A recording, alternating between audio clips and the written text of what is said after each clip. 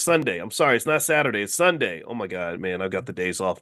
I'm still actually overcoming that cold I got from Egypt from the trip to Egypt. So I came back from Egypt with some souvenirs and a little bit of a cold spell, but I'm better now. I'm pretty much back, and I'm about 92.4%, not 92.3. I'm about 92.4%. And also, tomorrow is a really big day, Andre from Dallas. It's a big day because tomorrow is the start of the Black Investors Championships. You guys may know about the Black Investors Championships, where we compete for the Black Investors Cup. And the Black Investors Cup is a competition that we created in the Black Business School that is looking for the best Black investor on earth. And hundreds of you have entered the competition. We cannot take any more contestants. We unfortunately we have run out of spots for this competition, which starts tomorrow morning. But if you are in the Black Investors Cup, you can log in at blackinvestorscup.com, and you can then hop in and go ahead and start picking your stocks tomorrow. And after 6 weeks, we're going to go look and see who made the most money. And the winner will get the Big Black Investors Cup mailed to your house. You'll also get free lifetime access to any course you would like in the Black Business School. That means you could take our stock market class, you could take our stock options training, you could look into our real estate training, you can do whatever you want to do in the Black Business School. And then also I'll bring you on the platform to allow you to be a part of the platform to tell everybody what you did and why you were so smart and what you and your family accomplished when it came to investing. So anyway, James Keller, how are you? I see you. Give me a quick yes in the chat if you can hear me okay. Let me know if you can hear me, and I'll send out a quick text message to let everybody know that Money in the Morning is starting now. And what I thought I would do today is kind of talk to you guys about just investing in general. So one of the reasons we're doing the Black Investors Championship is because I want to encourage you to invest, but to also show you a couple things, show you a thing or two, the things that will make a difference in your long-term generational wealth. See, as I've mentioned to you all many, many times before, investing literally is it's shown as the number one wealth driver in on Earth. Stock market investing is the number one wealth creator on the entire planet. So if you're not investing in the stock market and you don't have any wealth, well, it's easy to explain what's going on. And what's going on is that you're not participating in the places where the money is. The best way to have money is to go where the money's at. Give me a guess if you understand. Give me a guess if this logic makes sense. If you want to have the money and you want to get the money, you can't be where the money's not and expect to have the money. Do you understand? Like you can't. That doesn't even make any sense. Why would you go if you want to get something? Why would you go to the places where that thing is not located? If you're looking for a good man, why would you go to the places where bad men are located and expect to find a good man? If you're looking for gold, why would you go to all the places that don't have gold and dig for gold? And why would you dig for gold in the trash can? Why would you dig for gold in, I don't know, in the middle of the ocean? You don't do that, right? You dig for gold, you find out where the gold is located, and then you dig for gold where the gold is located, right? Very simple idea. And what one of the things that's interesting and just utterly insanely fascinating to me is how many people claim that they want money, but they don't go where the money's at. They do things that don't connect to the money. And maybe it's because we're just following behind what somebody else told us to do. We're following generational patterns, generational curses. I talk about that extensively in my book, The 10 Commandments of Black Economic Power, which you can get a copy of that book at drboycebooks.com. It's also on Amazon. And I'm going to tell you, when you sort of ask that question, why don't most Black people invest? The only thing that can come to mind is culture. That's the only solution, right? Because if I ask most people, if I say, do you think investing will help you have more money? Um, then most people say, yeah. Do you think investing is a good idea? Most people say, yeah, that's where money is. And so the only thing that can explain that disparity and that discrepancy is just culture. Just I don't do it because nobody around me did it. Nobody encouraged me to do it. Maybe you could think of it a little bit like eating healthy food. A lot of us don't eat healthy food. Maybe also because the unhealthy food tastes good, and instant gratification is one of the devils that distracts us from that higher purpose of delayed gratification and long-term reward building. Right. So I would encourage you when you think about investing, especially for those of you that are entering the Black Investors Cup, which starts tomorrow, is to go ahead and really think of this as an entry ramp into the world of wealth.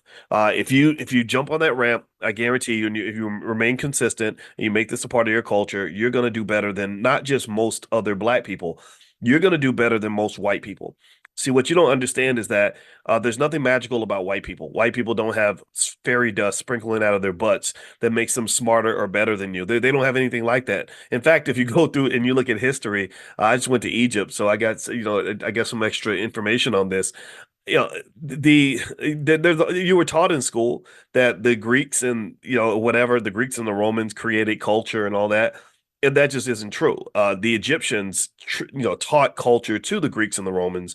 They just leave that part out. How many of y'all knew that? That literally all the culture that the Greeks and the Romans claimed to give to the world, they got that from the Egyptians. The Egyptians were doing it thousands of years before then. 6,000 years ago, the Egyptians knew the exact circumference of the earth. They knew that the world was round. And then the Europeans had the Dark Ages, 400 or 500 years of just straight up ghetto behavior. They were just ghetto, nasty.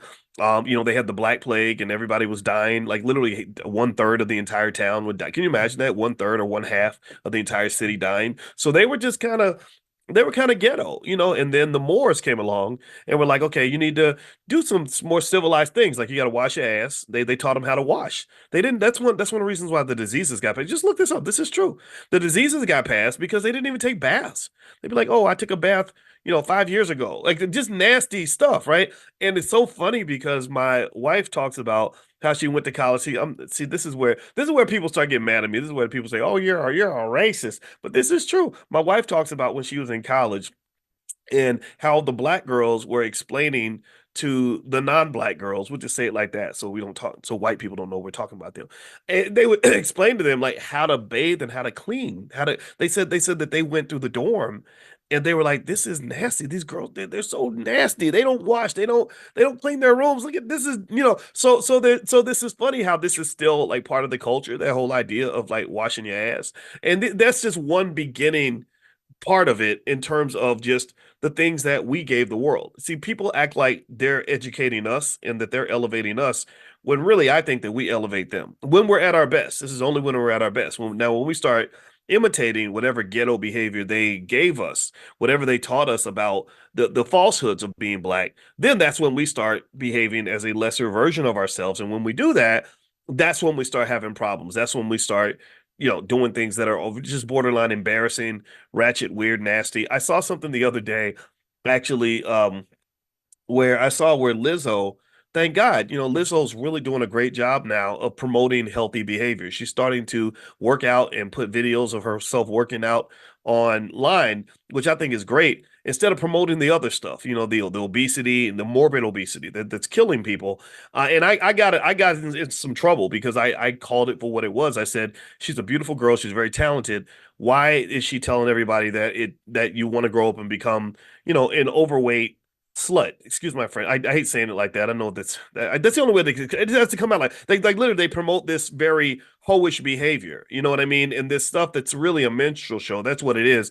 And I said, why can't she just sing? She's Adele's a big girl too, but Adele would just get up there and sing and everybody claps and they pay her money and that's great. But Lizzo's got to come in with the shenanigans. She's got to come in and promote the morbid obesity that's killing millions of people. And then also everything's got to be super hypersexual in a way that's not reflective of who I think black women can be and should be. Doesn't mean we're not all sexual. Everybody is, but there's kind of a lack of appropriateness to it that almost is very embarrassing, right? And I brought this up, and let me tell you, when I say that the white media went ballistic on me, they went crazy. They didn't. Nobody interviewed me to say, okay, here's a professor saying this. What's he really trying to say? They don't want to hear that, right? They have an agenda, and the agenda is, oh, this black man, this oppressive black man who's part of the patriarchy is trying to oppress a black woman. I said, no, I'm trying to save her. I'm trying to support her. I'm supporting her by saying, you're talented. Why can't you just sing? Why do you have to embarrass black women everywhere by behaving in a way that's just not consistent with the women that I know, the women I admire, the women I look up to? They're really talented female performers who don't get any attention because they tell you got to twerk, you got to get half naked, you got to act like a buffoon. And so, anyway, what's interesting about Lizzo is two things. One, eventually, if you saw, she eventually got hit with a lawsuit where basically all that nonsense, all that buffoonery was happening behind closed doors, and next thing you know, she gets hit with this. I don't know if it's sexual harassment or whatever. Like they were literally telling employees, like you have to get on stage and shoot a banana out of your coochie cooch, just crazy stuff like that. And so eventually, and what they don't understand, what nobody taught them, what I think if I were her father, I would have explained this to her, is that when you're in a lawsuit and you're dealing with HR issues, it's hard to explain to HR why you had to have women on stage shooting bananas out of their vaginas. Like that doesn't fit well in the age of political correctness and appropriateness, right? You can't say, well, this is part of our business model that we have to behave in this way to get fans. It doesn't work. So she was being sued for that. And then the second thing was I saw that she started to promote the healthier behavior, healthier lifestyle, which I think is great. And it's kind of interesting because now she gets that backlash from people who say, no, no, no, we liked you when you were a big, when you were promoting the idea of being obese and sexually irresponsible. Like we don't like you anymore because you're not behaving like the clown that we wanted you to be. And I think that's what's interesting in terms of America. This is kind of a wealth thing. This is a wealth issue because this is how we're trained to go get money. Is America always loves a black man or a black woman when they behave like a clown. If you watched even the Olympics, you saw black men particularly being hired to be funny and goofy and ignorant, and they like that. And then when you stop and you say, "No, I'm not always goofy. I'm not always ignorant," they say, "Well, we're going to fire you because we only want black people around. They're going to be goofy, ignorant, and make us laugh. You're here for our entertainment. You're not here to do anything serious. You're not here to build rocket ships. You're not here because we admire your intellect. You're here because we want you to entertain us. We want you to be clowns." So typically, and this is a false model of economic success. This is why investing is so important, so that you don't fall for the banana in the tailpipe, so to speak.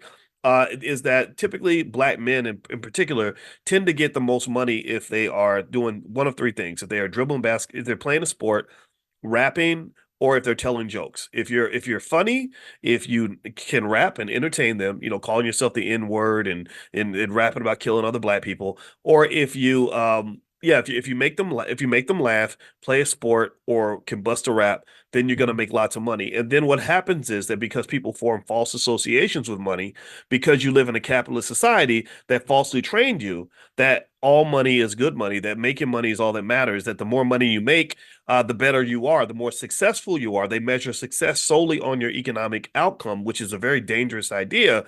We start to celebrate people who made their money in ways that are just embarrassingly uncivilized. And this is in contrast to who I believe that we are, because remember, we taught the Europeans how to be civilized. We taught them how to we taught them how to how to be human, how to be distinguished, how to be decent. Now, someone's asking me to talk about the Democratic National Convention and Kamala Harris and everything. I don't want to talk about that today. I don't feel like that's and really, I just tell you who to vote for, whoever you want to vote for. I'm not one to tell you what to vote for or who or anything in the next election. I really encourage you to simply do what's going to work for you and your family. And I think that message is actually radical enough. I get enough pushback from people. I told you about the time I got the weird phone call from DL Hughley, who basically just said some pretty horrible things in terms of just me thinking like, wow, you must really be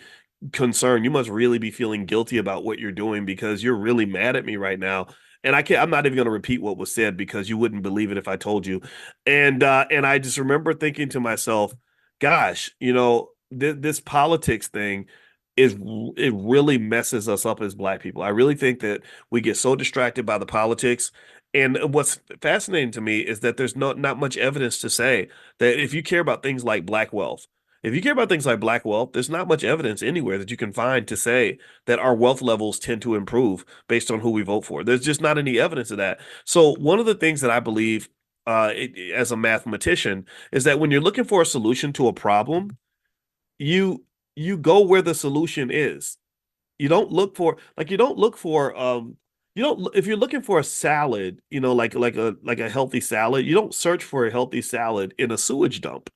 You just don't. You don't do that. Or you don't go look for if you're looking for a good wife, you don't look for a good wife at the bottom of the ocean. You don't. It doesn't make any sense. So my point in politics is that we're kind of barking up the wrong tree. We're looking for it's like you're looking for Cleveland in the middle of Santa Barbara. You're literally going places. You're looking for love in all the wrong places. You're looking for solutions in all the wrong spaces. And then people sit around and they're all confused about why there are no solutions, why nothing's been solved. Well, it's because you're wasting your time. Again, I'm not here to tell you. I told you guys I never tell anybody who to vote for. That's not my job. I just don't I'm like I'm just I literally honestly ask like show me evidence, and the formula is so simple. Because maybe it's because I'm 53, maybe it's because I'm a professor, maybe it's because I spent my whole life looking for patterns. That's all you do when you analyze data. When I was on the faculty of Syracuse, all I did was I would just look for patterns in the data, right? That's all you would do.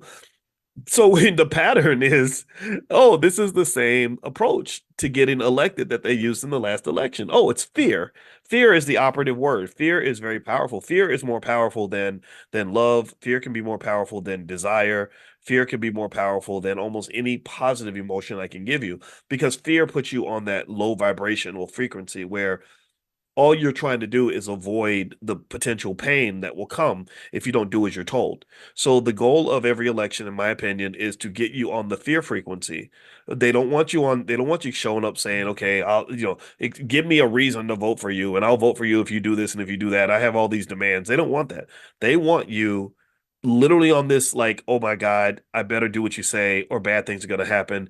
It's like I pull out a gun and say, shut up and do what I tell you or we're all going to die, right? And then you just follow instructions. And some people operate on the fear frequency. I think black people operate on that the most because we've gone through so much trauma, we've gone through so much stuff. And actually there's evidence of things like epigenetics that actually Cody Ransom is actually gonna do. If you don't know Cody Ransom, he came into class the other day. He's gonna do a true Black Wall Street a training in the Black Business School. If you want to take a look, go to b1wallstreet.com. That's b the number one wallstreet.com. He's extraordinarily good at this stuff, and he talks about epigenetics and the transfer of trauma through your DNA.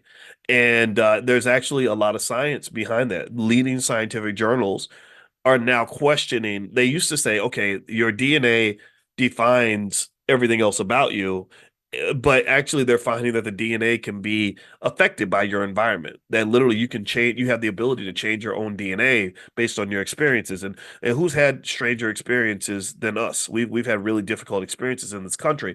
So that survival mode that they put you into, it works because your DNA has so much trauma in it already that you're just pretty much going to do what you're told. You're going to, so what I want you to pay attention to is I want you to listen when people are telling you who to vote for, because they're always a lot of people are in the business of herding black people like we're like sheep or animals or something. I don't respond much to that. I'm not just sheep. I'm a lion. I'm a leader. I'm not trying to lead anybody, but I can definitely lead myself. I don't thank you very much for telling me what to do, but what you're doing doesn't work. Your strategy is a failure. I look at you and you're not succeeding. So why am I going to follow a loser? I'm not doing that. But the other thing is that there's big business in leading black people in the same direction. So if you listen to the language is typically very unintellectual. It's not very thoughtful because they don't think that you're a thinking people. They don't think that you're intellectual people. They think, okay, I'm going to keep it real basic, keep it real stupid, and basically say this is what you need to do because if you don't do it, these bad things are going to happen. And I want you to just kind of listen to the rhetoric and listen to the language, and I want you to just kind of pay attention to that because if I respect you and I want to be fair to you, then what I'm going to do is I'm going to say, look, here are all the options, here are all the things you could do, here are all the different candidates, here's what they believe. Pick the one that works for you, right? If I care about you and I respect you, that's what I'm going to do. But if I don't care about you and I don't respect you and I have a hidden agenda, I'm going to say, here's the option, follow this path.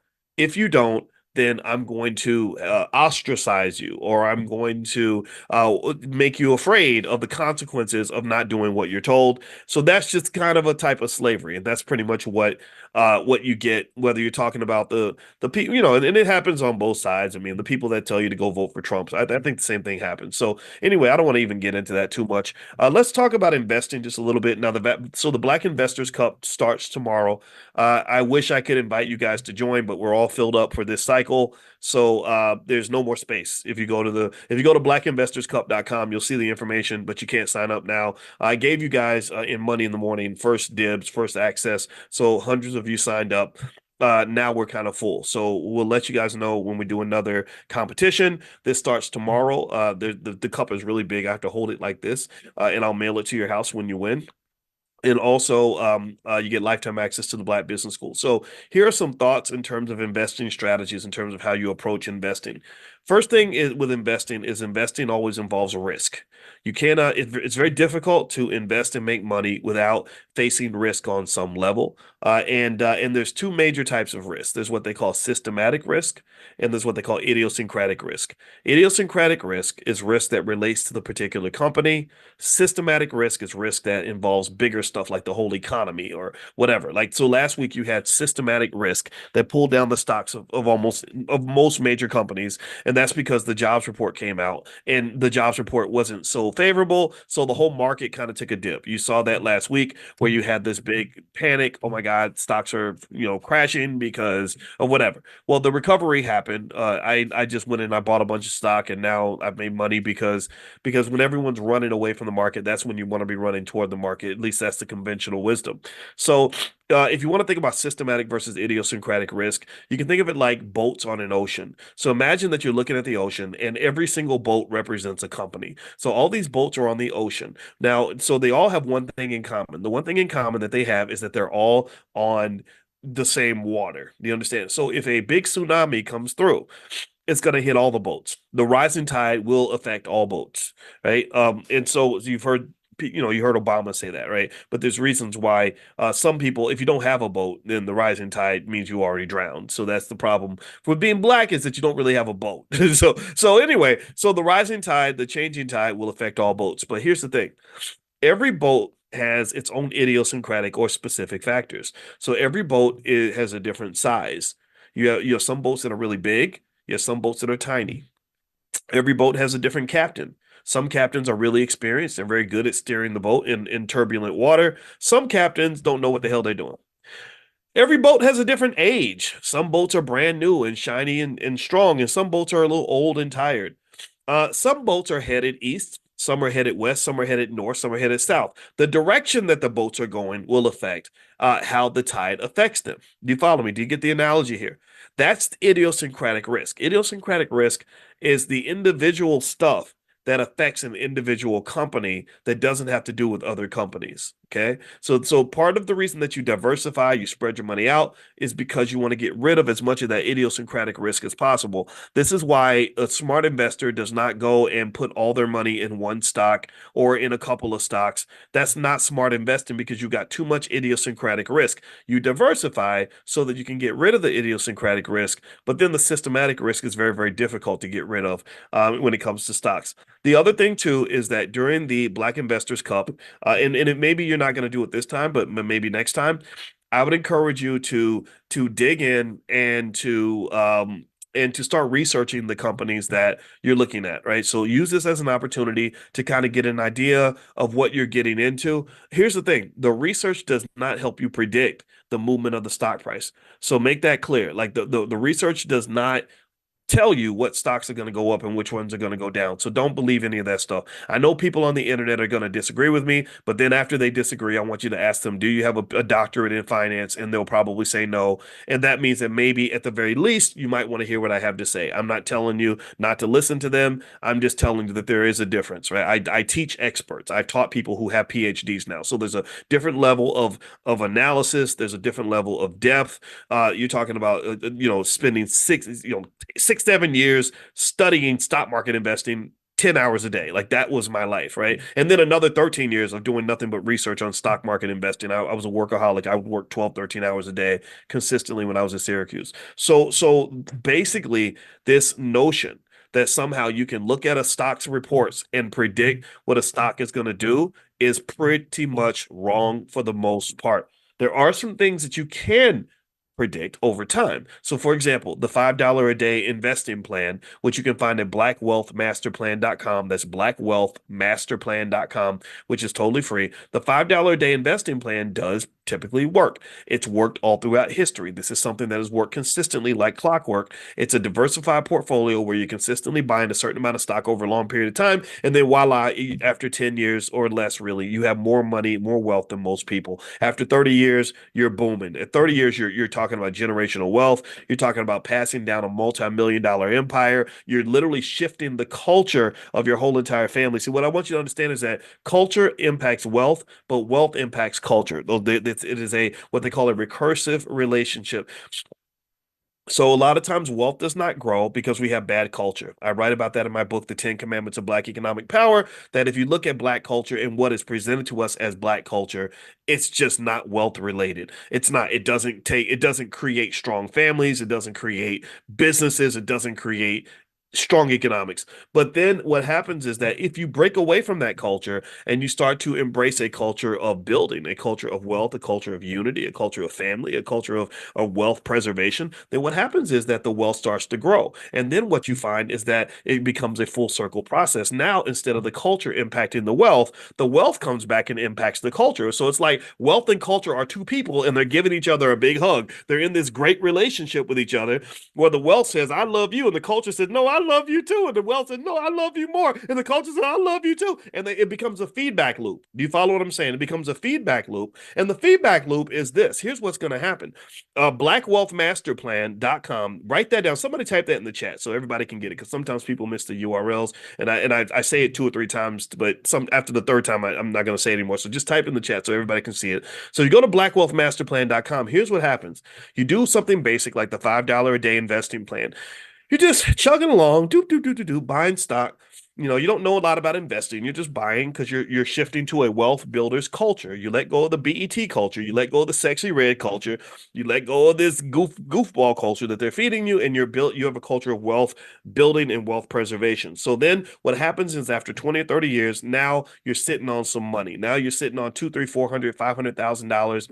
You've got wealth. You've got money now. So what happens then now is now you have to change things. You can't be a wealthy family and live a ghetto culture. No disrespect to anybody who's born in the ghetto. I was born in the project, so I'm as ghetto as they come, but I don't want to be ghetto for life. So don't think I'm making fun of anybody who either lives in the ghetto or was born in the ghetto. I'm just saying I don't want you to stay in the ghetto. So I hope that that's okay. I hope I can say that without being accused of being elitist. I'm not being elitist. I'm just saying I don't want to embrace I'm not trying to make love to the negative parts of your life or the trauma. Sometimes we hug the trauma. We like the trauma. We keep it close because we feel like that's a part of being Black. There's nothing about being Black that's connected to the pain that you're going through. Being Black should mean that you're happy, prosperous, successful, and connected. So anyway, with that being said, once you have this wealth, once you've got this money, and you're doing better than everybody else, you're doing better than most Black people you're doing better than most white people well, then at that point, it changes things. You can't really, you're not, it, how can a person who's got $1 million in assets doesn't have to send their child off to go work a job that's going to pay them $1,000 a week to just pay their bills. They don't have to do that anymore because you can make that amount of money from your investments. So you don't have to sell your time, your precious time on this earth just to make enough money to get by. A family that has assets, like you got some real estate, you got some stocks, you have some cash, you're doing fine. Money's not a thing. That family makes decisions with a different set of criteria than a family that has to think about money before they think about anything else. What's happened is that the building of wealth naturally elevates you to a different frequency. Not that you're better than anybody else. That's not true. We know a lot of terrible people who are very wealthy, but it changes your criteria for decision making. Do you understand? If you look at the extreme, when I remember hearing 50 Cent and Will Smith talk about how money affects their thinking, and Will was like, yeah, he said when you get to the point where you can buy whatever you want, then you start changing what you think is important. Because when you're struggling, when you're on that struggle frequency, that's where they want to keep you. They want to keep you on the struggle frequency because what you don't understand is that keeping you on the struggle frequency is a type of slavery. They keep you caged like an animal because they want you to stay on the frequency of an animal. And the frequent that struggle frequency is that every decision I make, there's it's not a multivariable, it's not a multivariate decision. It's not something where there are other factors that are driving the decision making. The number one variable is money. Which one is going to make the most money? Or I want to do this and do that. Well, I can't because I don't have enough money. Or what am I going to do? Am I going to do this or do that? Well, I got to do that because that's going to pay me the most money. Do you understand? So money just kind of becomes this abusive partner in this relationship where every time you're trying to decide what your next move is going to be, every time you're seeking happiness in your life, the money barges in and says, "Oh, hell no, get out, back up. I'm making the decision right now." That's what money does. That's what can happen. That's the power of money. See, there's not just power in having money. There's power in that comes with the lack of money, and that power can be very oppressive. Do you think, I mean, think about this. Do you think that your colonizers could have so much power around the world over millions of people if they didn't have so much money to exert that power? The power is driven by the money. The money becomes just the Debo of your life. If you remember Debo from Friday, he would show up every time, you say, "I got $5." And Debo say, "No, I got $5." Right? So basically, the Debo in your life is money. When you are broke, when you are struggling, when you are on the brink of financial collapse, every decision you make is driven by money. And that is a terrible life to live because what that's done is it's taken away your ability to be um, a thoughtful, critical thinking human being where you can look at all the different variables that shape your happiness. And instead, everything's got to come down to the money. Well, who am I going to date? Do I date the man who's nice to me, the man who sings to me, the man who truly loves me, or do I pick the man who has the most money? A lot of women will pick the man who has the most money. And that's what's really interesting. They'll look at men and the man who has the most money is in their mind the best man. And that tells me that you're operating on a certain frequency that I think is beneath what God intended for you to be. I don't think the universe and God intended for you to be a one-dimensional thinker, but that's what happens. When you get on the struggle frequency, you become one dimensional. Everything's about the money. Which job are you going to take? The job that you love or the job that pays the most money? Well, I got to go for the money. Where are you going to live? You're going to live in the place where you got the best social life and you're meeting wonderful people and your kids are happy? No, I got to go live in the place that pays me the most money. And so what happens then is that people that have the money are able to control you like Pinocchio on a string. All they got to do, they say, "Oh, I want you to do something different with your life. So I'm not going to force you to do it. I'm just going to offer you more money. I'm going to financially incentivize you to go right when when everything in your soul was telling you to go left." So when you have money, here's the point. Here's what's going to happen when you build that generational wealth for your kids. What's going to happen is that you're going to give them something in mathematics. We refer to this as degrees of freedom. You're going to give them, or another way to say it in a term that I've used before, is you're going to give them options. People who have options operate differently from people who have no options. Chris Rock said that. Remember that? How many of you remember when Chris Rock says that money just gives you options? Money makes you say, "Oh, I can actually do A, B, C, D, E, F, or G." Whereas when I grew up poor in the hood, I knew I only had option A.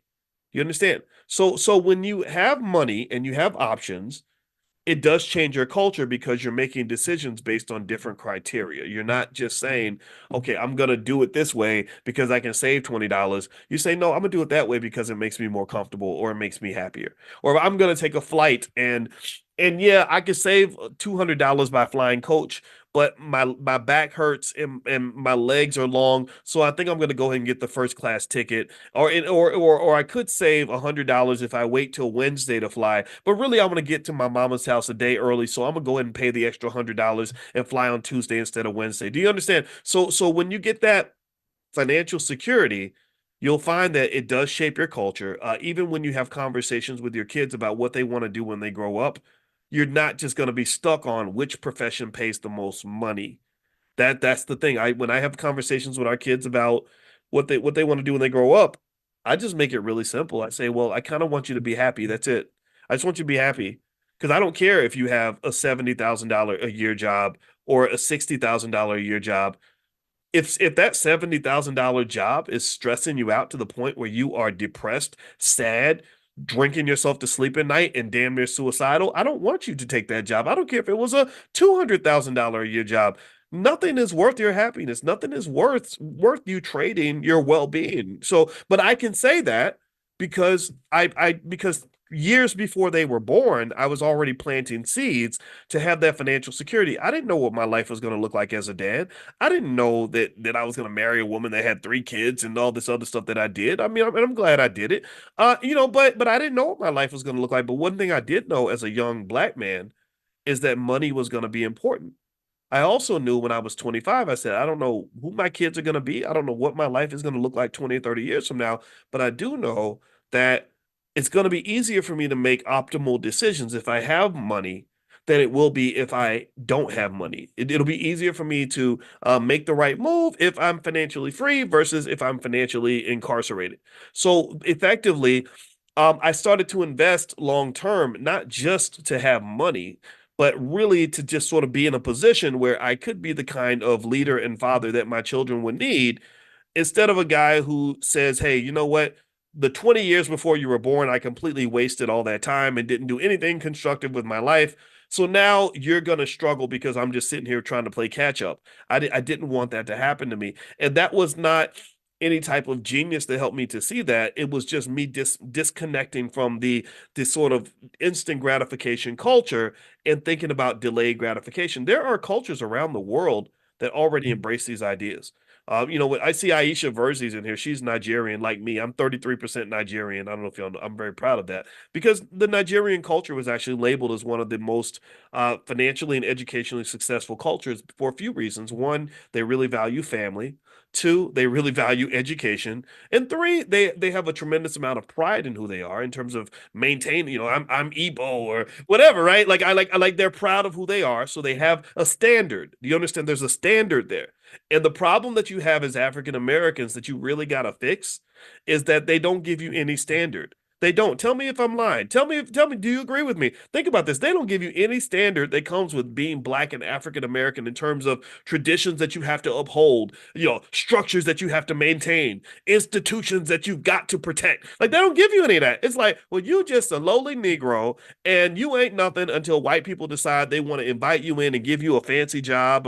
And then we start walking around all proud, like, well, I'm doing better than you because the white man gave me a $80,000 a year job and he only gave you a $40,000 a year job and it's kind of beneath us. It's kind of pathetic, honestly. It's kind of embarrassing, right? So my question is, what's the standard? Do we have a standard? And if we don't have a standard, how do we get those standards?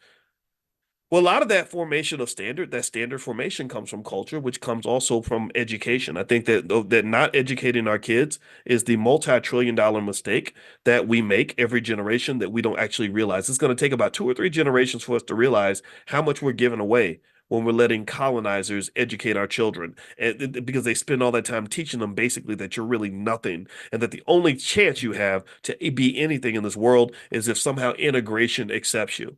And then later on, that's when you have the Civil War. You have the conflict between those who've been colonized psychologically to believe that we can't do anything without white folks. We can't move forward. We can't move an inch. We can't breathe. We can't talk. I can't think without a white man giving me his blessing or somehow providing a pathway for me versus those who say, no, no, actually, we can do what we want to do.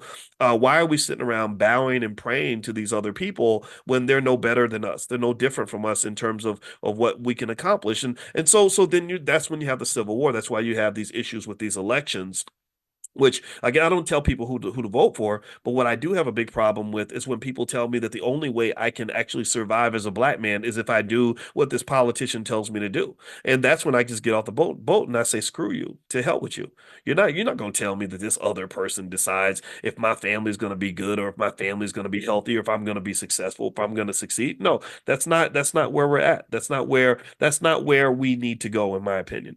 So what you're going to find, circling back full circle to the point I was making earlier, what you're going to find is that once you start building wealth, it's going to really shift your culture because it's going to shift the variables that matter when you're making critical decisions in your life. It's going to affect what kind of relationships you form. It's going to affect when and how many children you have. If you have children and money's not an issue, that's going to be a different decision than someone who has kids and says, "Gosh, I have to abort this baby because I can't afford it." I'm not nothing against that. I'm not judging your choices in that area, but I am saying that it is kind of unfortunate that when you get on that struggle frequency, you have to make these really heavy decisions based on money, just solely based on money, and that kind of makes me sad. I don't want you to live that kind of life. I want you to live a life where you're free to explore all the dimensions of who you are, all the dimensions that are going to make you healthy, whole, and powerful without money kind of always deboing into the conversation and saying, no, no, I am the sole determinant of whether or not you can date that guy. I'm the determinant of whether or not you can live in that city. I'm the determinant of whether or not you can take a day off next week. No, the money should not be the number one variable in your decision making. So sometimes when we talk about money, when we do our financial consciousness every morning, people get confused. They think that because I am a financial expert, technically that's what I am, I guess.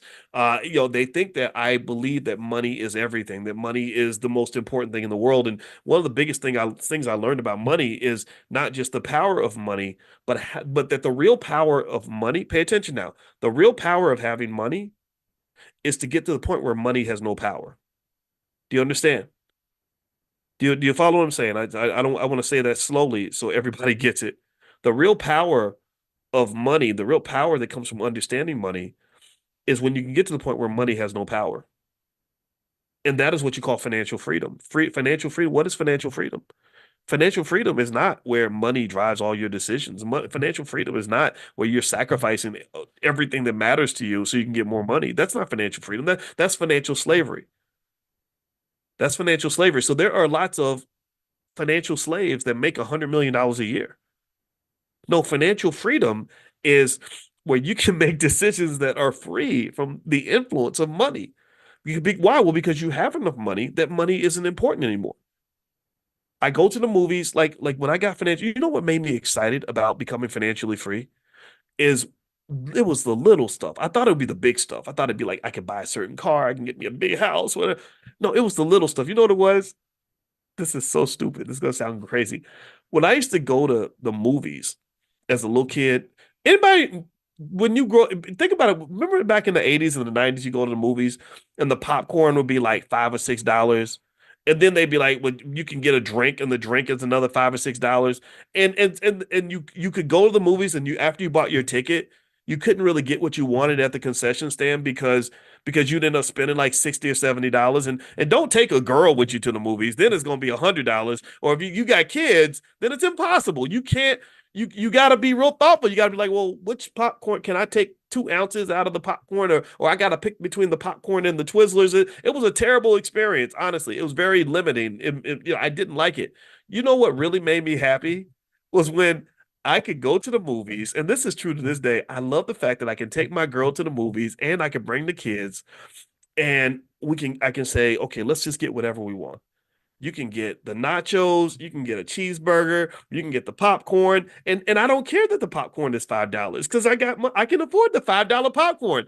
I'm telling you, I think happiness in life is about the little things. It ain't the big stuff. Get away from the big stuff. The big stuff is nice. Go get the big stuff, but after you get past the big stuff, I want you to have financial consciousness to really meditate on the little stuff. The little stuff was I can go to the movies now and I can take my wife and take the kids. I don't have to leave anybody at home because I'm thinking, well, if I take the kids, it's going to cost me twice as much than if I just take my wife, or I got to go by myself.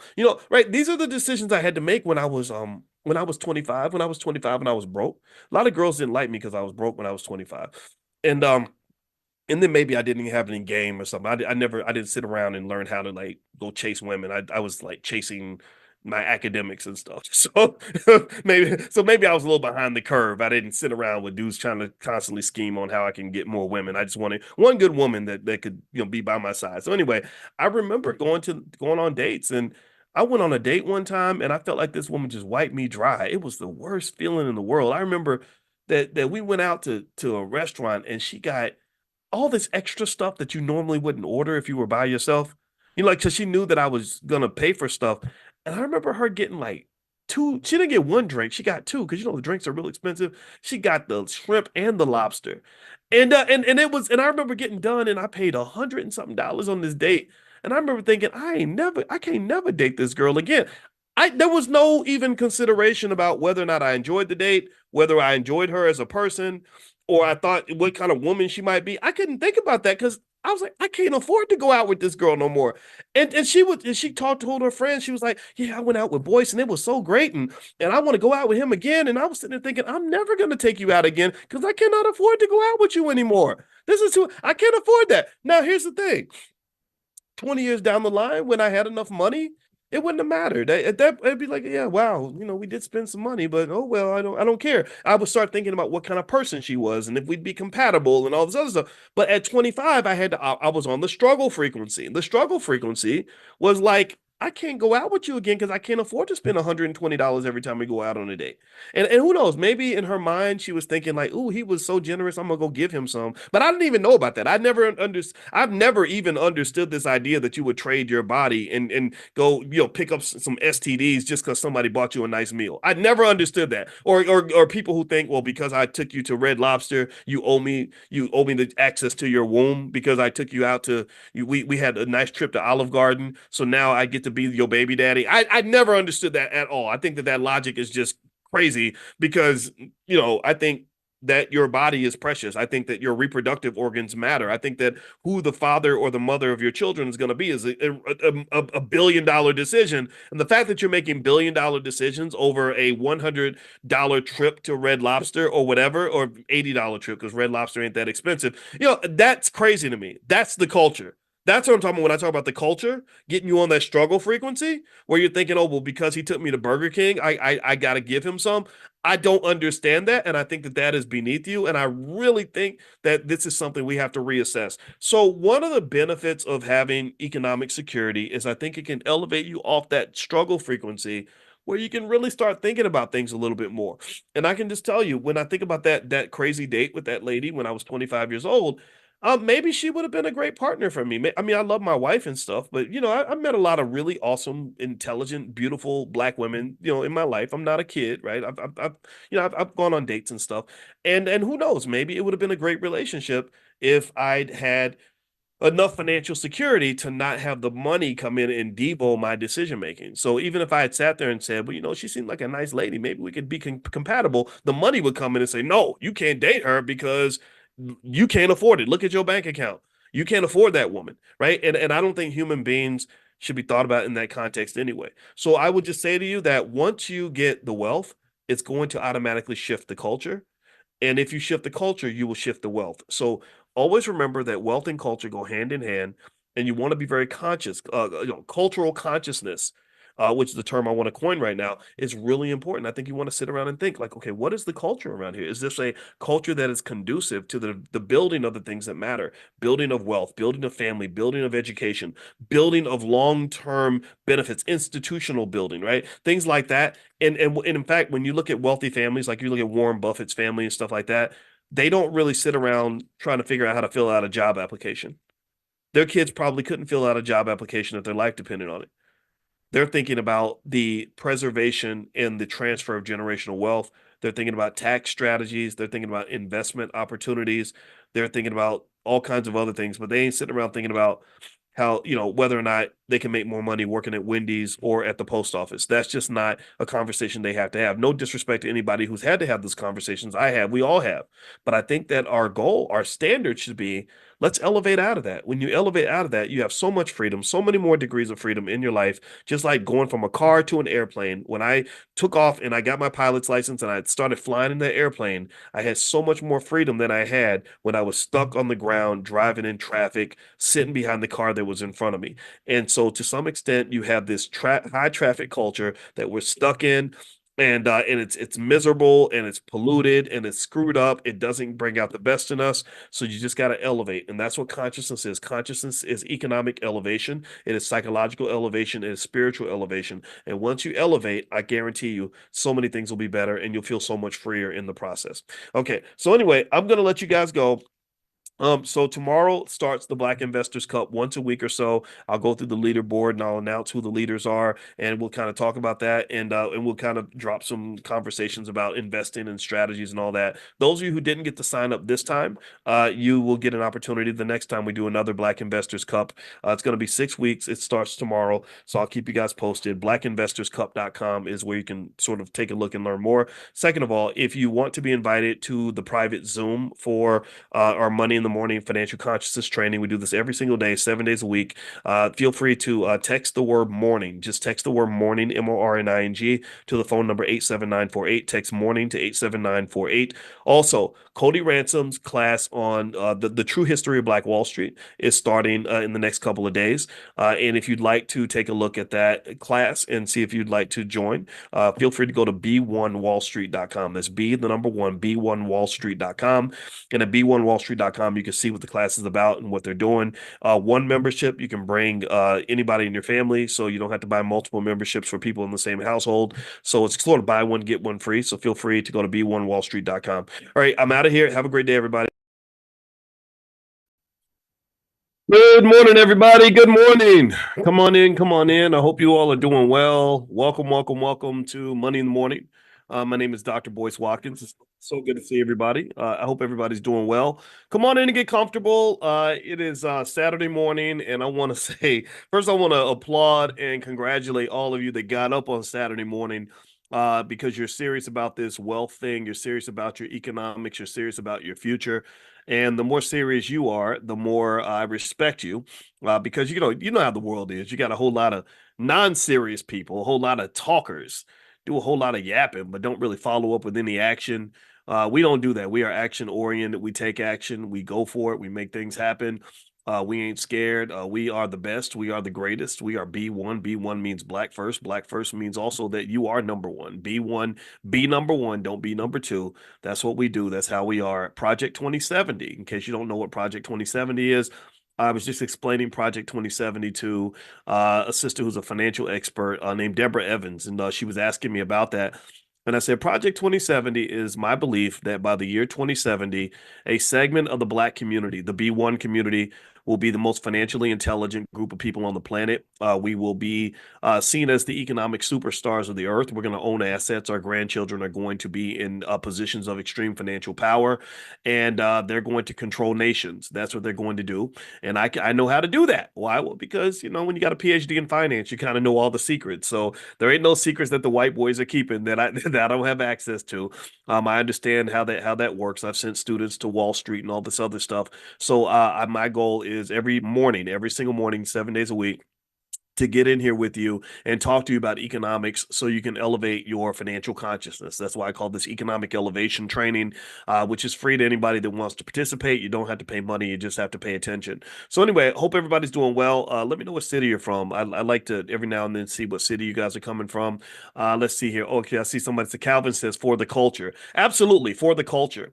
And I think that's even a controversial term because sometimes when people talk about the culture, they talk about stuff, goofy stuff you see on BET, rappers wasting money, disrespecting women, killing each other, and all that. That's not the culture to me. That's not the culture at all. I don't follow goofy rappers. I don't think you should either, because if you follow goofy rappers, then they're going to get you killed. They're going to ruin your families. They're not good at having strong families. They're not good at building wealth. They're not good at building institutions. They're not good at developing industry. We've had 50 something years of hip hop. We don't have a single black hospital out of that. We don't have a single black factory out of this. We don't have any automobile manufacturers came out of this. None of this. And just a bunch of flashy, highfalutin Negroes running around talking about how much money some white guy gave them. And that doesn't impress me. I don't care about that. You're just a high paid puppet and a high paid slave. So I hate to be mean like that. But it's Saturday morning. I guess I'm on one because this is what's coming through my spirit right now. And I have to be honest. A lot of it's a bunch of nonsense and a bunch of BS. So when I say for the culture, I'm talking about a very simple idea. The very simple idea. When I say for the culture is this. I want black people to be physically and mentally healthy. That means mental health on 10, physical health on 10, learning about all the foods that they're giving you that's giving you cancer, that's killing you, all the mental health issues, the trauma, the undiagnosed, untreated trauma. To me, the culture is strong relationships. That means brothers are helping brothers, sisters are helping sisters, black men and black women love each other, respect each other. We all value family. We train our children to manage family because family is connected deeply to wealth. If your mental health and your physical health and your family structure is off, your wealth will be off.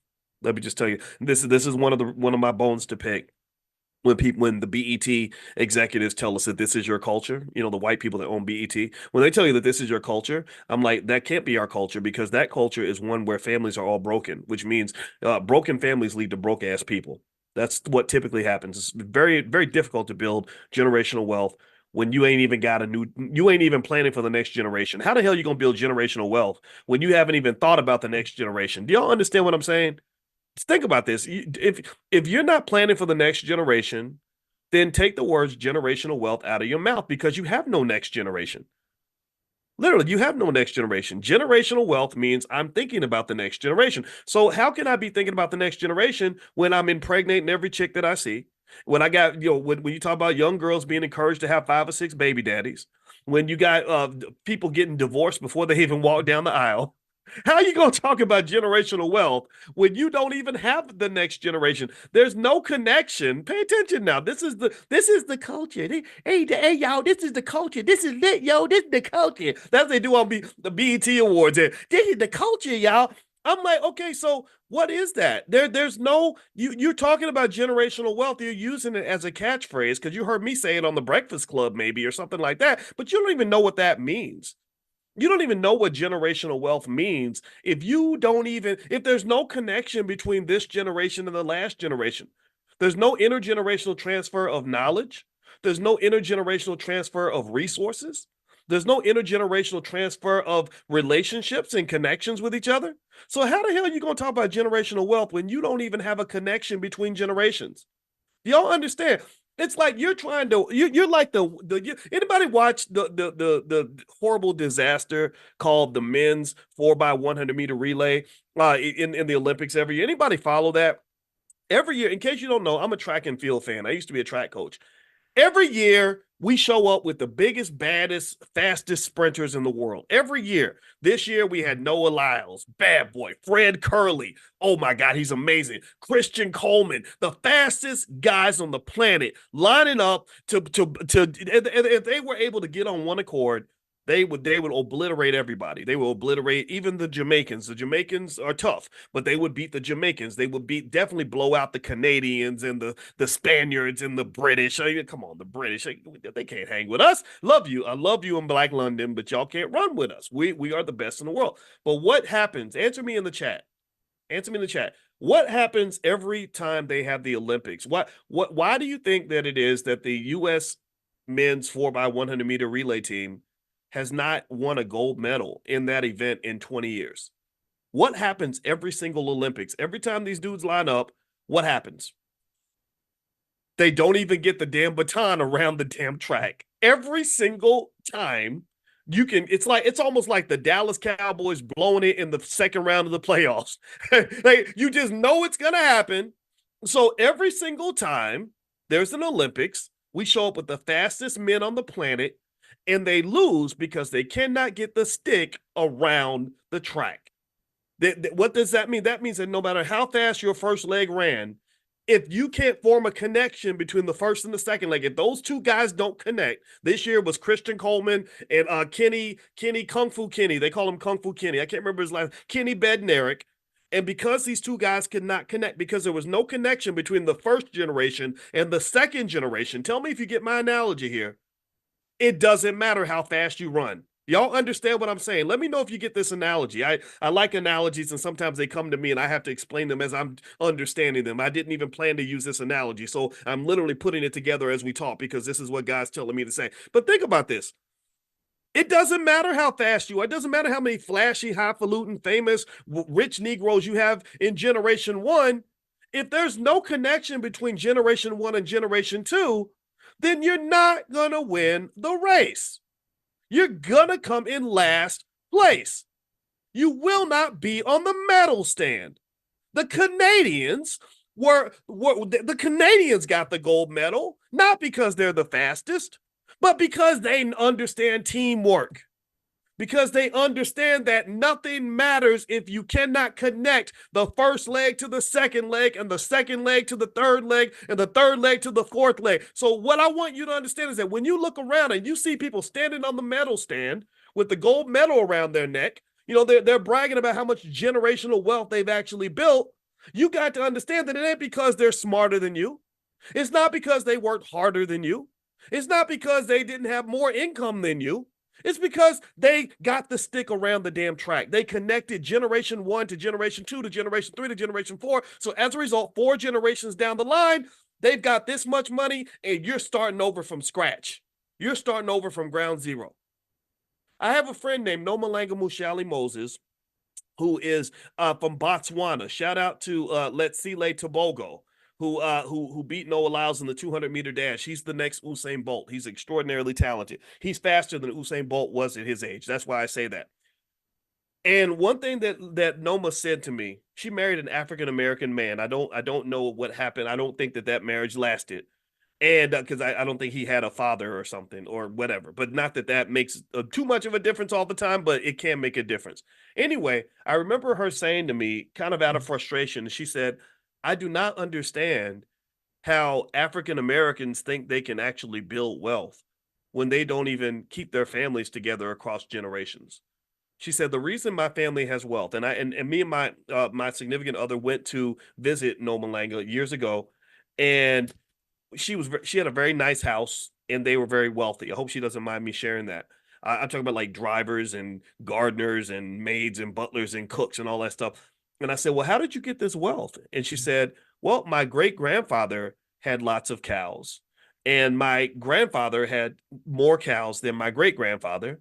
And then my grandfather passed the cows to my father, and he has more cows than my grandfather had. And now me and my brothers have more cows than all of them.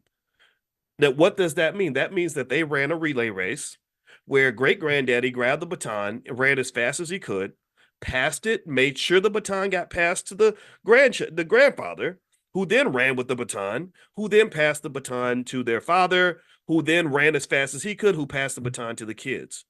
They got that stick around the track, and now they're sitting on the podium with the gold medal.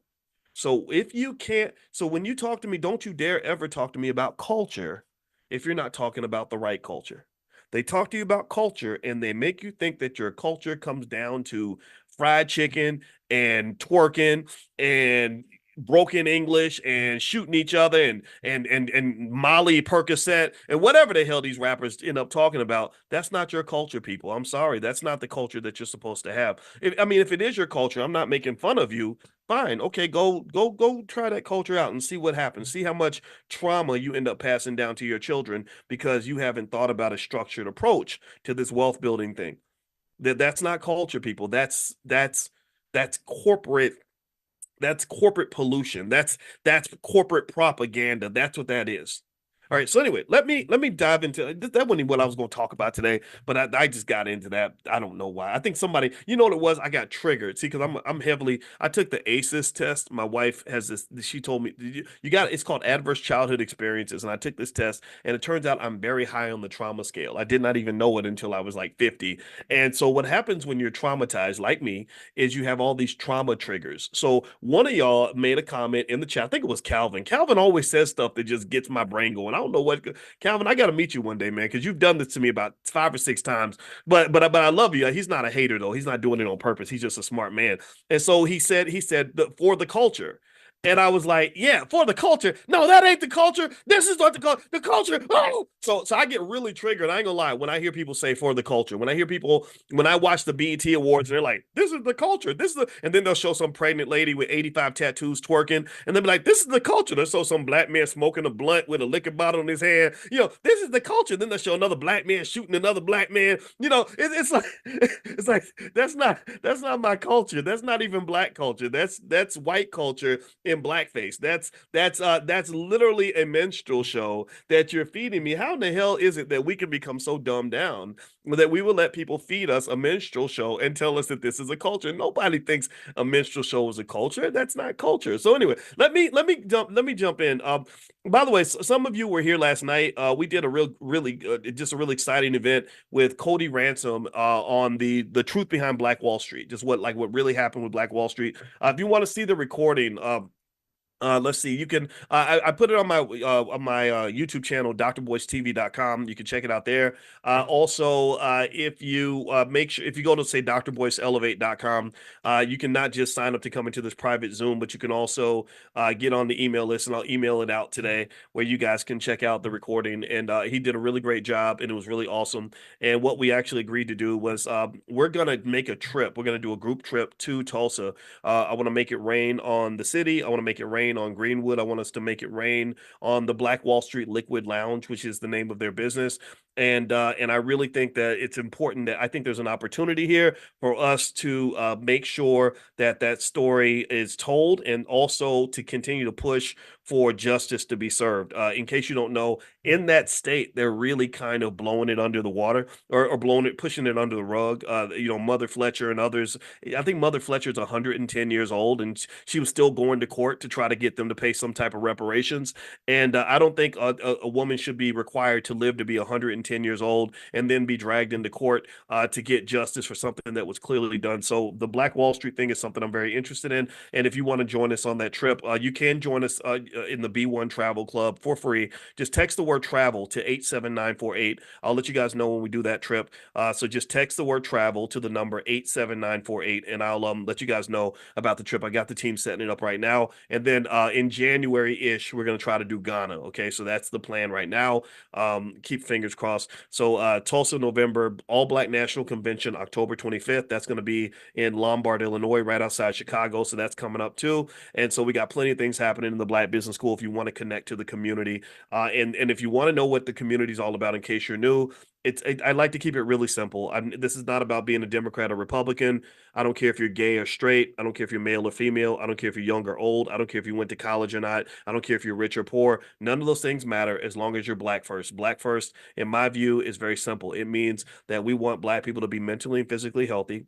We believe that Black people should have strong relationships with each other and strong family. Also, third, I want your wealth to just be on 10. Wealth is a science. I want you to be the ultimate scientist. One of the biggest ways that they control us is through our economics. They control you with money. Money is power. Economic warfare is a very real thing. Economic colonization exists. And when you're distracted, then the reason I'm doing financial consciousness training every single morning is because when you're not conscious of what they're doing to you, that's when they can do it best. An unconscious person is the perfect victim. Unconscious can mean distracted. Unconscious might mean maybe you don't have the confidence to believe that you can change things. Maybe unconscious might mean that you're just simply asleep. Unconscious means maybe you're focused on the wrong things. So a lot of times our lack of consciousness, just literally sitting there thinking like, okay, wait, we got 1.6 trillion in Black spending power every year. Where's that money going? Who are we giving the money to? We should be conscious of these things. We should be conscious of like, wait a minute, I've got a newborn baby. My newborn baby is going to be out in the world in 25 years, and they're going to need money. Somebody's going to kick him in the ass if he doesn't have enough resources. He's going to be a Black man ain't nothing. The only thing worse than being a Black man in America is to be a broke Black man in America. So I got to fix that. How do I fix that? Well, little things like basic stock market investing for that child when they're little. Don't just send them to football practice and basketball practice. He's not going to be no professional football player, or he's probably not going to the NBA, but he is going to go into this game of life. And the game of life is 10 times more serious than the NBA or the NFL ever will be. So when he goes into the game of life, just like you prepare him for a football game or a basketball game, you have to practice. You have to prepare. He needs his pads. He needs a game plan. How in the hell can you go into a game of football? How the hell do you think you're going to win a Super Bowl when you haven't even practiced? You don't have a game plan. You don't have any pads. You don't know the difference between the end zone and the bathroom. That's what I visualize when I see so many of our kids going out into the game of economic warfare, which then that white man's serious about that. He's real serious about his money, and he's real serious about that oppression thing. So how are you going to send your Black child into the game of economic warfare when they have no preparation? Seriously, how does that make any sense at all? Do you get what I'm saying? Do you follow what I'm saying? This is very logical to me. This is all very logical. And I probably sound crazy because I get frustrated about it, but maybe it's just because maybe there are things I know at 53 that I didn't think about when I was 33. But this is very logical to me. You know, the biggest thing that you see all through the internet is lots of us re-traumatizing each other by basically telling us about how hard it is to be black, right? All the horrible things we're going through. I went to work and my boss was racist to me. Why do you have a boss? Well, you have a boss because you have to go to work. Why do you have to go to work? Well, because nobody built you any generational wealth. Why do you have any generational wealth? Oh, because you lost that link, that connection between generational wealth. So all the hard work that your mama did working for the same white man you work for, none of that got passed down to you because nobody thought about it, right? Whereas if there was an accumulative effect, maybe if all the hard work of generation one pours into the hard work of generation two, which pours into the hard work of generation three, which pours into the hard work of generation four doesn't have to go to work anymore. Do you understand? Do you follow what I'm saying? Again, like and this does happen. My friend Nomalanga, she said, I don't have to work because my great grandfather had cows. He did the work. He did the work. Right? Work is energy. Money is energy. So this energy that granddaddy put out, they conserved the energy and they pass that energy from one generation to the next. So then you have a type of momentum. Then the kids and the grandkids don't have to become slaves because somebody made a plan. Somebody prepared to ensure that the energy gets passed from one generation to the next. So this is what we believe in. And so if you're new, this is what we do. I sound extreme, I know, because I'm very passionate about this, but there's nothing extreme about anything that I'm saying. There's nothing illogical. The only thing that sounds extreme about what I'm saying is the fact that you've gotten so accustomed to people presenting black people with stupid ideas. You've gotten so accustomed to just goofiness that when someone comes along and says, "Well, why don't we just save and invest our money? We'd probably have more money if we saved and invested it." And then somebody gets mad, like, "Wait, no, we're supposed to go buy Gucci belts and Mercedes Benzes and work for white people. Like, what's wrong with you?" You know, and this is what you deal with. This is what you see. So anyway, let me keep going. If you want to go to the convention, you can go to allblacknationalconvention.com. That's allblacknationalconvention.com. The hotel rooms are almost gone. So if you want a discounted hotel room at the West End, you might want to go ahead and book that now because they're almost done. The team let me know yesterday, just like normal. A lot of you that came last year are showing up again. Those who are new, I guarantee you it's going to change your life. This is something I can promise you. All right. So let me give you something today that was on my mind that I thought was really interesting. It has to do with the curse of what I call the curse of social media. And basically, I was wondering, I was thinking about this today in terms of why Americans are just why we love debt so much. When in 2006, I did a research visit with the Center for European Economic Research. I had a colleague from Germany who invited me to come and work in their lab, and I did. And so I spent the summer in Mannheim, Germany, writing research papers and studying, all different areas of finance. It's kind of cool. You get to kind of do whatever you want. So I got had this little place in Germany, and I would walk to work every day, and I got to eat these Donners every day. I learned like a little German words and stuff, and it was kind of cool. Germans are interesting though. They don't smile very much. They just kind of look at you like they don't like you, but then you'll talk to them and you find out that they really do like you. They just don't. They're like, why should I smile? Smiling's a waste of time. But anyway, I enjoyed my time there. And anyway, so when I was there, one of my colleagues who was across the hall from me came over to my office and he said, "What's wrong with Americans?" He was like, "What's wrong with you?" And I said, "What do you mean?" And I said, "What are you talking about? Like, what's wrong with Germans? Like, I don't even know what that means." And he said, "Well, he said, I looked at Z data, and Z data says that in Germany, we make less money than you. We pay more in taxes than you do, but we save 5 times more than you do." And I didn't know that. And that was the beginning. This was way back in '06, '07, I think. '06 was when I taught in China. I think this might have been, or maybe it was the same summer. Or maybe that was '05. I think it was in Germany in '05, and then I taught in China in '06.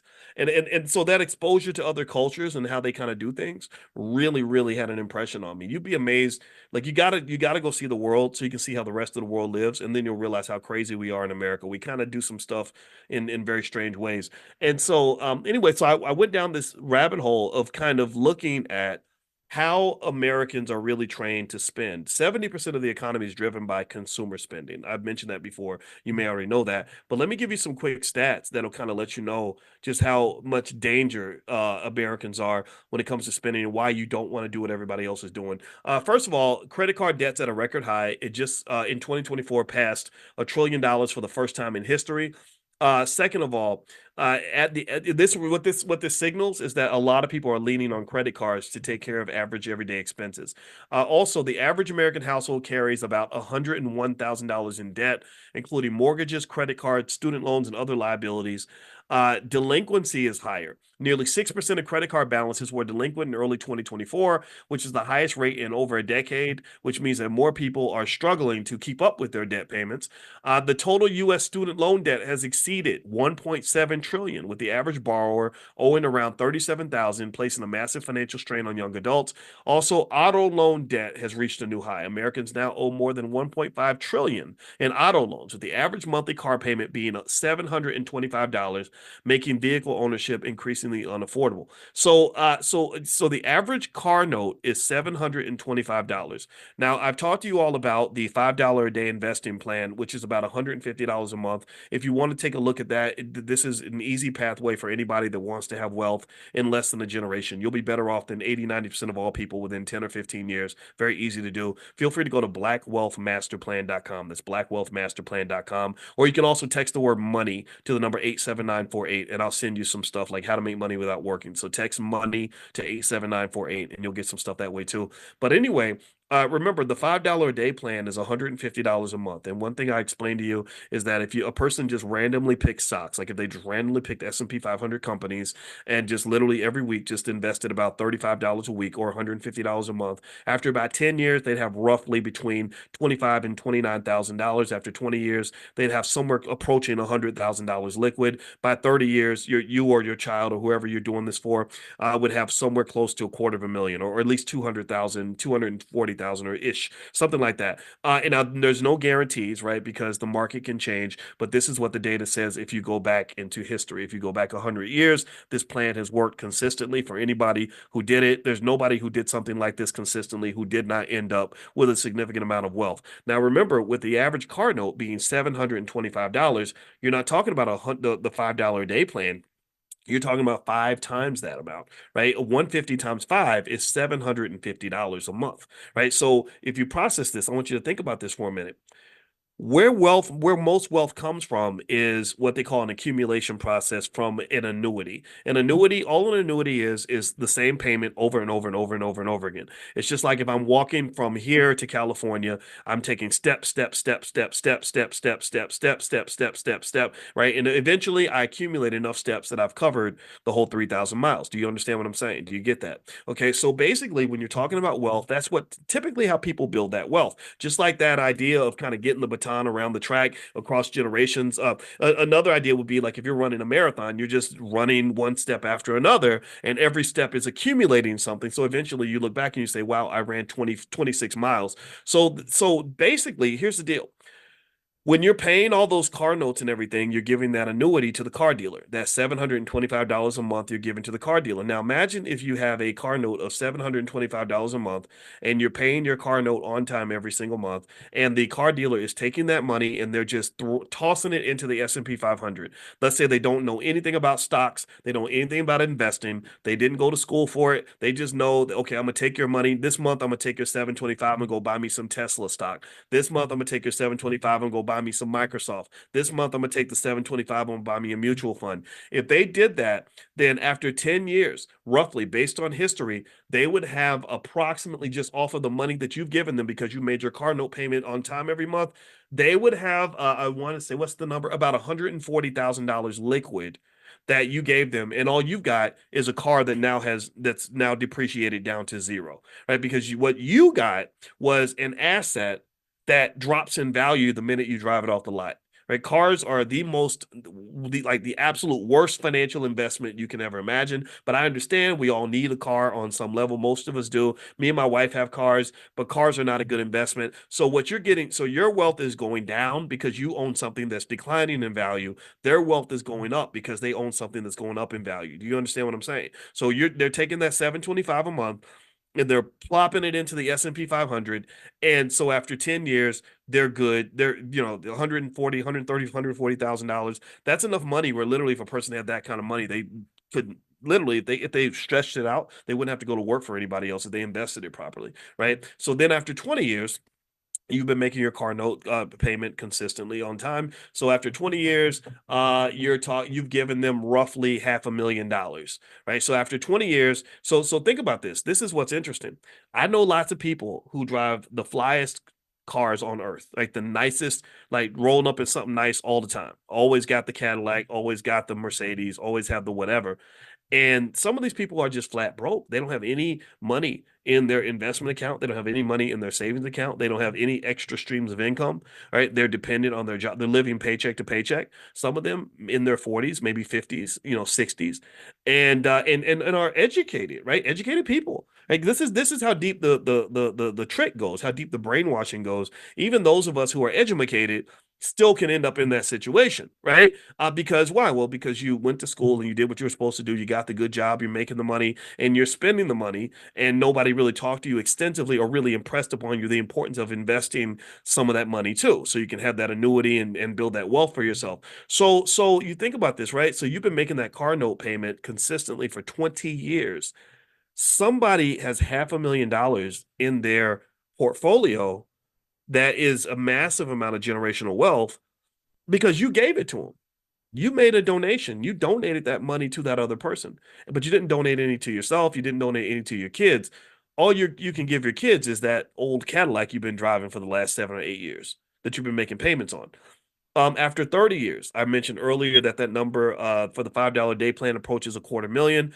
For a car note, if you're making that same car note payment over a 30-year period, you're talking about roughly, let me make sure I can do the math right, about $1.2 million. $1.2 million. So you, after 30 years of making your car note payments on time, you may have given someone else roughly $1 million, and then you don't have anything. And the reason you don't have anything is because you gave your money away. And this is a mindset thing. This is something that I think you might want to process. It doesn't mean you shouldn't get a car. I have cars. My wife and I, we have cars. We're gonna get another car. We got these teenagers in the house now. Teenagers think they grown. They think they got their own lives and stuff. So now we got a 21-year-old and a 17-year-old and a 13-year-old and who's going on 30. So we gonna have to get a couple more cars. So buying cars is not bad. And when we buy cars, my wife and I, we don't skimp. We don't buy raggedy cars. My wife likes to be comfortable. She's a little bit bougie. And so there's nothing wrong with buying the car. The thing about it is making sure that you also have some of that money allocated for that long-term wealth benefit that you need to have in place for yourselves and for your children. Do you understand? So it's not a matter of choosing one or the other. It's really a matter of making sure you do both. And what I will see is I see people that are really, really determined to get the nice car, or they're really, really determined to get the new iPhone. But when I say, hey, make sure you also invest, as well, that's like something they do in their spare time. It's like, oh, investing's optional, but driving something nice is not optional. That's what I want you to pay attention to is that's the culture. That's the culture talking. The culture is where you may or may not feel the need to put money into your 401k, but you got to get your hair done. You got to have your hair did, right? Like I will spend my last nickel to make sure my hair looks good. Why? Well, because you're trying to, impress other people. You don't want other people to see you with your hair messed up. And I get that. I mean, but I can't if I ain't got no hair, so I understand, but I can empathize with what you're saying, right? It makes sense, but at the same time, you can't just focus on, see, I think what the culture does to us, and I'm going back to that like BET nonsense, is it makes us focus more on looking good than actually being good. Like, you ever notice, like, when people are talking about who they're attracted to physically, you'll see where people will be physically attracted to a person who is spiritually, psychologically, and even physically unhealthy. Like, literally, you could be looking at a really handsome AIDS patient. Like, you could literally be looking at a man who is like drop dead handsome, has swag, super whatever, and women are all over him. And then he says, "Yeah, I had sex with 5,000 women in the last year," and people don't even blink an eye. They don't even think about it. And it's kind of like, to me, like are you just looking at the surface, or are you looking deeper to understand what this is, what's going on.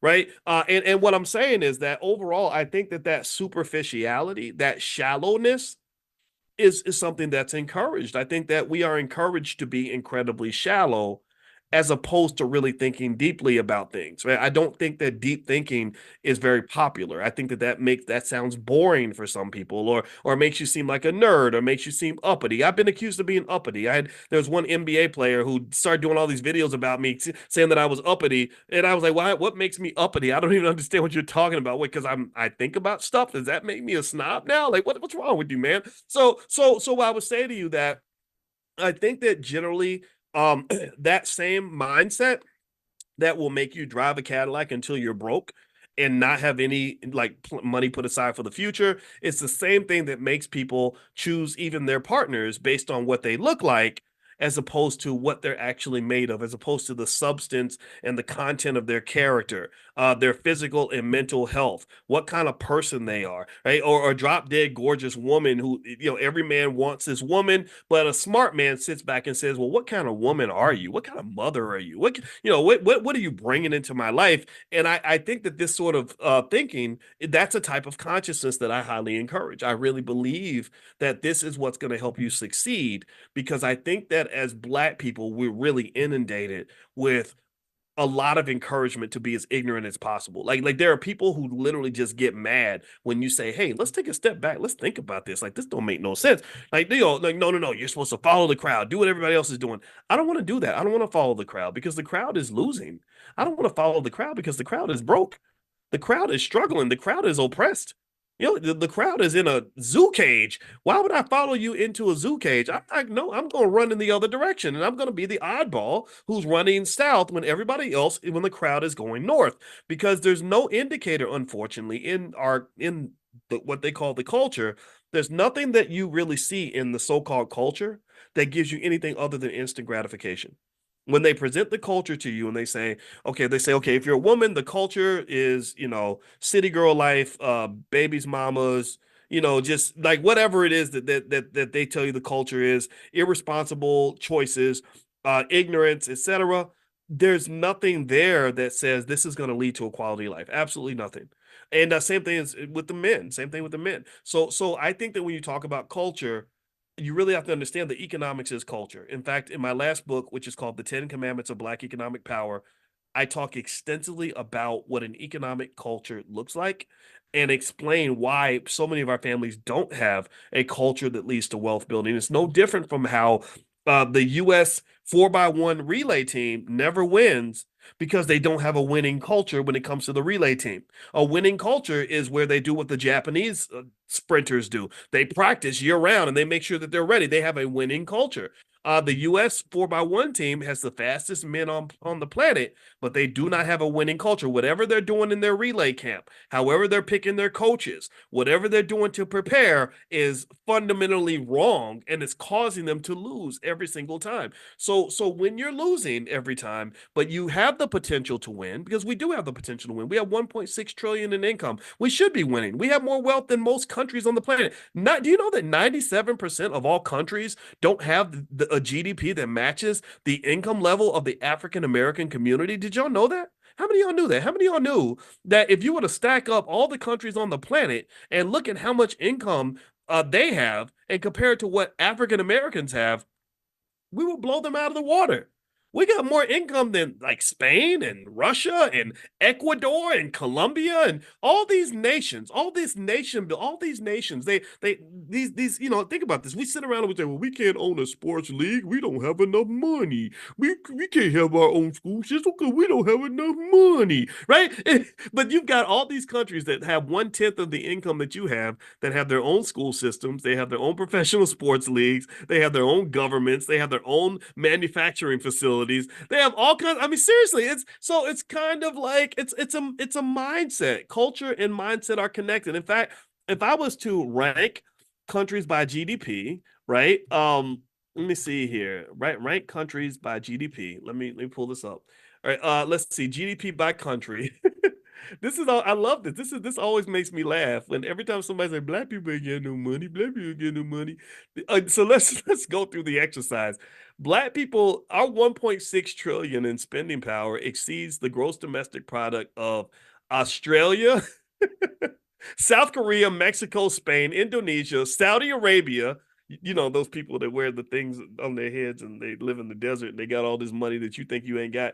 Uh, we have more income than the GDP of the Netherlands, Turkey, Switzerland, Poland, Argentina, Sweden, Norway, Belgium, Ireland, Israel, the United Arab Emirates, Thailand, Nigeria, Egypt, Austria, Singapore, Bangladesh, Vietnam, Malaysia, South Africa, the Philippines, Denmark, Iran, Pakistan, Hong Kong, Colombia, Romania, Chile, the Czech Republic, Finland, Iraq, Portugal, New Zealand, Peru, Qatar, Kazakhstan, Greece, Algeria, Kuwait, Hungary, Ukraine. In fact, we have a GDP that is 10 times, we have an income that is 10 times greater than the GDP of Morocco.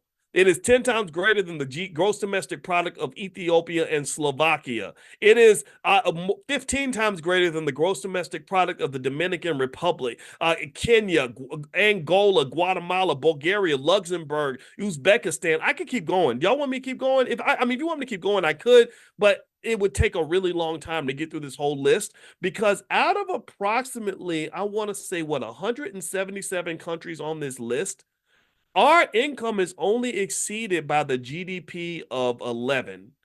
So out of 177 countries on this list, Black American income exceeds the gross domestic product of 166 out of 177 countries on this list. So what I kind of need you to stop doing is walking around here acting like you broke. You're not broke, you're broken. That's it. You're not broke, you're broken. And I would argue that if you simply shifted the culture and went to a culture that bred simple ideas like economic organization, a true commitment to generational wealth, long-term planning, delayed gratification as opposed to instant gratification, proactive thinking as opposed to reactive thinking, that you would be amazed at what you could pull off. You'd be amazed at what you could do. You can really do anything. Like you really could do anything that you want to do. In fact, some of you are doing it. Some of you are doing all kinds of stuff. And what I really want to impress upon you is that shifting your mindset, healing your trauma, working on these issues that affect so many of us, that just will really go a long way, not just for you, but for the people that you care about. You know, I don't think we want to drop our kids in the same mess that we grew up in because some of this stuff just gets really messy and I lose patience with it. It's not fun for me. All right. So anyway, let me move on. And before we get done, I want to remind you that the Black Investors Championships are going to start on the 19th, which is in 2 days. That's where everybody gets $50,000 in play money. You can invest in the stock market simulator. We will keep the leaderboard. I'll announce the leaders each week.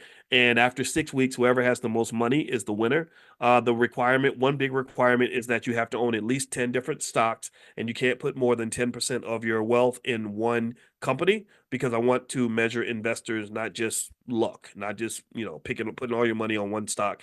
And so that's going to start on the 19th. If you want to join us, you can go to blackinvestorscup.com. That's blackinvestorscup.com. The winner gets the cup. It's this really big. It just got here in the mail. I'll mail it to you. And also, you get lifetime access to the Black Business School. And then there's a second and a third prize. So I'll let you guys know more about that. I don't have it in front of me, but that starts in 2 days. Also, one other thing to mention too is if you want to take a look, Aisha Verzi, who's in this class, she does some stuff with insurance. If you don't have your insurance caught up and stuff like that, feel free to go to drboyceoffers.com and Aisha's down at the bottom. Her phone number's there. You can call her and talk to her directly. And then also, if you'd like to join my mastermind, I do have a mastermind, the Winner's Circle. You can take a look at that at Dr. Boyce Offers and apply and see if it's a fit for you. And that's it. Okay, so let me reach down and grab a couple more stats I wanted to share with you in terms of why Americans love debt, why we overspend. There's a lot of science behind this. There's a lot of psychology behind this. I talked to my wife about this a lot. This is why we created the first ever Black financial therapy department in the Black Business School, because I said if you mix therapy with financial stuff and we start doing Black financial therapy, we can really drill into some of these factors that are causing our wealth to deteriorate. So the first thing is for one of the biggest things that can cause the rise in consumer debt is instant gratification in the brain's reward system. So the brain's reward system is activated by immediate gratification. Immediate gratification is heavily pushed in our society, which leads you to basically push for short-term pleasure over long-term financial stability. This behavior results in impulsive spending and increased use of debt and credit. The biggest examples I can think of are like, when you give an 18-year-old a credit card. When I got my credit card, did anybody get those credit cards when you were a freshman in college? I did, and I loved it because it was free money in my mind. I didn't even fathom paying the money back at the time. I just thought like, oh wow, I've got this thing where if I swipe it, I can have everything I want right now.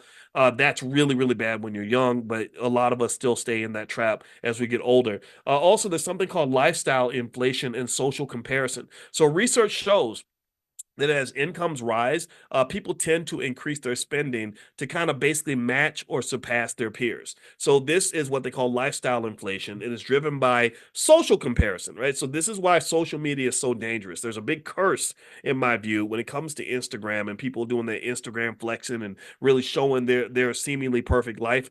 Because one of the things I noticed about Instagram that a lot of people don't think about is a lot of the people on Instagram that are the biggest influencers, some of them are just flat out criminals. Some of them literally are flat out criminals. Some of them are showing you expensive stuff, you're 25 and you're driving a Lamborghini. Sometimes it's because you're a drug dealer, and I think that is so unfortunate because you'll have a 25-year-old who's doing it the right way, who's like in graduate school or who's working hard every day, who will literally look at that and say, "Gosh, I'm 25. I don't have a Lamborghini. Girls don't like me. I'm not, I'm a nobody."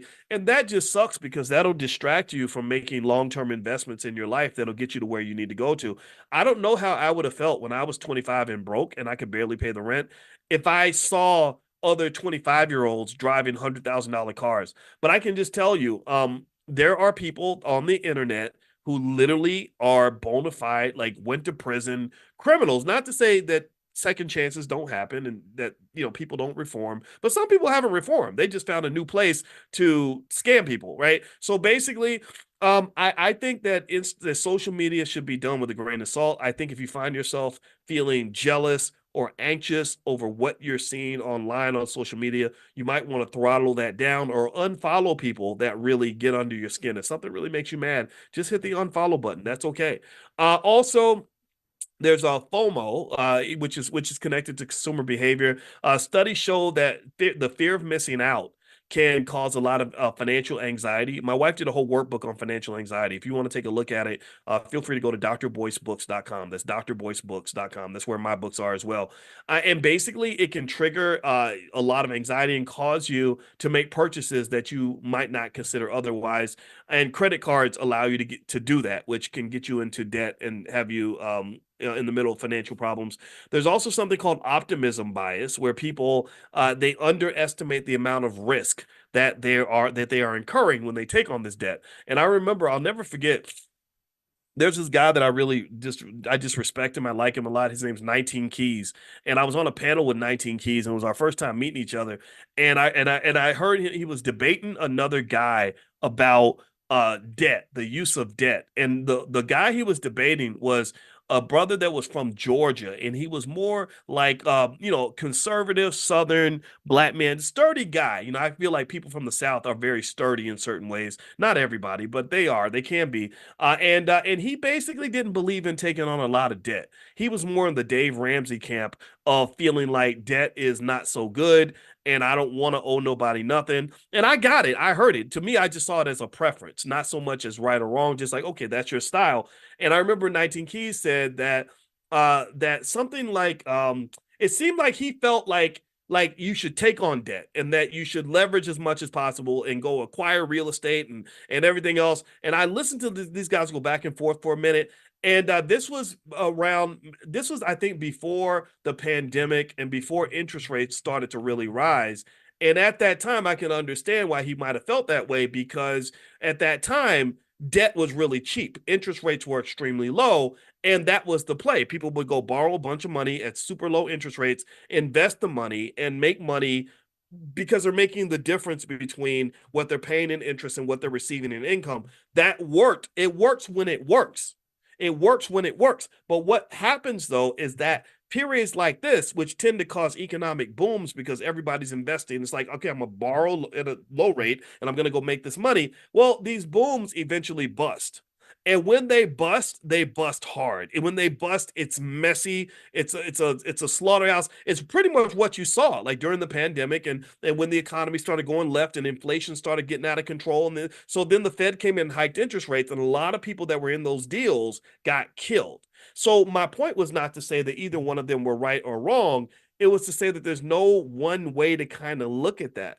The one of the risks of investing that people forget is that things can go bad. And if you haven't thought about that, if you haven't processed that, then you're probably biased in the other direction. The big problem for the Black community, though, unfortunately, is that we are a little too conservative. We're a little too negative. We're a little too pessimistic because we live in fear. Traumatized people live in fear. Let me know if you know what I'm talking about. Traumatized people are always looking around every corner. They're scared of everything. They're scared to go to the grocery store. They're scared to take a trip. They're scared to leave their mama's house. They're scared to quit the job. Scared of everything. Well, a lot of that's because you've been traumatized because you are a former slave. And trauma, shout out to Cody Ransom, who talked about epigenetics and generational transfer of trauma through your DNA. I think that there's something to that because we just sometimes just are scared all the time.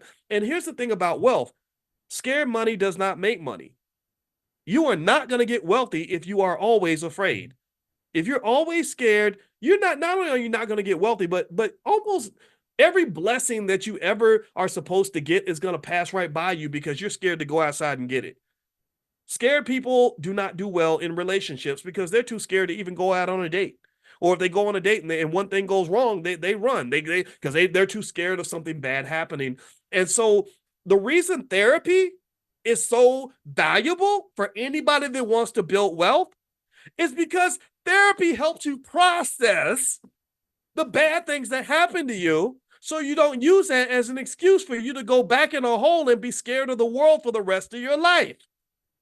See, what a good therapist can help you do, among other things, my wife is one, shout out to the therapist, is they can help you say, gosh, I made that investment, I took a chance, and I got killed. I lost $50,000, but I'm going to try again because I believe that if I keep going, good things are eventually going to happen, right? And you can kind of work through that without it becoming trauma.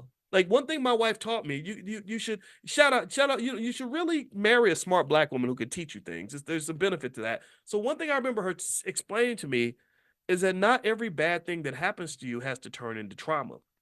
What makes it traumatic is when it happens and you don't process it in the right way or you don't process it at all.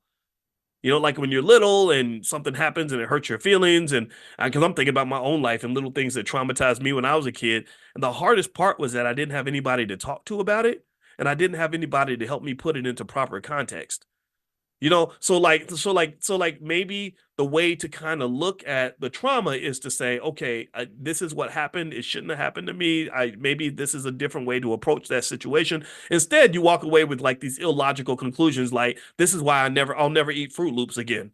Right, because Fruit Loops, I had Fruit Loops on the day my father died, and Fruit Loops are the reason that he's not here anymore. Just whatever. It'll be something goofy that a kid will come up with as opposed to something that would be the product of a more mature response. So here's the thing. If you invest in life, not just in money, I'm not talking about money. I'm talking about the things that are more important than money, like just taking chances, like, forming relationships with other people and things like that. When you make investments, bad things are definitely going to happen to you. When you put yourself out there, sometimes you're going to have a bad day. And what I think, the reason I believe every person who wants to improve themselves should consider therapeutic support is that if you learn how to process it properly, then that's what helps keep you going. Bad things happen to me all the time. I make investments, they go bad. I get traumatized sometimes, or I have friendships that go left and bad, and it makes me feel really bad. Or maybe I do my best at something and it just doesn't work out. And it's that conversation I have with myself, the conversation I have with my wife, the conversation I have with the therapist that helps me kind of figure out like how to keep moving forward. That's what I just noticed that because the thing is that there's no state of the world where you're always winning. Most people who are winners, I think I might be a winner. I don't know. I think I'm trying to be.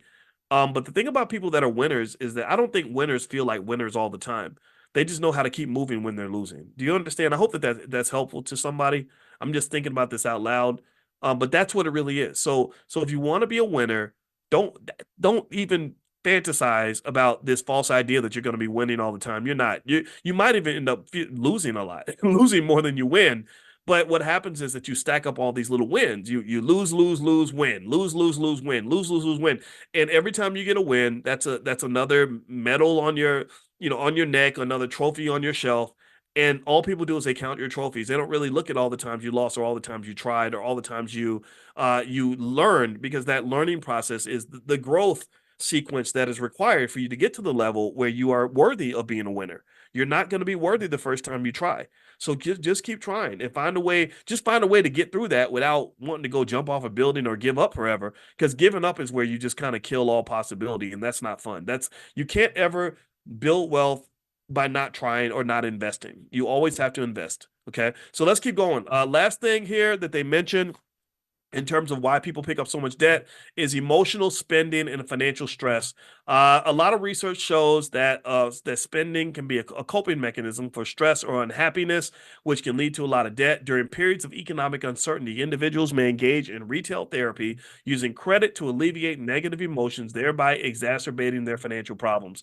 So, emotional spending is something that's always been there. Financial stress is something that's very real.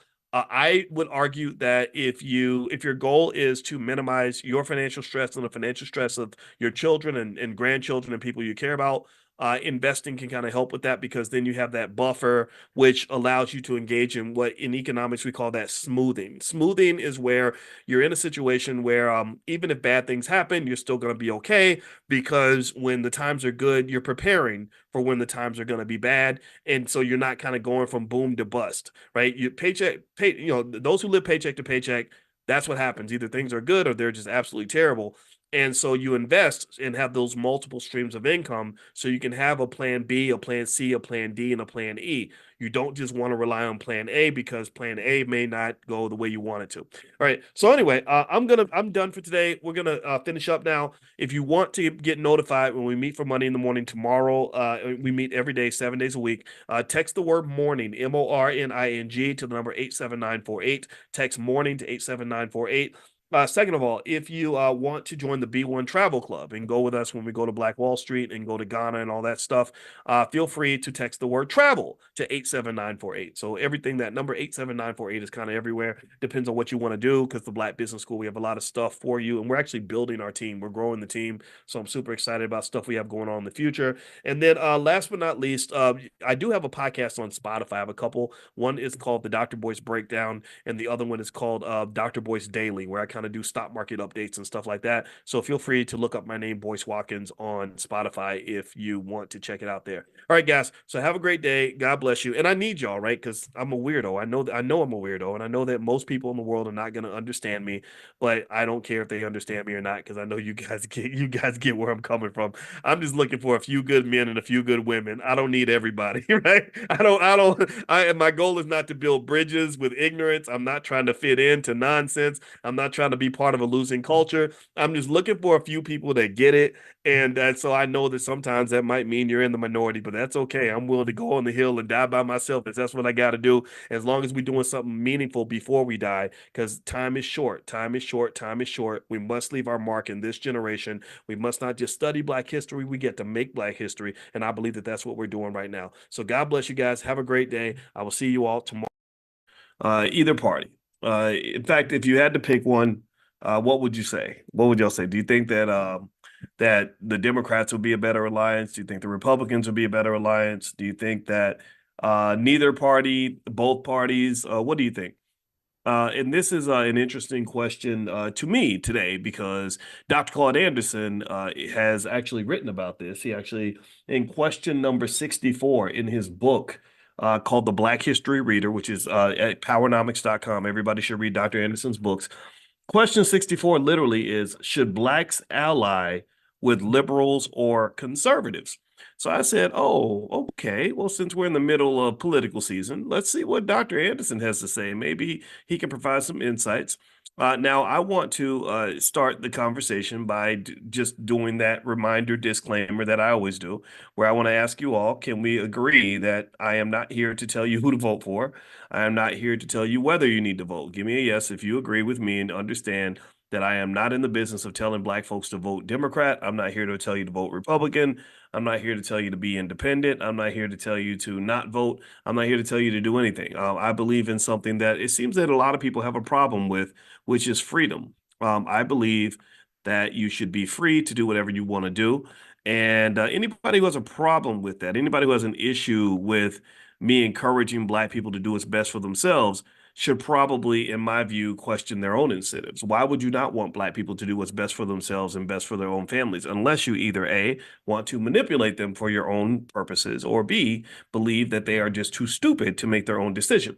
And I'm going to argue that B is definitely in full effect. A and B apply. There are people, in my view, who use our community for their own purposes. I do believe that.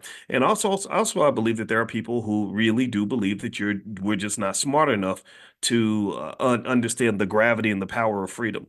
In fact, did y'all know this, that when they freed the slaves, there were people who were worried, who said, these were liberals now. There were liberals who said, well, why would we free them? Because they wouldn't know how to be free. They don't know how to live without our help. They need our help.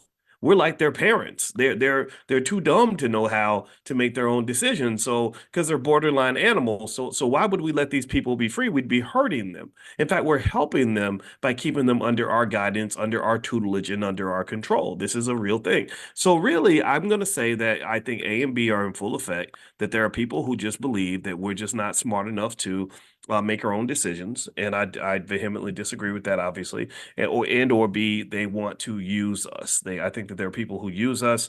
They've done this consistently. There are Democrats who use us. There are Republicans who use us. It sort of happens across party lines. If you let somebody use you, they're going to use you. Politicians are the ultimate pimps. In fact, they really, really, really need to be on the street corner because they are damn good at what they do. And I'm just going to tell you, it's if you are not awake, then they will be happy to rock you back to sleep. So anyway, give me 1 second here. All right, so what I'm going to do is I'm going to read from Dr. Anderson's book, and I want to remind everybody that if you want a copy of my book, which is The 10 Commandments of Black Economic Power, or any of my other books, or autographed copies, if you want copies of my wife's books, or our financial flashcards for kids or workbooks, everything's on sale, 60% off today. Today only, if you go to drboycebooks.com and use the code word morning123, it's all one word, morning, MORNING, morning123. Somebody type morning123 in the chat, all one word, and it's drboycebooks.com. You can get 60% off. And I think there are actually a few more All Black National Convention passes on the platform, so you can actually get a discounted pass. Feel free to take advantage of the opportunity. All right, so so tonight's question that we're going to cover in Dr. Claude Anderson's book is should Black people form alliances with Democrats or Democrat or Republican parties? Okay, and what I noticed, a lot of you said no. And yeah, I tend to agree with that. I don't think these alliances are healthy. But what I want to do is I want to read and just kind of let you reflect on the arguments that Dr. Claude Anderson is making in his book, because this is not just a matter of us going by what we feel. I want to encourage you to think. I want us to really stop and process things, as opposed to just having knee-jerk reactions or doing something because it's popular or doing something just because it feels rebellious. I want you to really just come to your own conclusion. And at that point, I'm not going to tell you what your conclusion should be. I'm just going to be the one who is going to encourage you to go in the direction that your instinct tells you to go. So I'm not telling you what to think. I just want to encourage you to think, because if you don't, And then these people will use you up and chew you up and spit you out and screw you and everything else. And I think that's what's happening. I mean, Lord Jesus, I don't know if I was more frustrated watching the Republican National Convention or the Democratic National Convention. Both of them kind of got on my nerves because I actually care about progress, and I haven't seen much progress in our community from either of the political parties. But anyway, let me digress from that and hop into this topic here. All right, so here's what Dr. Anderson says about alliances that Black people should or should not form with Democrats or Republicans. This is page 184 of the book, The Black History Reader. You can get a copy at powernomics.com. So Dr. Anderson says, in truth, it makes little difference with which ideological group Blacks identify because there is scant difference between liberals and conservatives. Neither is willing to drastically alter the socioeconomic structure to benefit Black Americans. You know, have you ever heard this saying? Let me know if you've heard this statement where they say it's the economy, stupid. Has anybody ever heard that old phrase, it's the economy, stupid? Give me a yes if you've heard that before. What does that mean when they say it's the economy, stupid? What do you think that means? Tell me what you think. Answer in the chat. Well, what it means is that when you're talking about politics, the economy is what matters. People care about being able to put food on the table. People care about being able to get the job that they're looking for, start that business, build that wealth, buy that home. That's what people care about. So if it's the economy, if the economy matters, I want to ask y'all this question. Why is it that it matters in general, but when we talk about things like the Black economy and Black wealth, and the fact that Black wealth is so much lower than white wealth, that somehow people like us are defined as radical for bringing that up. I don't think it's radical at all. I think that it's called common sense. It's human nature. So what he's basically saying is that because neither party is really willing to do what is required to alter the socioeconomic status of Black people, it's like a tick attack. It's this tomato. All right. So let's see here. It says, consequently, if Blacks choose either side, they will still wind up in the same spot at the bottom of the ranking order of acceptability, powerless and impoverished. Conservative racial tactics are open, direct, and demonstrate their determination to conserve white privileges, political advantages, and nearly 100% ownership of all wealth and resources. Conservatives do not intend to share the unearned prosperity that their ancestors gained by migrating to America, prosperity that came from the Black enslavement and Jim Crow segregation. Conservatives are well aware of the purpose of the racial norms established in the Diversity Acts of the 1700s, that whites would be the dominant and controlling population. Conservatives do not believe in sharing or surrendering power or resources. Conservatism comes from the root word to conserve, which means to hold on to what one has. And I'm going to make an argument to say that even those y'all that are running around yelling at Black people because they won't all line up and do what you tell them to do when it comes to voting for Kamala or whatever, you're conservative also. You have a different type of conservatism. And what do I mean by that? Well, the word conserve basically means maintaining the status quo. So if you're telling me that I got to go vote for who you voted for just because that's what everybody's doing and that's what your grandma did and that's what your mama did and that's what your daddy did, that's conservatism. That's another type of conservatism. Do you understand what I'm saying? That you're basically saying that changing things is not possible or it's not appropriate, and that you want me to simply do what you did. Let me know if you get what I'm saying. Give me a yes if you follow the logic here. That's my argument. My argument is that you're dealing with conservatives on both sides of the aisle.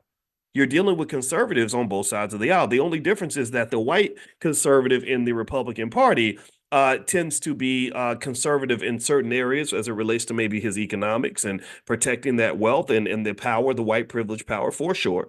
Whereas the liberal conservative is somebody who simply says, keep doing what you've been doing, the same strategy that hasn't been working, the same people that haven't done anything for your communities.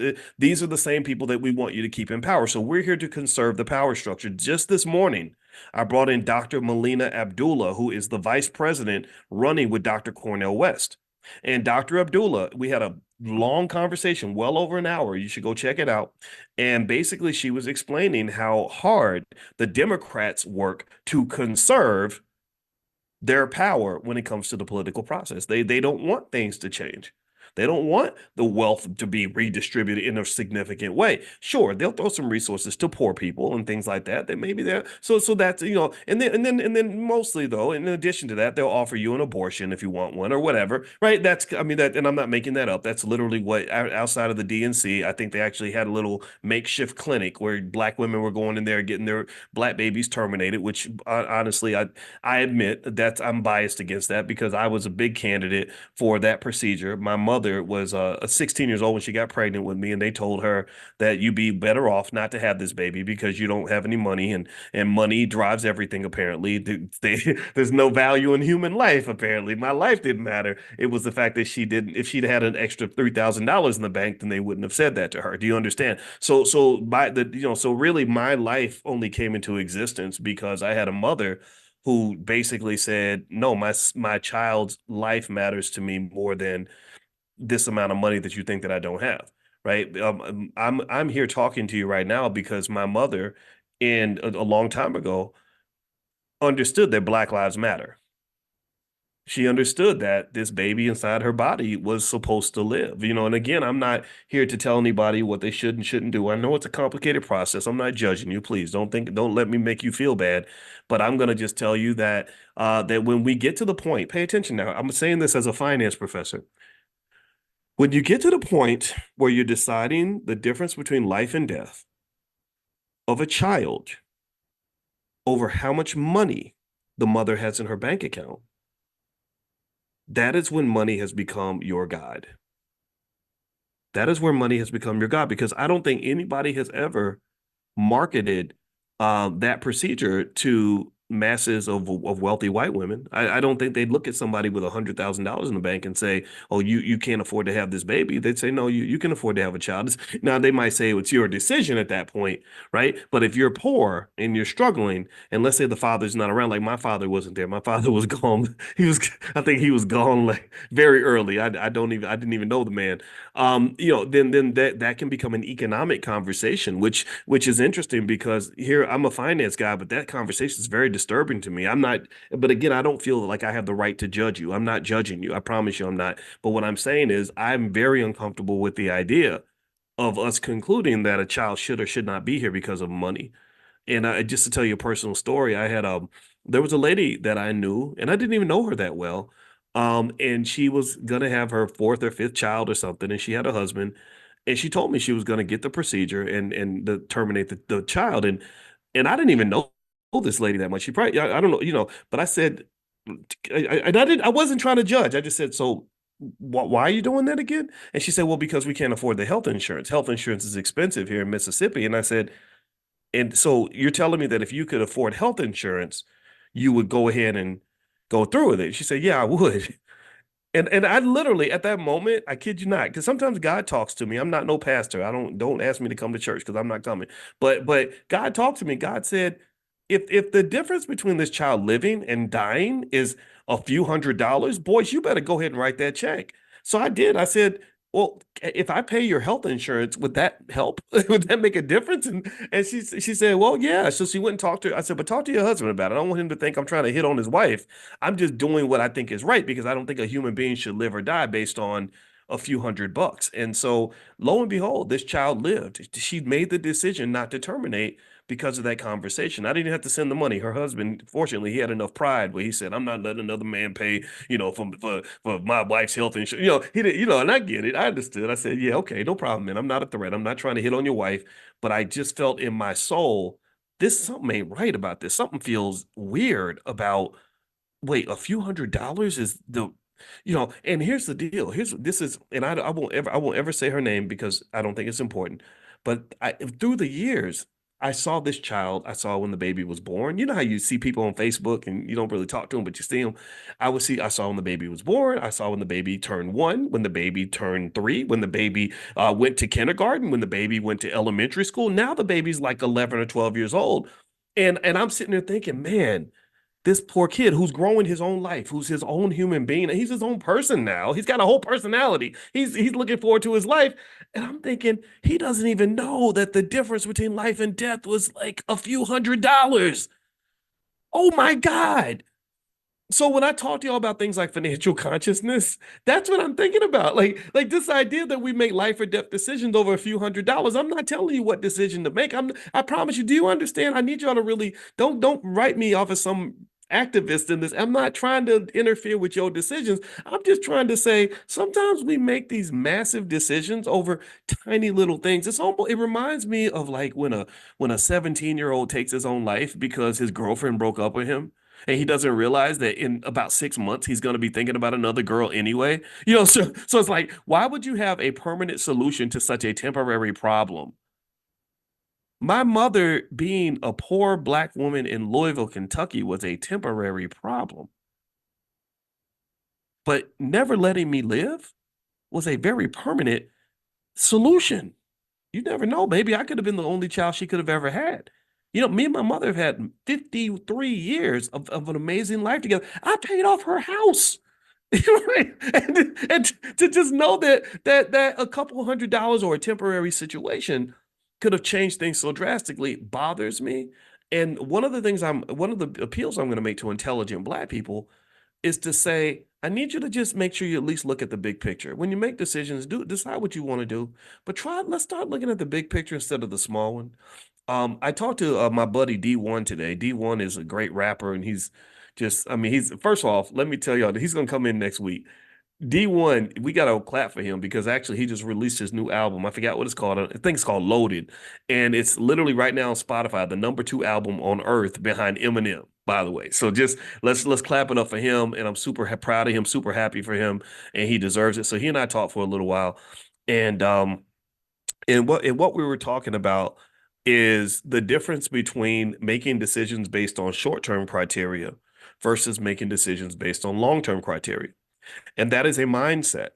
And that is really an investor's mindset. If you look at people that made money from things like gentrification, they were thinking long term. They started planning for gentrification in the 1970s, 1980s. They didn't start on Tuesday and then expect to make money by Friday. Do you understand? So we were talking about is in terms of politics. One thing that's really interesting to me is it's not so much that I have people telling me, oh, you got to go vote for Kamala or the Republicans are going to destroy the country and Project 2025 and all.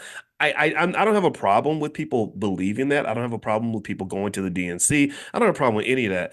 What I have an issue with is short-term decision making versus long-term decision making.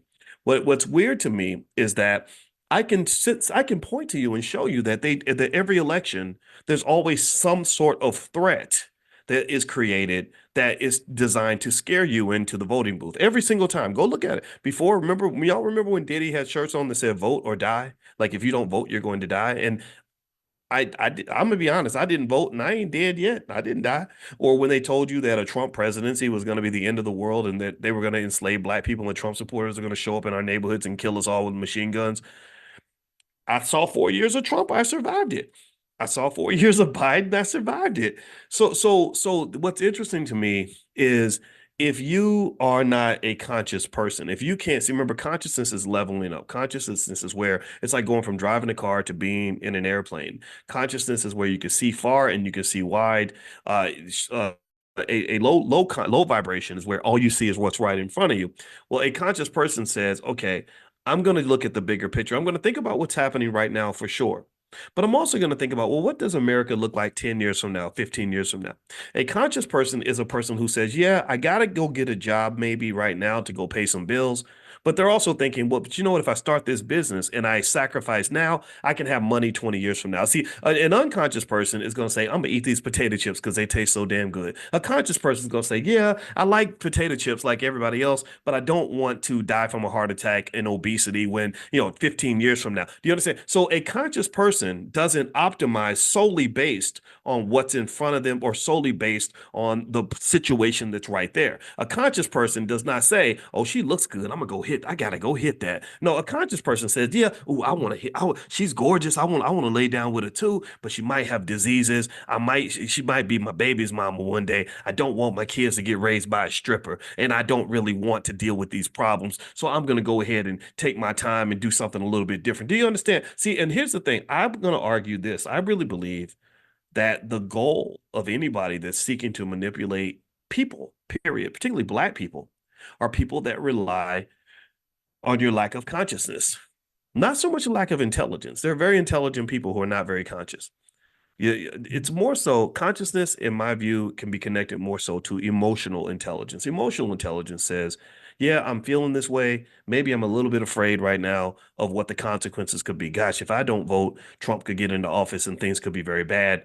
But at the same time, maybe if I do something different, if I vote for a third party, or if I don't participate, but let them know that I'll vote when you tell me, when you give me a reason to vote, that may change this two-party system one day. That maybe in 10 years we won't be stuck in this sort of political slavery that's been dropped on us by the Democrat Republican Party. See, here's the thing. You're in the middle of a civil war. You're in the middle of a civil war. It's not, fortunately, it's not violent yet.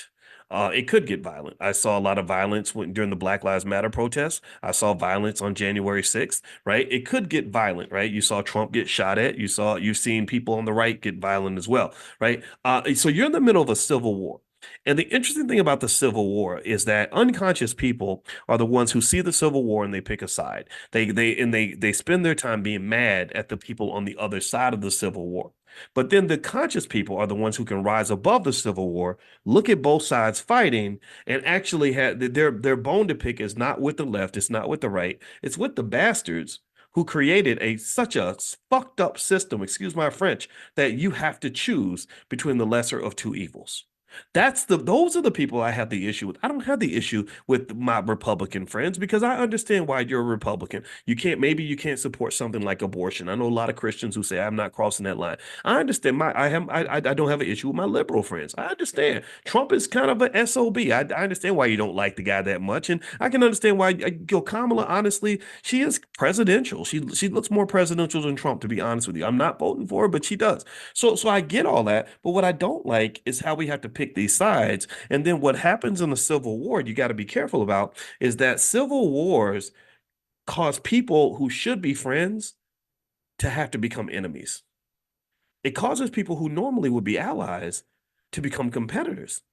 You know, like I told you about the unfortunate weird phone call I got from D.L. Hughley, and where he's talking crazy to me and everything else, which was very strange to me. I did not say a word. I just sat there and said, what the hell's wrong with you? And I'm sitting there thinking, you know, I'm a black man, you're a black man. I'm sure we have something to talk about other than this bullshit politics that you want to talk about. I'm sure that there's something in common that we have where we could form an alliance and work together rather than sit here and fight over a political party that doesn't give a damn about either one of us. They probably wanted both of us to be aborted before we were born. They wanted both of us to be in prison. They wanted both of us to be dead. They wanted both of us to be uneducated. They wanted both of us to be unemployed, marginalized, disrespected, disregarded, and thrown out to trash like a lot of other black men in this country. So I'm trying to figure out for the life of me why I got black men and black women who are literally trying to fight me over Democrat Republican stuff when there's so many other things we should be fighting for. I just don't understand that. And the only thing I can see is that perhaps we just haven't sat back and really looked at ourselves and just looked at, like, what are you really fighting over? What's really going on? Now, let me go ahead and start reading some of this to you. And let me text the guy who's delivering my food. And uh I'm gonna see if he can bring it to my room. If he can't bring it to my room, I'll just tell it to bring it to the front desk because he brought the food really fast. I'm in a hotel right now. I can't say what city I'm in because everybody be trying to be nosy and stuff. Anyway, so let me read what Dr. Anderson says here. All right, so let's see. All right, so what Dr. Anderson says is that neither party is willing to drastically alter the socioeconomic structure to benefit Black Americans. Consequently, if blacks choose either side, they will still wind up in the same spot, at the bottom of the ranking order of acceptability, powerless and impoverished. So then Dr. Anderson also says conservative racial tactics are open, direct, and demonstrate the determination to conserve white privilege. We talked about that. Conservatives do not intend to share the unearned prosperity their ancestors gained. We talked about that. Conservatives are well aware of the purpose of the racial norms established in the Diversity Acts of the 1700s that whites would be the dominant and controlling population. Conservatives do not believe in sharing or surrendering power or resources. When Black Americans have never had more than 0.5% of anything of value in the richest nation on earth and suffer from a disproportionate share of social pathologies, what do Black conservatives think that they are conserving? Food stamps, public housing, welfare, or criminalization? Conservatives will sink a Black boat while liberals will attempt to comfort Blacks as the boat sinks to the bottom. You understand? So he says the conservatives will sink your boat. The liberals will pat you on the head like a little puppy while your boat is sinking. They'll make you feel better. They'll tell you Black Lives Matter and how much they love you, and watch your boat sink to the bottom. Tell me if you get what I'm saying. Give me a yes if you agree with that statement. And so in fact, somebody compared liberals and conservatives by saying that liberals are like the uncle, the really nice uncle that keeps promising you he's going to take you to Disney World, but he never does. And the conservative uncle is the one who never tells you he's taking you to Disney World, but he goes every single year and tells you that he's leaving you at home. He doesn't even promise you that he's taking you, but either way, you ain't going to Disney World. So let me keep going here. Liberals espouse diversity and multiculturalism without understanding. Uh-oh, that's my food. Hold on, right back.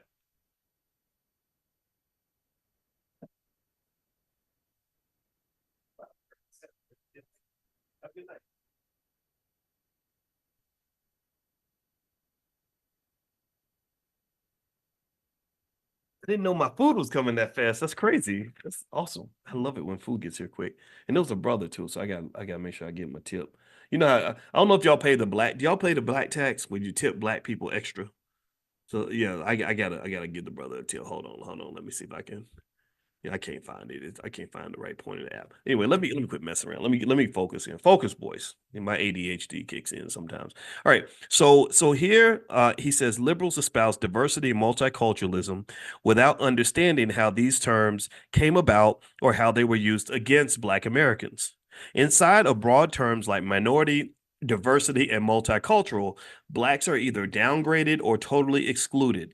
Even those leading the Black civil rights movement did not seem to understand the political correctness of diversity caused liberals and the public in general to turn a blind eye on the unaddressed needs of Black Americans. By the way, I did leave him. In case you're wondering about the tip, I saw some of you were asking about that. I already gave him a 19% tip, but since he was Black, I was going to give him like extra. So let me see. Actually, let me rate the order. Okay, since y'all pushing me on it, let me go ahead and take care of the brother. So I'm gonna give him a thumbs up, and I'm gonna edit his tip. I was gonna leave him with $11.09. Now he's gonna get $15.84. Y'all happy now? Y'all happy? Or y'all gonna give me more shit? All right. So anyway, let me get back to it. All right. So in a society that no longer chooses to deal with race, wait, let me go back here. Hold on. Even those leading the Black civil rights movement did not seem to understand that the political correctness of diversity caused liberals and the general public to turn a blind eye to the unaddressed needs of Black Americans. So they thought they were doing the right thing. They thought they were helping Black people with all this diversity talk, but we kind of got drowned out in that discussion, right? They got to the point where they would start using these broad, ambiguous terms like multicultural and stuff like that, and then somehow Black people end up at the bottom of the barrel. I don't know if y'all saw this or not, but this year MIT, last year they had 13% Black Black freshmen in the student body. I think this year they went down to 5%. So literally the number of Black students in their freshman class dropped precipitously, mainly because of the Supreme Court issues and stuff like that. So let me keep going here. So moving on. He says, in a society that no longer chooses to deal with race, diversity forces Blacks to compete with all of these fabricated minorities that liberals have added to the pot in a kumbaya effort to share the wealth with everybody. Liberals impede Black socioeconomic progress by using euphemisms and equating Black suffering to discrimination experienced by other self-perceived aggrieved groups.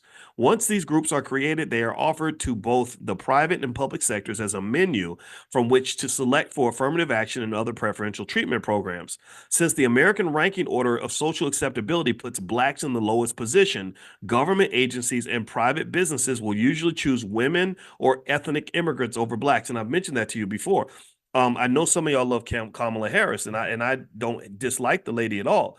But remember that if you look at most of the leading Black people in America, most of them are not African Americans that are descendants of slavery.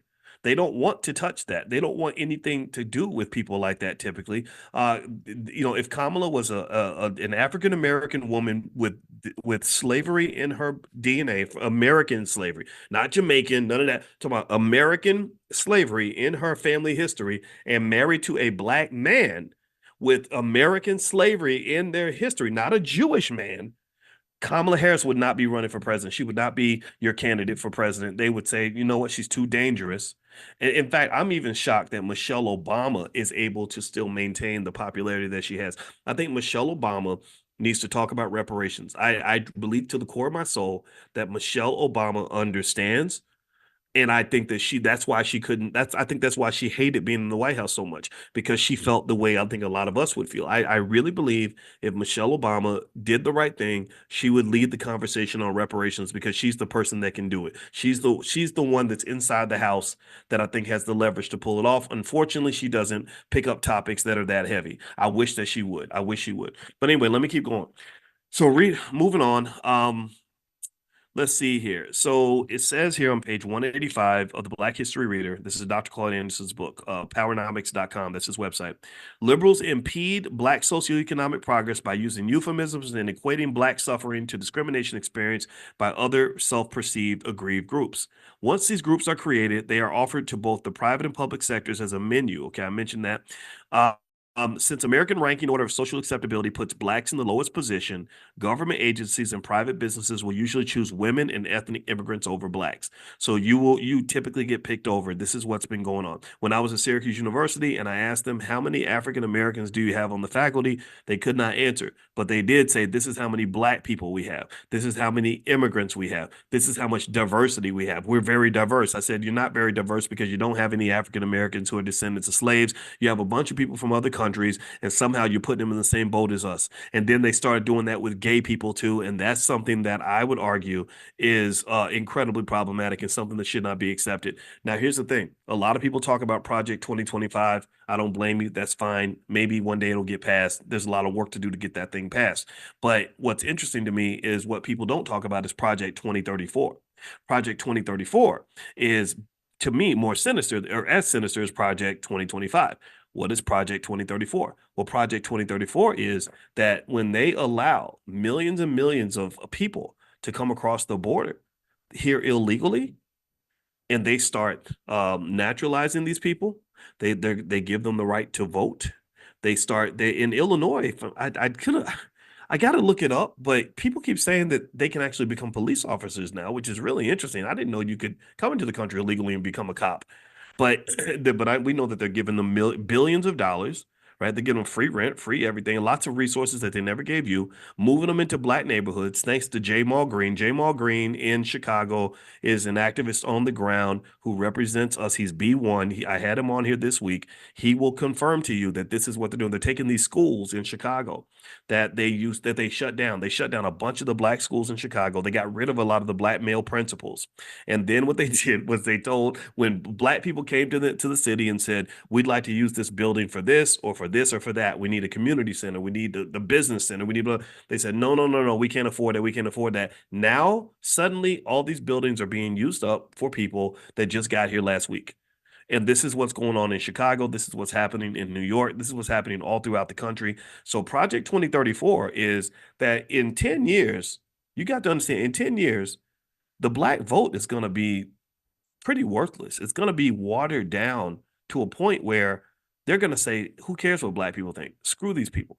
They see where the wind is blowing. These are people that are very conscious of the direction of the demographic. They see the Black community getting a little bit wiser about its politics. They see the Black community starting to speak up on certain issues that we used to remain quiet about.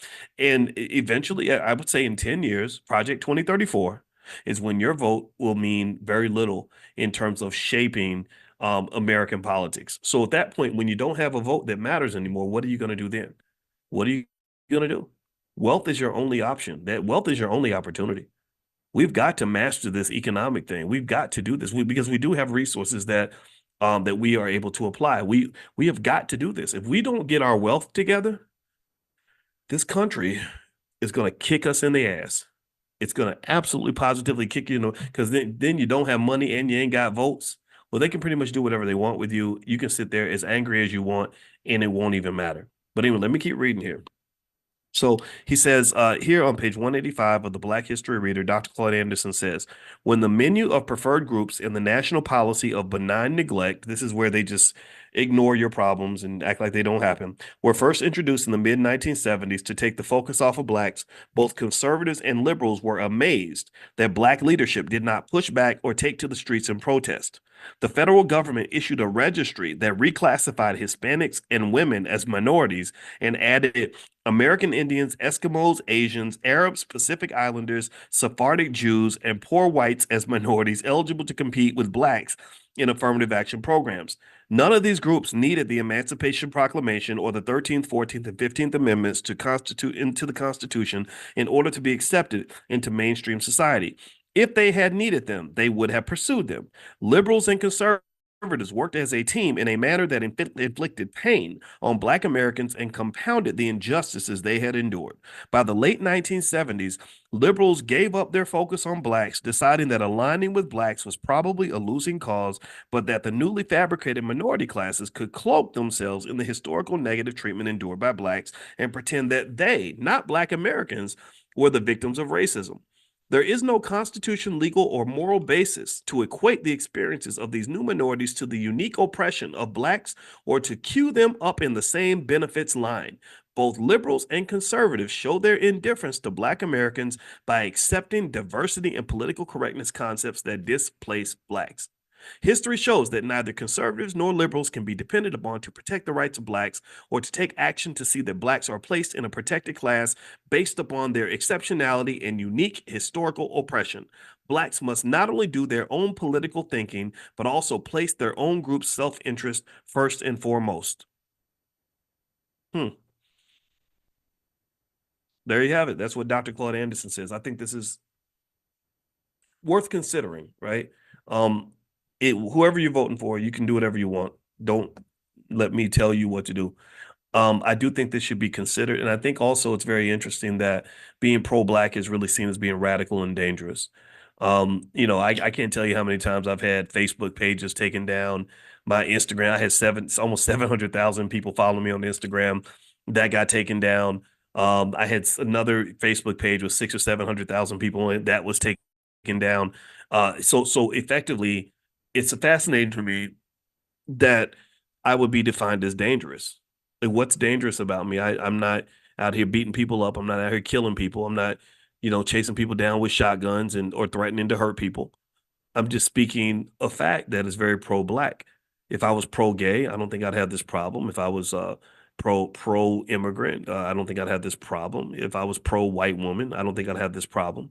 If I was a raging white feminist, I'd be a hero. If I was pro-Kamala or pro-Trump, I don't think I'd have this problem as much. Now, I noticed the conservatives kind of got it pretty bad for a little while, but generally speaking, this is what you're dealing with, right? Now, if you want to know where my new Instagram page is, it's Dr. Boyce Finance. I have a backup page, Dr. Boyce Money. So feel free to follow both pages because one of them at some point is going to be taken down. I already know it. We plan for these things, by the way. I don't cry when they shoot back. I know that if you're effective, then they're gonna have an issue with that, and I'm okay with that. I'm totally fine with that. But I do want to point that out just to say that this is what we're up against. Being pro-black is really not very popular. There are black people who look at you funny when you're pro-black. They're like, well, why would you do that? And I think in their mind, they think that it's because you're kind of playing for the losing team. They're like, oh no, you can't bring the coffee that black. You can't be that black. You have to kind of, you kind of got to kind of lighten it up. You got to kind of add that little mulatto mix in there to kind of soften it up a little bit so that it's more acceptable. So Kamala, if she's shown up with a Wesley Snipes looking black husband that was African American and pro-black, again, she would be seen as radical. But instead, she shows up with the nice little mix. Like, hey, here's my white husband who is down with AIPAC. That shows that we're safe. These are our signals to show that, hey, yeah, we got just enough blackness to get the right to get the vote, but we're not so black that we're going to disrupt anything. So ultimately, what I would say is that when you're talking about politics, I don't have a lot of faith in the Democrats or Republicans or anybody to really change the condition of Black Americans. I think that it comes down to very simple ideas.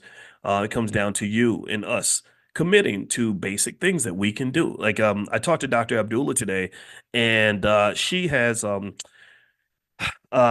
background, that's really, really good. I mean, I encourage you to go check out her interview. But we're not the same, right? We're not exactly the same, but we respect each other. And I learned from her today. I wanted to hear her point of view.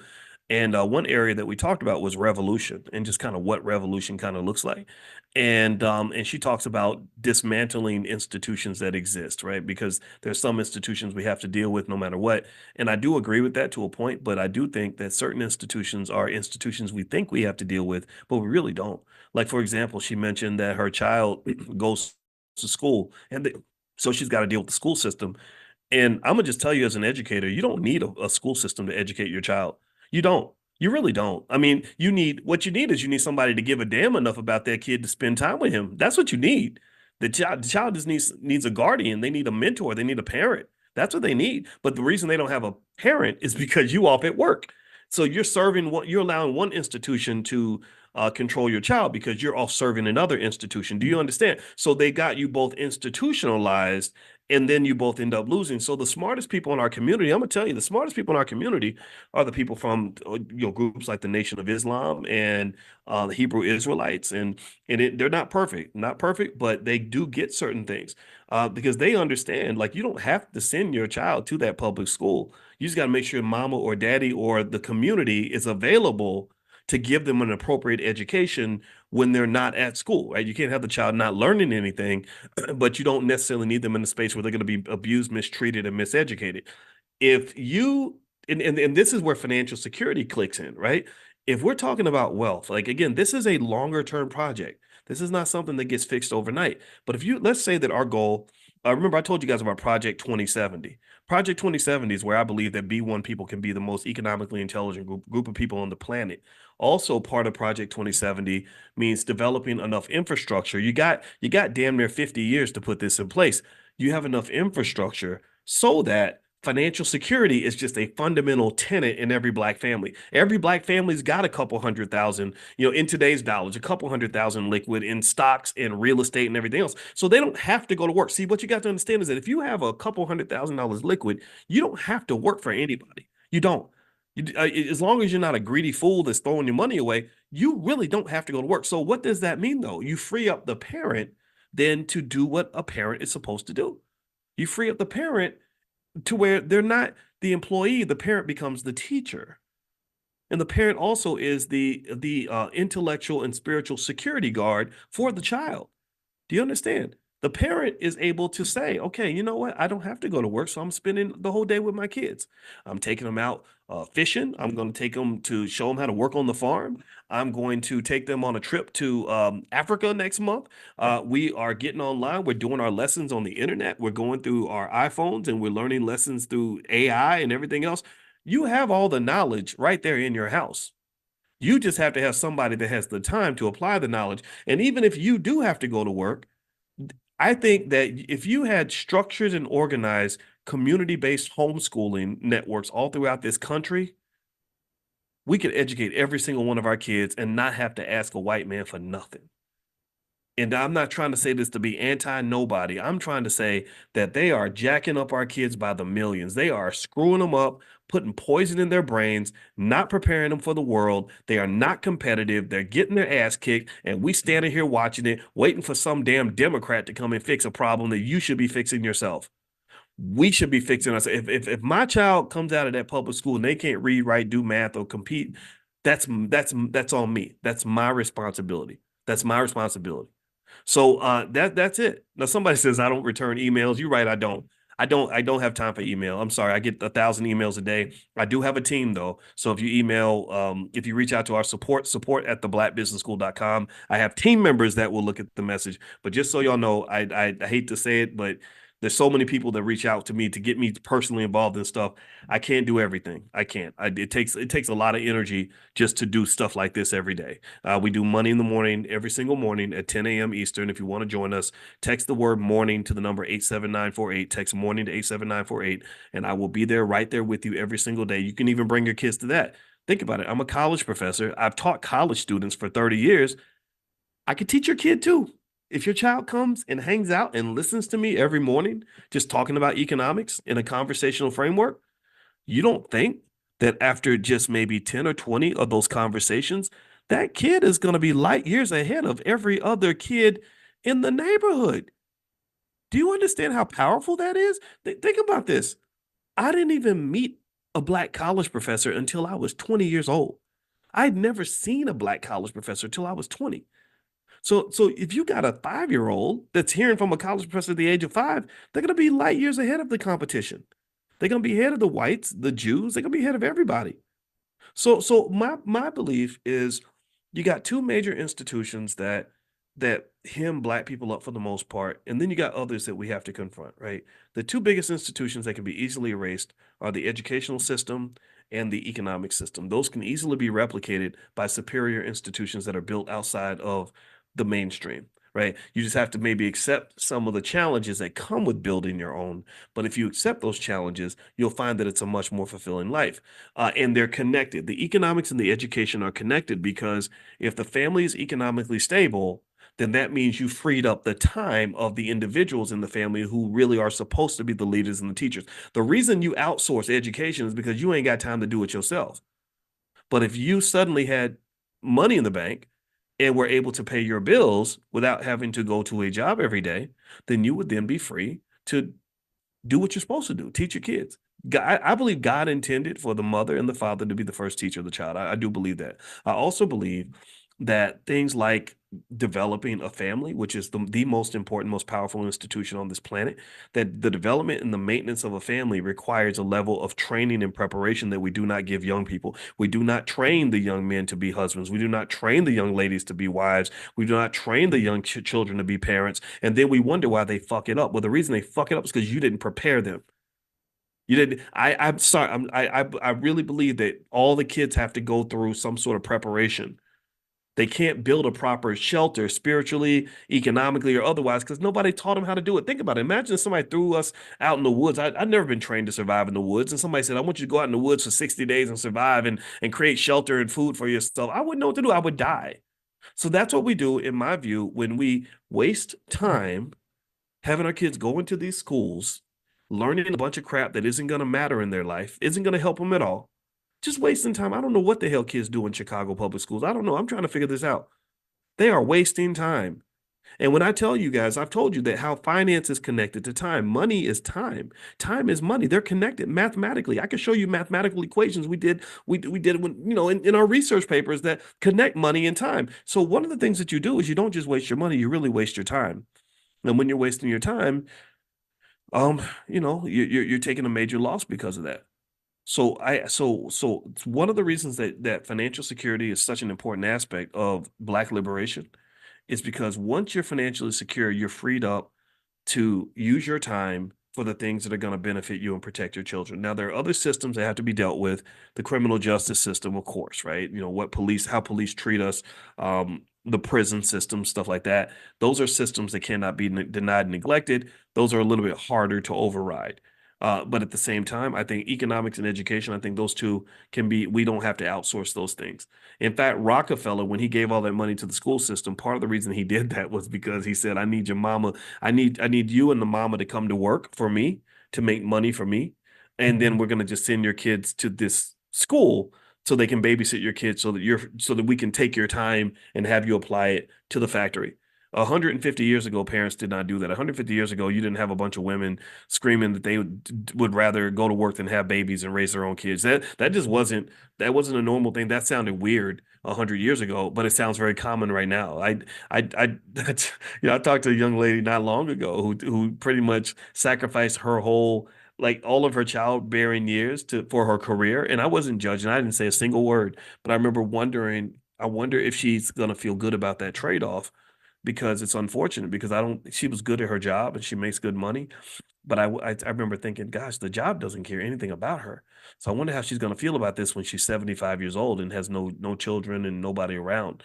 I don't know. I don't know. All I know is this. All I know is that if you keep your consciousness low, these people will manipulate you, they will play you. And whatever decision you make, I encourage you to think it through and make sure you're making the decision that works for you. Also, I would also encourage you to not be afraid to do things that are different. You have to be different.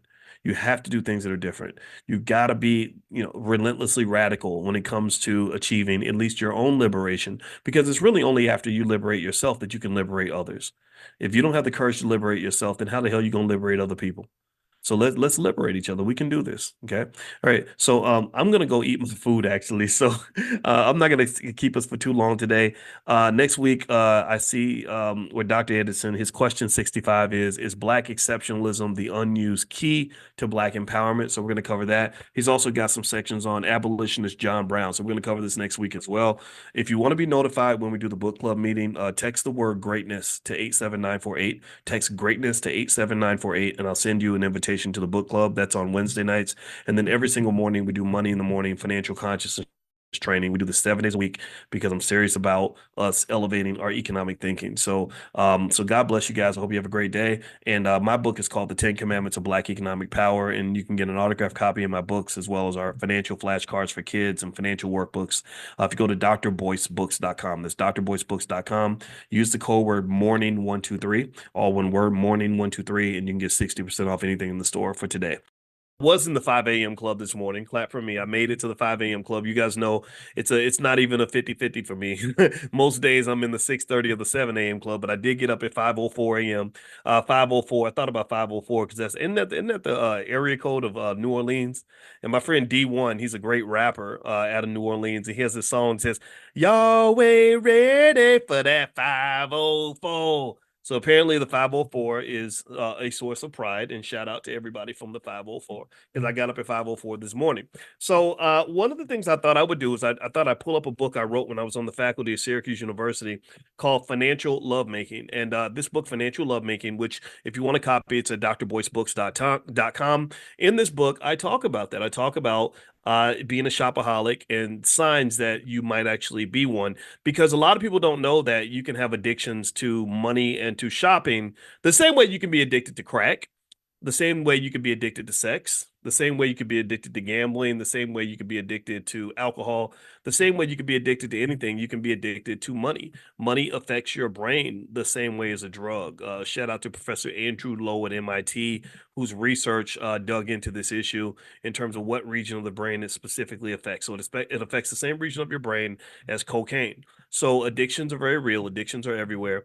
And so shopping addiction is a very real thing, and also gambling addiction. That's another type of addiction in terms of financial psychology that you want to be really careful about. You want to warn your sons in particular because now they've legalized sports gambling, and which I think is just terrible. I wish they hadn't done that, because now they're really encouraging young guys to dig into gambling. And I say young guys because they don't really aim for young women as much, because young women are not as susceptible to sports betting. But the young guys, I think, like between the ages of 22 and 36, oh, you're toast. Because the thing is, when you're young, I guess the testosterone, we think we're invincible. We think nothing bad can happen until it happens. Until you're making 60,000 a year and you got $400,000 in debt, and you're trying to figure out how to fix it. And that's a hard thing to fix. It's much easier to prevent a financial problem than it is to fix one. So write that down in your head. I mean, it's much easier to prevent a problem than it is to fix it. So just remember that, an ounce of prevention is worth a pound of cure. So anyway, so what I thought I would do is dig into some of these signs. Like, how do you know if you're a shopaholic? In fact, give me a guess if you feel like you've ever seen anybody who was a shopaholic or spendaholic. Give me a guess if maybe it was you, maybe it was you. Give me a guess if you've ever seen anything where you say, gosh, that almost seems like an addiction. That doesn't seem healthy. Something's wrong with that. Give me a guess if you've ever seen anybody in that category. Um, and so yeah, I think it's pretty common, right? It's kind of a big deal. In fact, in America, we have a big problem with spending. They love consumer spending. They love watching consumers spend, because consumer spending actually drives the economy. That's how rich people stay rich. That's how the economy keeps roaring. Is they pretty much just have Americans addicted to consuming things from an early age. So anyway, so let me pull this up. All right, so let me see here. All right, so one other thing, let me see. I'm trying to think what else is going on. I know also Cody Ransom is teaching a Black Wall Street class. If you want to join that class on the true history of Black Wall Street, you can go to b1wallstreet.com, be the number one wallstreet.com. Feel free to take a look at that. I'm a believer that we shouldn't have slavery or anything like slavery or taught to us by slave masters. I don't think slave masters are the best people to teach slavery to people who used to be enslaved. And so so it's not just true for slavery. It's true for anything related to Black history. I think Black history and really anything about that comes down to like how to be Black, what Black people are supposed to do. I just don't think that it's healthy for us to have other people teaching us that. I think we should be teaching that to ourselves. So we actually have our own educational institution. We've been doing this for many years, and we teach kids about wealth. We have the Black Millionaires of Tomorrow program where our kids, we have 9 year olds who know wealth better than most adults.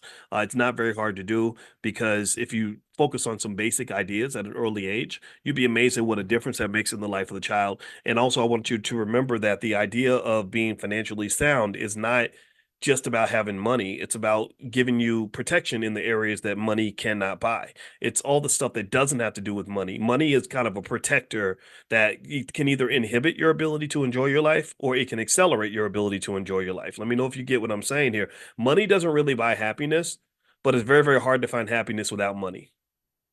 Let me say that again. Money doesn't buy happiness. Money can't, there's no store you can go to and buy happiness unless it's like a crack house. Maybe you can buy temporary happiness in a crack house. But for the most part, that you can't buy happiness, at least long-term happiness with money. But what money can do is it can take away your ability to pursue happiness if you don't have what you need. You understand? So this is what it's all about. It's about when I really consistently talk to you about us building that capital base for the children, you're really keeping the children out of slavery. You're really protecting them from slavery because when the kids get to be 25 and they don't have any money, the only option they have is they have to go and get a job, and chances are when they get a job they have to work for someone who doesn't look like them, and then they get mistreated and abused and disrespected, and then they come home and they're crying every day and they're really sad and their lives suck. Well, why do most people's lives suck? Well, a lot of it has to do with the job that they do. It's the people they work with. That's the biggest stressor. And I think what happens is that they get us distracted. They'll tell us about some person every time there's an election. They'll pick one person who got shot by a cop, and then they'll tell everybody if you go out your door, a cop's going to shoot you. And I don't know a lot of people. I'm gonna be honest with you. I don't know a lot of people who've been shot by cops. I don't. I really don't. I know it happens for sure. I knew cops growing up. My dad was a cop. My dad had to shoot somebody. He shot a white guy actually. He had to kill him. And he was protecting people, and they sent him thank you notes and everything because this guy was a real menace in his neighborhood. But I didn't. But I know many people who got shot by cops. But what I do know, here's what I do know. I know a lot of brothers who've been shot by other black men. I do know that. That's just my experience. I also know a lot of black people who hate their jobs. I know a lot of black folks every day. In fact, raise your hand if you've ever been on a job where you were disrespected. Let me know. Give me a yes if you've ever been in a situation that was just painful and stressful and irritating and made you mad and made you want to jump across your desk and beat the hell out of your boss and made you not want to come to work no more, or made you just downright sad. I know that a lot. I've seen that a lot. Right. So in my view, if you're talking about really solving problems, um, my thought is like, why not solve problems by starting where the biggest problem exists? To me, that's very logical. It's very logical to say, if I'm going to solve a problem, I'm going to focus on what your biggest issue is, and I'm going to help you solve that. I'm going to help you fix that. Right. So I would just tell you that I don't think being shot by a cop is the biggest problem that most black people have. I'm not saying it's not important. I've talked to you. I've worked on criminal justice initiatives. I told you about what Russell Simmons and I did, where we pushed the Obama administration to change their incarceration policies. I believe in that 100%. I've talked to you extensively about things like the Biden crime bill and how many people went to prison and nobody, a lot of those people are still locked up, how it disrupted and destroyed the black family and therefore taken away trillions of dollars in wealth from the black community because it's almost impossible to build wealth without family. Every study shows this.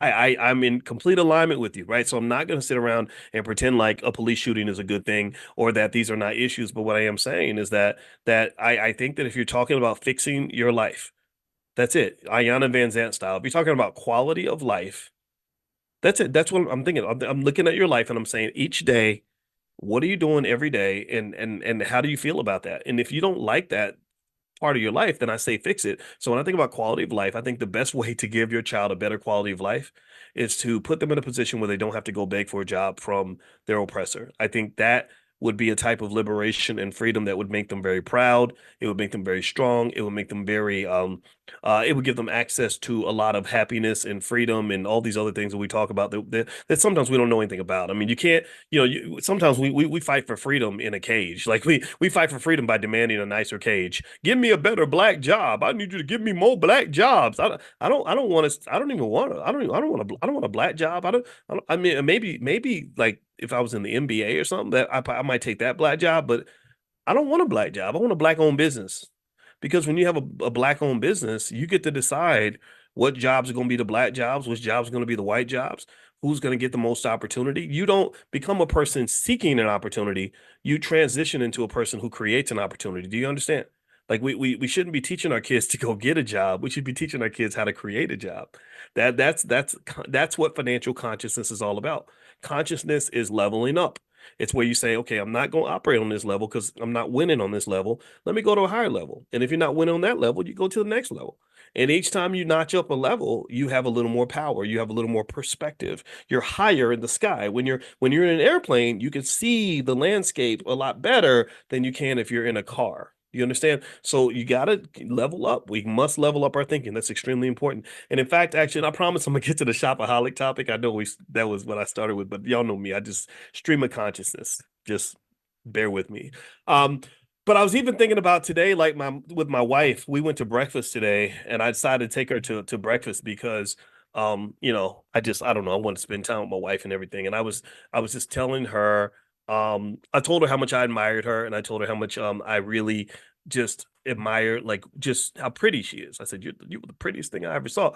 And I was telling her that my theory, I said, when I got married to you, I would have some people ask me, like women would say, well, what was it about her that made her different? Like, why were you willing to settle down and marry her? Because I wasn't in a rush to get married. I didn't feel like I had to get married. That wasn't something I feel like you should do whatever you want to do in life. I really believe that.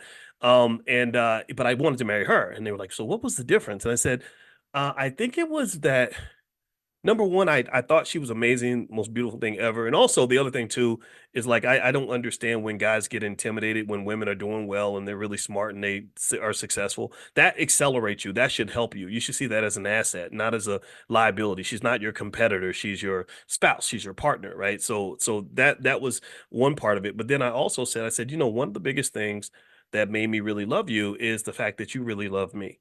I admired you partly because you admired me. And I said I don't think a lot of people think about that enough. They don't think about this. They don't understand how self-esteem plays a very big part in the universe giving you what you deserve. Self-esteem is really important. And so let me give you an example to make it more concrete because I'm trying to get this thought out of my brain and into my voice so you can hear it and see it and hear where I'm coming from. But anyway, so I said, like I've seen men who will say, I want to date the most beautiful woman I can find. But they don't even consider like, well, does that woman also consider you to be a catch? Like you've decided she's the prize, but does she see you as the prize? Because if she doesn't see you as the prize, then maybe that should affect whether you see her as the prize. Because what happens, I've noticed, is that people tend to fight for the things that they value. Like people tend to sacrifice to keep the things that they really want to have, right? Like for example, I told my wife, I said, like the waiter came back and he saw the half a pancake sitting on the table and he was going to pick it up, and I said, no, no, no, no, no, no, you give me some time. I want that pancake, right? I said, now if I didn't want that pancake, I would have just gave it up. I would have said, here you go. So what happens sometimes is you'll see sometimes like in relationships where because she's a relationship therapist, and I remember sometimes she might say, yeah, she say, yeah, sometimes I have a client where the husband doesn't even want to come to therapy and he'll just be out in the streets doing whatever, and the wife will be in there like wanting to talk it out and figure it out, and he doesn't even care. And I said, it's because he don't really want her like that. Like I said, a man that really wants you is going to sacrifice for you. That's what I just really believe. Or a woman that really wants you is going to sacrifice for you. And it's not just true for men and women and male-female relationships. It's really true for everything. Even if you think about like a job, there's a difference between, tell me if you're following this. If you work for a company that values you, what are they going to do? They're going to pay you well. They're going to be flexible with your schedule. They're going to give you days off when you need them. They're going to give you promotional opportunities. They're going to find out how you're doing. The boss was going to know the names of your kids, right? Do you see what I mean? Like that to me is a great experience. But think about this. So there's different types of ways you go search for a job. Some people search for a job and they say, I want the job that pays me the most money. That's it. Or I want the job that's the most prestigious. And they don't even factor in, well, how are they going to treat you? What are they going to do for your quality of life? If I get a job that's super prestigious and pays me lots of money, and they treat me like crap, they stress me out. I'm not sleeping. My blood pressure's up. I'm drinking myself to sleep every night because I'm under so much stress. Well, that ain't the right job for me. That's not the right place for me to be. I'm not supposed to be here. And what tends to happen is when we get more mature and you get past that self-esteem issue that you had when you were young, where somehow you felt the need to be in this space because maybe it validated you, right? You're young and you're like, I want to go work for the White House so I can tell my friends I work with the president, or I want to go get this job so I can tell my friends how much money I make. Then eventually you get to the point where you're like, I don't need that anymore. I don't need a fancy title. I don't need necessarily a ton of money. I just want to be happy. I want to be in a place that values me. So your job criteria, your search criteria changes as you start to accept and respect the idea that you're a whole human being who should be making a decision based on multiple variables and not just one. Do you understand?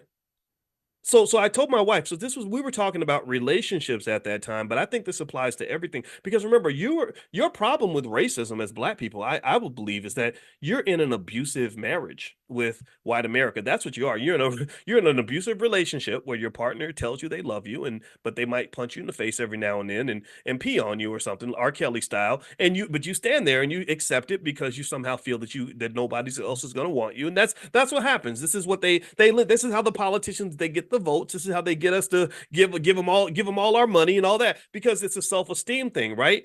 And I told my wife, I said, you know what? I said, part of the reason I love you so much is because of how much you love me. And part of the reason that I wanted to be with you so much is because I could tell you wanted to be with me and you wanted a man like me, which that right there told me, oh, this woman got good taste. Right?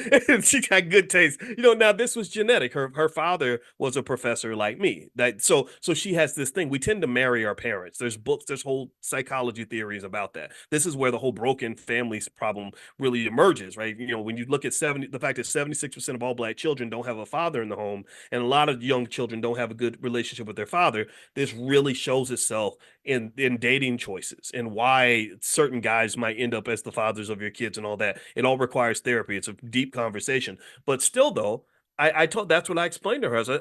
I said, I think that we underestimate the importance of self-esteem and self-respect when forming relationships, whether they are economic relationships, whether they are romantic relationships, professional relationships, any kind of relationship. I believe that you should never in your life spend time or energy on anyone or anything that does not want to give similar energy back to you. I don't believe that we should be giving all of our money away to people who would never ever do the same thing for us. I don't believe that the people that teach our children are qualified to do so. I don't believe that. I believe we're qualified to do that. I don't believe that a healthy relationship is ever one where you want them up at level 9 and they only want you at level 1. And what happens in those relationships is you get abused. Literally, they're crapping on you. They're calling you names. They're disrespecting you because they know you're not going to go anywhere. And you're sitting there doing Jennifer Hudson songs. No, no, no, no way.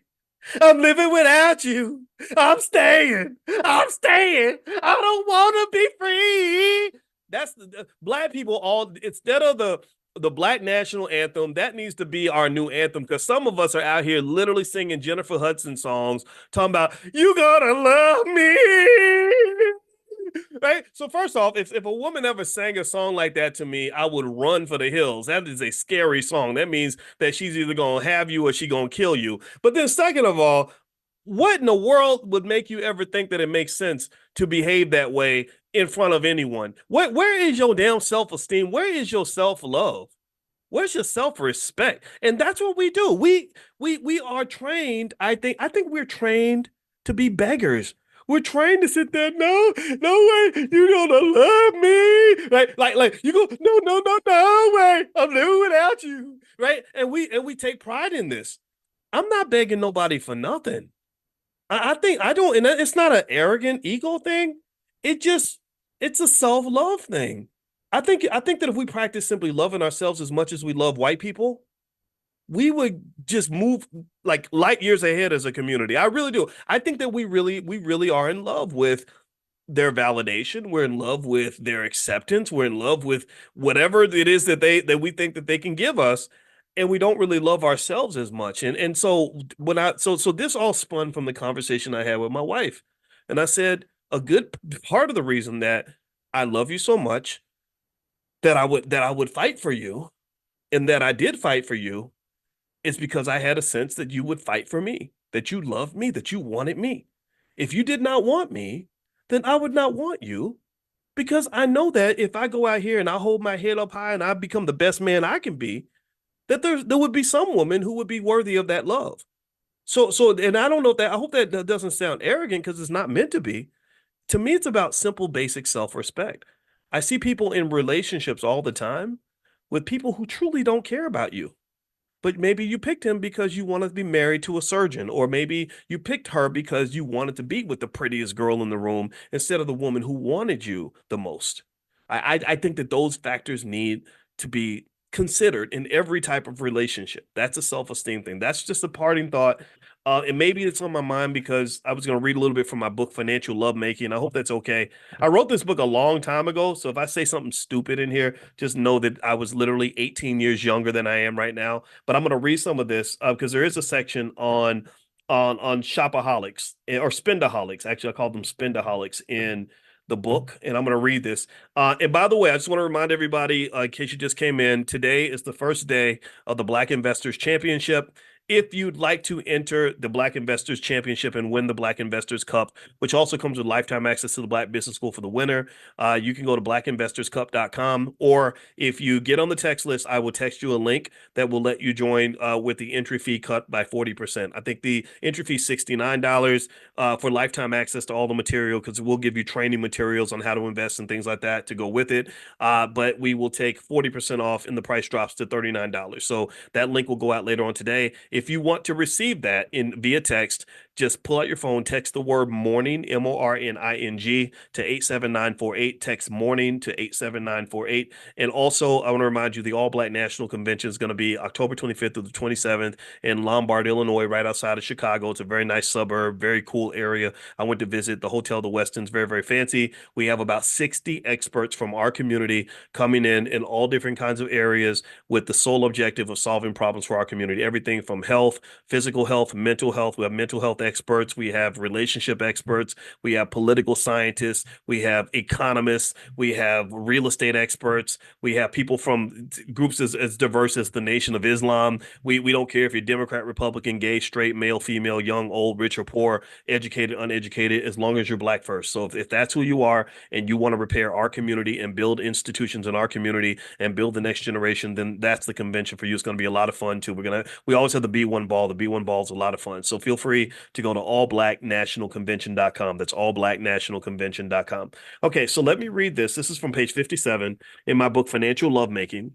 And I wrote this when in 2006 when I was at Syracuse University, because I was really fascinated with how love and money are connected. I didn't understand. I never fully processed how me making more money suddenly made me more handsome. I just didn't understand that because I was the same guy when I was a broke graduate student, but when I was making six figures, I noticed a change in terms of how women responded.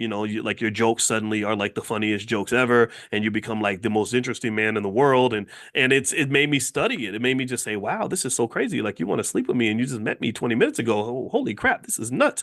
And so anyway, rather than like digging into it in that direction, I decided to study it, because that's what I do. I think about things, and I found I was really fascinated by what I found. I found that my belief, for example, is that it is just fundamentally true that generally speaking, women are more attracted to men who can provide security and various forms of security, right? It might be men who are taller on average are more attractive, men who are stronger on average are more attractive, men who are more intelligent, men who are funnier actually, because funny comedy or the ability to be funny is a type of intelligence. What else? Men who are more powerful, men who are wealthier, things like that, right? It's not always true, right? Sometimes it's not the case, but on average, that tends to be true. So anyway, here's what I wrote about shopaholics, and I was talking about your financial body, and I asked, do you spend like you have no common sense? And I spelled sense CENTS.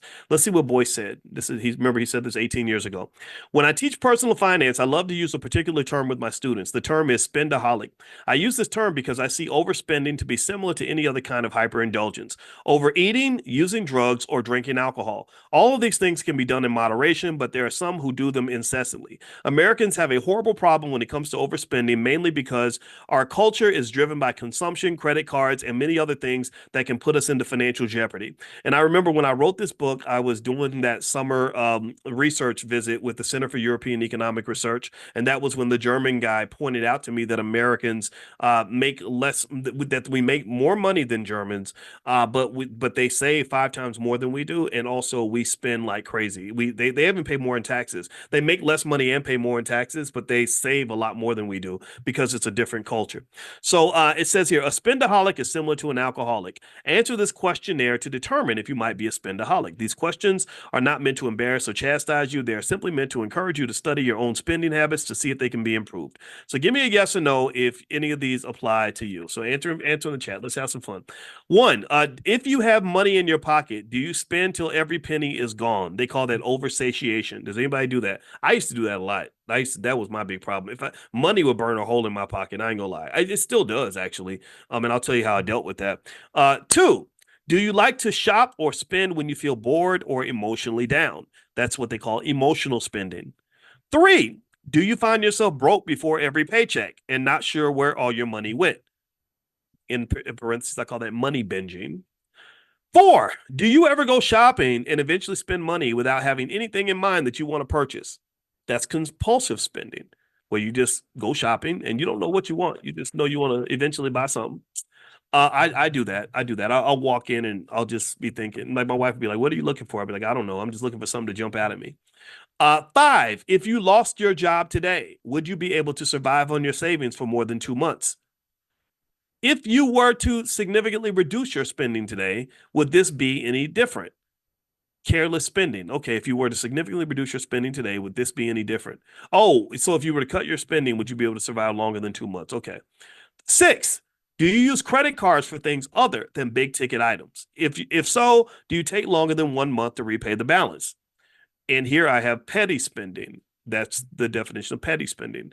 Do you use credit cards for just a lot of stuff or just for big ticket items? Seven, if you run out of cash at the mall, what do you do? A, go right to the ATM. B, find another source of payment. Or C, stop shopping and go home. And in parentheses, I have negative self-enablement. I have not used that term since I wrote this book, but that's pretty good. I like this. See, I don't know. Well, you could write a book like in 2006 and read the same book in 2024. And I kid you not, it's like somebody else wrote the book. So I'm literally reading this, trying to figure out what Boyce said, just like you are, because I haven't read this book for years. 8, do you find that you frequently feel worse after you spent a lot of money and have nothing left as if you've done something wrong? Do you have spender's guilt? One sign of being a spendaholic or a shopaholic is that you feel guilty when you're done. Just like anything else, like if you're an alcoholic or drug addict or a sex addict or something, you do stuff and then later on you're like, damn, I shouldn't have done that. 9, if you could go back in time for 1 year, would you change the amount of money that you spent? Would you do that if you could go back? I would. I'm raising my hand. I'm definitely in that category. To this day, I'm in that category. I ain't gonna lie. It doesn't go away because you never stop being you. Just like they say for drug addicts, like you're never like completely recovered. It's day by day, step by step, and just finding ways to take who you are and channel it in a way that's going to be healthier for you. Right. And that's just what it is. Number 10, are you quick to buy things for other people, such as meals, clothing, etc.? And here I call that life of the party spending. Are you the person who always picks up the check?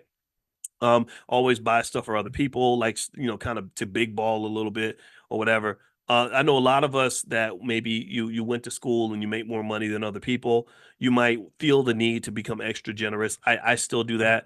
I feel embarrassed to go places and ask other people to pay the tab. It's just not. It feels very awkward for me.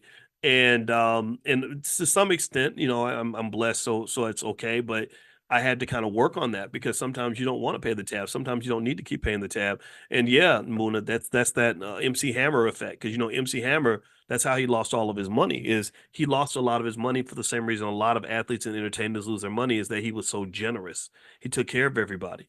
And they asked him, they said, "So what'd you do with all that money?" He said, "Well, I had 100 employees." So and he's playing with his beard and he's like, "What do you think I did? You think I fed them hamburgers?" Or you think, oh, he said, like, do you think I paid him with hamburgers or something like that, right? And the thing is that I don't knock the generosity at all. I think that Hammer, um, I think the generosity is fine. But like, if I was to go back in time and I was an advisor to Hammer, what I would say to him is that you have to develop an infrastructure that feeds itself. Like you can't do a charity based model of paying people. Like because if you do, you're going to be trying to dance until you're 70 years old because you got to do a whole lot of dancing to pay 100 people, for the rest of their lives. Because once people start to get money from you, they're dependent on that MC Hammer paycheck. They're dependent on that MC Hammer lifestyle. And when you take that away from them, that's going to be financially traumatic for them. And traumatized people tend to have a trauma response. So that person who was your homeboy, your best friend, you put $1 million in his pocket over a 1 or 2 year period. Suddenly you take all that away from him. Sure, his better self might say, "Well, it's okay, man. You did a lot for me and I appreciate it." A lot of people don't do that. Most people are like, "You SOB, you son of a blankety blanket," especially if you're not suffering too. Now, if you're broke and he's broke, then that might be okay. But if he's broke and you're not, like you're still touring and you're still making money because you just decided to kind of cut some cords, oh, you're going to become public enemy number one. Jamarlin Martin, who started Bossip, he and I had a really good time. We went fishing on a fishing trip, and I like this guy a lot. And I got a chance to talk to him in maybe about 2018 about just all the years where he was building Bossip. And I mean and if you know Bossip, do y'all know Bossip? Is Bossip still a big blog? I don't know if it's even out there. I haven't seen it, I haven't gone to the site or not. But it was back kind of like in the golden era of blogs, where this blog was getting millions of views. Kim Kardashian got her start on Bossip. Like she used to call them every day. He was telling me about how Kim would call and ask them to cover to cover whatever scandal she was involved with, because that's all she cared about. She didn't care about whether it was good publicity or bad publicity. She just wanted the publicity. And you see, she converted that into $1 billion empire. But anyway, one of the things I remember him talking about was that when the company was on its way up and he was very, very generous to a lot of people, that was all fine. But then when they had to do cutbacks, it became really tough for him because a lot of those very same people he'd helped the most were the ones who were angriest at him. And it wasn't that they hated him. It was that more so that when people lose something that they're dependent on, it's a trauma. It's a trauma for them. It's a financial trauma. My wife did a whole workbook on financial trauma. If you want to go take a look, it's at drboycebooks.com. And when people are traumatized, they just sometimes they're not gonna sit back and be calm and cool and collected. They're gonna freak out, right? So long story short, I think with MC Hammer, that's the risk you have, is that you're being very generous and you're doling out money, and what you're doing is you're doling out dope. You're giving everybody some dope because the dope is soothing, they're soothing their lives and making things better and giving them a feeling of euphoria, like, "Oh my God, thank you, I love you, I appreciate you so much." So now you got 100 people that are dependent on you financially. So you got 100 dope addicts, basically. Except the dope is just the money, right? And it's not because they're bad people. It's just that they need that money that you're sending them every week. And it's not an amount that's going to make them just, super happy. It's just enough for them to feel normal. So when you take that away, it's just like taking money away or taking drugs away from an addict who need to get, a shot of heroin every morning or a bottle of liquor every morning or whatever. And so that reaction is literally a withdrawal. So you take away a dope fiend's dope, he's going to get mad at you. He's going to kick you in your ass. He's not thinking properly because he's feeling off balance in that moment. And I really think that that's what MC Hammer was running into. So what I would say to Hammer is, number one, I would just, first of all, I'd tell him, look, let's not hire anybody for a while. Let's just kind of think about this thing and figure out how we can develop something that's more stable. But then when you hire people, maybe hire them temporarily so that you can manage expectations. So they don't think that you're supposed to take care of them for the rest of their life. And then the third thing I would say is let's develop some infrastructure. Let's make some investments with this. Hey, we got the cash flowing right now. Let's take this cash flow is coming from one source of capital. And the capital is what they call human capital. And it's coming from the fact that there is a really popular man named MC Hammer who gets on stage and dances around the world, and people pay millions of dollars to see him dance. That's not sustainable. That's not a sustainable source of capital. You're going to get old. You're going to be 50 years old. You won't be 50 years old if you're trying to dance like that. You can't even dance like that. It's hard to dance like that at 28 years old. So, I mean, you ever see Hammer dance? Hammer, Hammer, Hammer, Hammer. I mean, that man moves. That energy was insane. And so what the goal would be is, okay, we're going to really, really milk this era. We're going to milk the next 5, 6, 7, 10 years or whatever, as long as you're big. But the whole time we're going to be siphoning this cash into a more sustainable form of capital. We're going to start buying into other types of businesses. Maybe they're movie theaters. Maybe it's just buying shares of stock, right? Or whatever, right? Okay, here, this company called Apple. The stock is $5 a share. We think this company is going to have a bright future. And then years later, Apple's trading at $200 a share. So you're sitting on millions of dollars in capital that isn't going to get tired, that doesn't have to dance, that isn't going to get old. It's just going to sit there and keep paying people forever. And that's how you develop something that's more sustainable. That's how you develop a recursive ecosystem, right? A feedback loop. Where so now you've got these people on your team, they're trained, everybody's trained to do their job. They're all being paid well to do their job. And because they're doing their job well, that's bringing more money into the business, right? So you can afford to pay them because you're getting something back.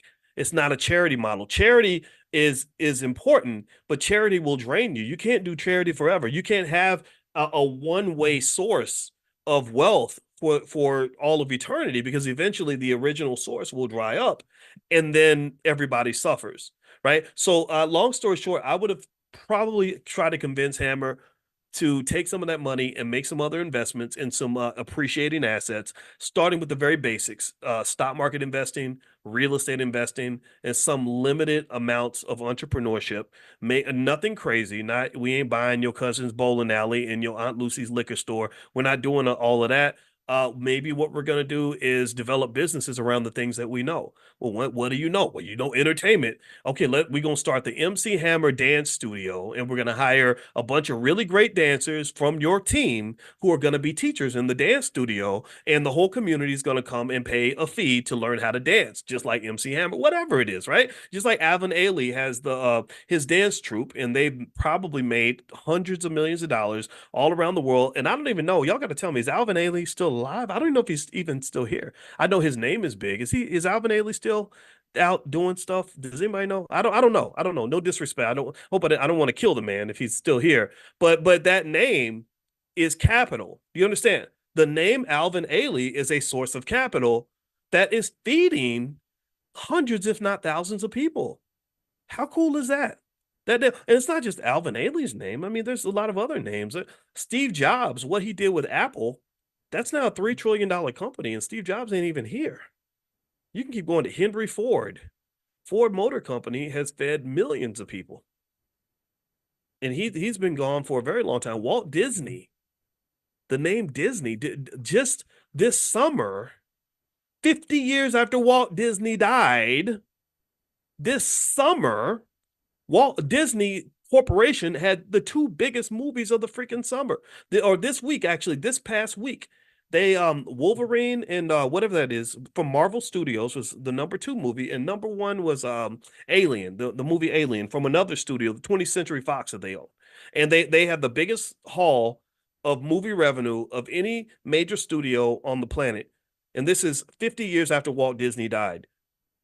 Why is that? Well, that's because Walt Disney did something that's really important. He did something that the ancient Egyptians did at a very high level, is that he spent his life planning for that afterlife. When I was in Egypt, I was fascinated by how obsessed the old Egyptian kings and the Nubian kings and all the kings and pharaohs and queens were obsessed with death. And they really planned for death. King Tut, for example, as we saw King Tut's mummy, King Tut only ruled for like 9 years. He wasn't even a ruler that long, but he spent that whole 9 years preparing for the afterlife. So here we are 5,000 years later looking at this kid's mummy. He was a kid, and it's kind of crazy, right? Well, the same thing I think is true when you talk about economic afterlife, right? Just sort of preparing legacy, preparing infrastructure, just saying to yourself, okay, if I'm MC Hammer and I can't dance no more, how am I still going to feed these 100 people? Because they're still going to need to eat, even when my knees have arthritis in them. Well, that's where financial literacy and financial intelligence are not just nice value adds. They're not just nice little add-ons. They can literally become a matter of life and death. It can literally become a matter of, I mean, process this. Think about how many people couldn't eat anymore because MC Hammer wasn't selling records like he used to. A lot of people suffered financially because of that, right? So Alvin Ailey died in 1989. Thank you for sharing that. So about 10 of y'all shared the year of his death. So thank y'all for giving me the information. Y'all intelligent black people are the best. So yes, he died in 1989. I was actually a senior in high school that year. That's how long ago that was. And so even though this man died, what's 89 is what 35 years ago, I guess. He's still, people they're still making millions of dollars from his name because there was an infrastructure put in place. See, infrastructure and a process and a system will always outlive an individual. A system can work harder than an individual. A system is typically smarter than an individual.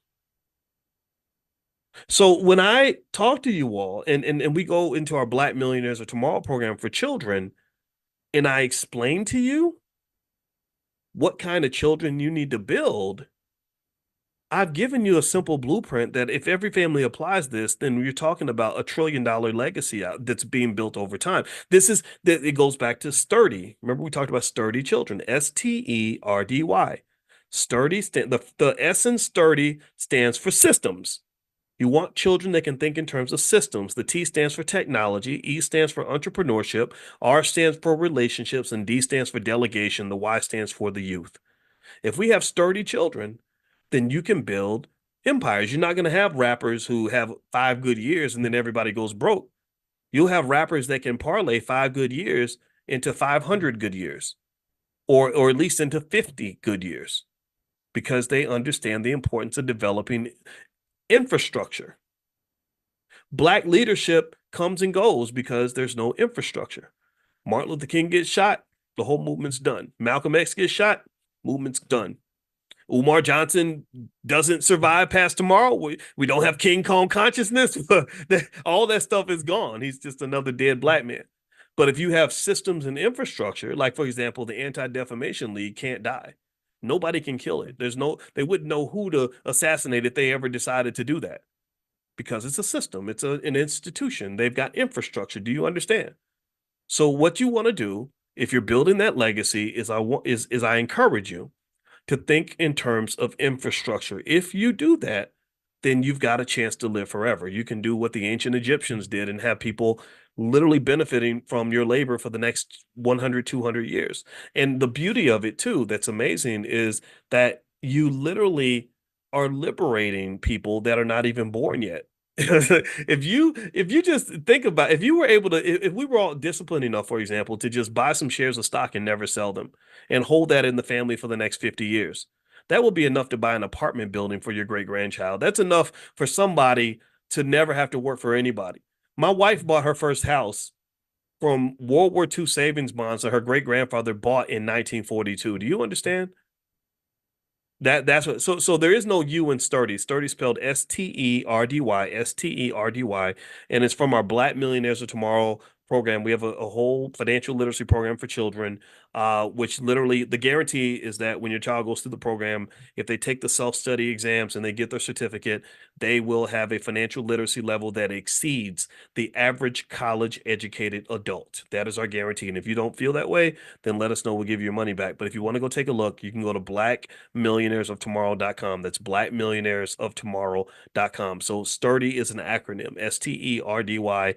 And that's what I talk about all the time, because if you develop that kind of thinking, economically speaking, then that's a type of consciousness that takes you to the next level, where it's not just, I'm going to try to be a successful Negro by getting me a fancy job and living in a nice neighborhood. Who cares about that? I don't, and I'm sorry, no disrespect, but no, the world don't really care a whole lot about your master's degree. The whole world don't care a whole lot about the fact that the Mr. Charlie gave you a good job. Nobody cares if you got an Oscar or a Grammy. Nobody really cares about that. And it's not because it doesn't matter. I get it. I got the degrees and I got the fancy jobs and I've had all that. But if something happens to you, if you're dead, if you stop breathing tomorrow, then everything you've accomplished is gone. All that labor, all that energy you put into making yourself into whatever you are, because you live in America where rugged individualism is celebrated, and we're told to celebrate ourselves and invest in ourselves. The biggest investment is the investment I made in me.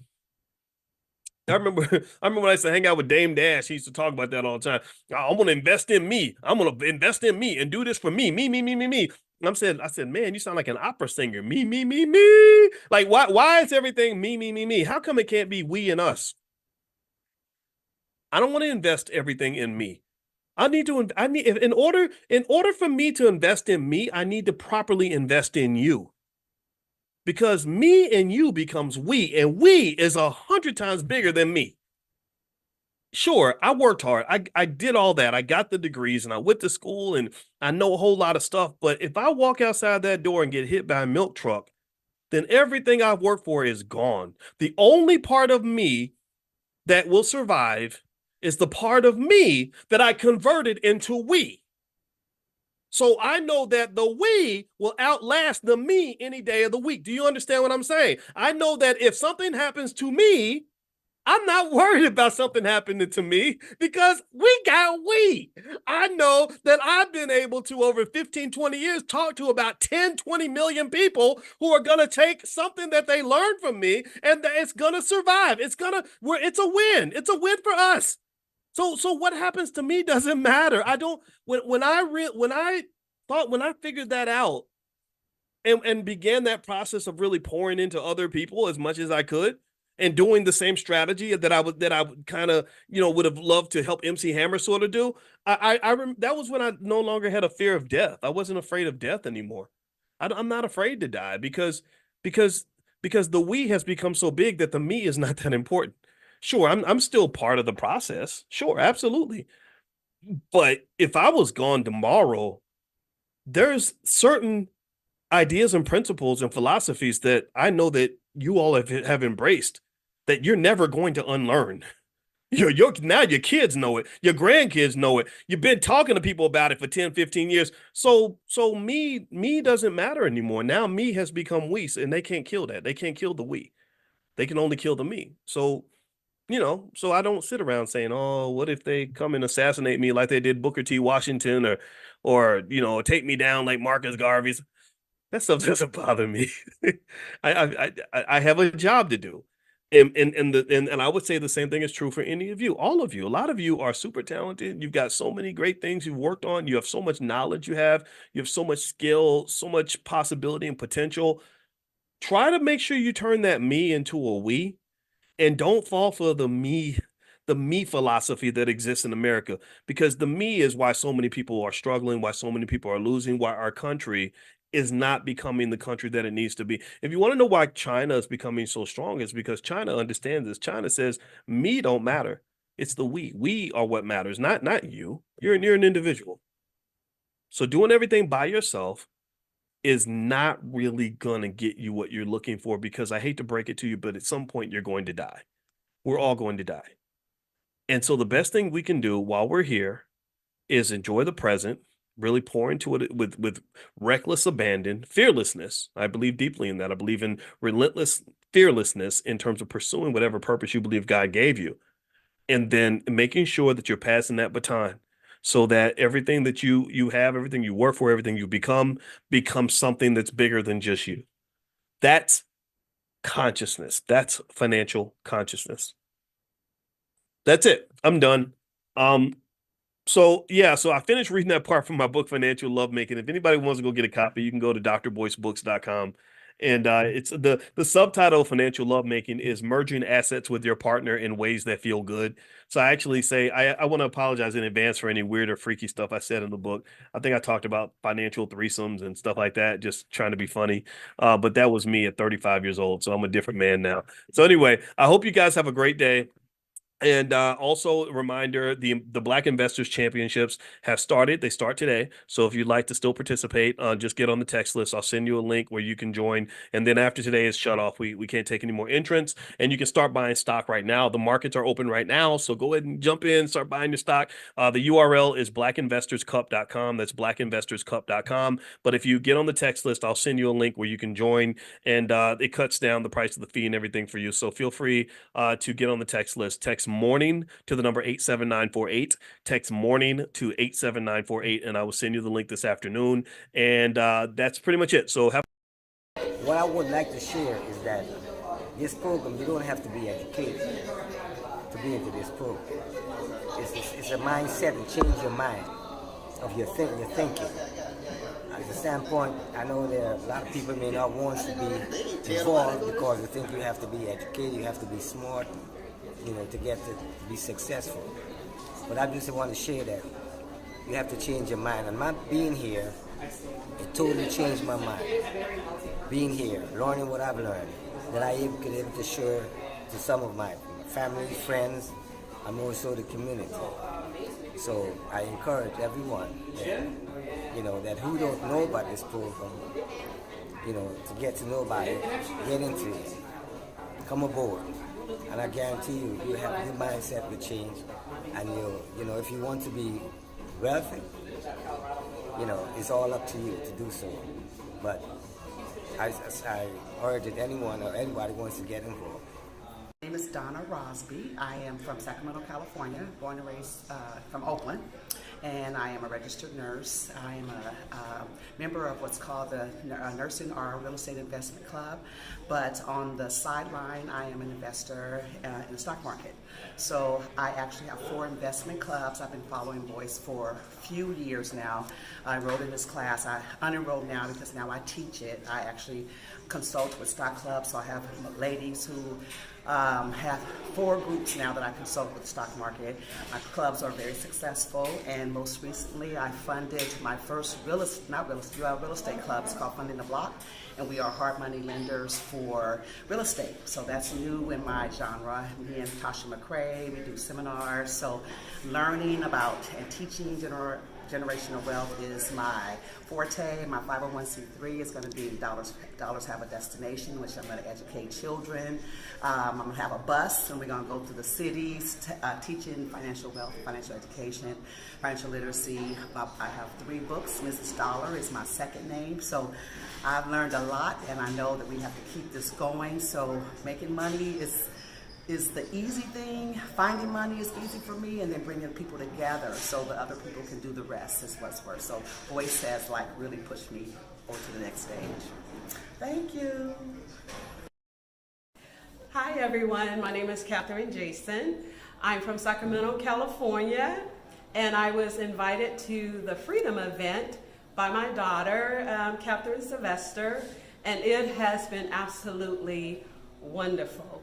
If you're looking for freedom or trying to retire, this will be a great event to engage in, to learn about finances, clearing your credit, and actually having your income to come into your life so you can help others and to leave something for your family down the line, generation. There we go. Hi, I'm Kimberly Butler. I'm from Alexandria, Virginia, and I'm in human resources, but what I'm really trying to be is free. And I came to the Freedom School actually through Dr. Boyce Watkins, watching some of his YouTube videos and whatnot. And one day I tuned in and I found Julian, and it just reconnected me with something that I've been wanting to do for years. So I called my daughter and said, hey, how about we start doing a better job at building our, family wealth and our financial freedom. So here we are. We're having a great time, great information. So many great people have come in from all over the country, and the information is just, it's building on top of what we've learned online and otherwise. So we're really happy to be here. All right. Well, thank you so much. Thank you. All right. Can you tell the audience your name and where you come in from? All right, my name is Kyle Dixon. I'm coming in from New York City, Harlem. All right. What do you do? I'm an educator. I also have my own business. I'm a co-founder and operating officer for Precise Minds Filmworks. All right. And why did you decide to come to this event? Well, I decided to come to the event because, Julian, the brother's amazing. He knows what he's talking about. Dr. Boyce Watkins, I follow him on YouTube and on social media. And these brothers have a lot to offer to the community as far as the information about real estate investing and just having a freedom lifestyle and investing not only in your community but really in yourself. So I had to come and see them face to face and be with other people, like-minded folks as myself, to be able to be a part of that experience and talk with them and see what ideas they have as well. All right. And what was your experience with being here the last 2 days? Oh man, it's been an amazing experience. I'm so glad I came. I was maybe a little hesitant at first, but I'm so glad I came because just the knowledge and the wisdom and just the camaraderie with everyone here. Not just Dr. Boyce, not just Julian, but everybody I met here from people from New York, people from Chicago, Las Vegas, Houston, Nashville, California, and we're all just here to really see each other succeed. That you need those things, and it just breaks the narrative that black folks can't work together. We're doing that. We're working together, and we want to see each other be their successful selves and invest towards their freedom.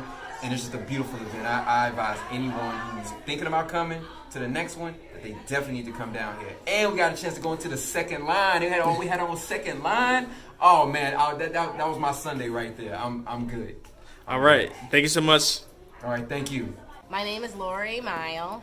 I'm from Ann Arbor, Michigan. Go Blue.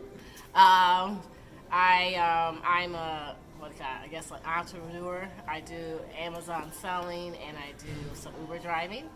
Okay. Well, tell us why you're here today and what you look to get out the weekend. I came to find freedom. Find the road to freedom. That's what I'm looking for. And I believe Julian is going to help me make that transition. Okay. And what do you think about the event so far? Love it. I've enjoyed it. So much information. I'm gaining knowledge. I just have enjoyed it immensely. Okay. All right. Thank you so much, Lori. Yeah, you're welcome. Hi, I'm Monique Lyons. I'm from Alexandria, Virginia. I'm the spirit of generational wealth. I came down with my mom to New Orleans. It's been a great experience. She's the one who introduced me to the whole Freedom School and the webinars and getting on track in terms of growing my wealth. So far, the day has been great. A wealth of information on growing your wealth, returns on investment. I'm excited to get back home so I can figure out what the next step is. So doing this with my mom is probably also valuable to me because it's something we get to build together. So I'm excited. I definitely recommend it. So good luck to everyone and start growing that wealth. My name is Olivia Mitchell, and I came here because I wanted to invest in myself. And by investing in myself, I feel like I'm also investing in my family. And I think over the course of these past 2 days, that's been ingrained in me from Julian's words, from Dr. Watkins' words, and it's going to be extremely valuable for me throughout this next decade, really, not even the next year. I'm thinking further and farther and beyond what I did before. I feel like my mind has been open, my perspective has been shifted, and I'm open to doing things differently than what I've been taught previously. So I'm going through an unlearning and expanding my horizons. Hey, man. My name is Robert Porter, and I'm here with my wife. I just wanted to let you know that you were awesome yesterday. So Nicole Compton. Nicole, you was just awesome. You got me thinking on how to set my estate now and how to start planning for my investment. You know, right on. We will be in touch with you. That is for sure. Bless you for everything you're doing. Thanks so much. All right, my name is Ronnie Carter.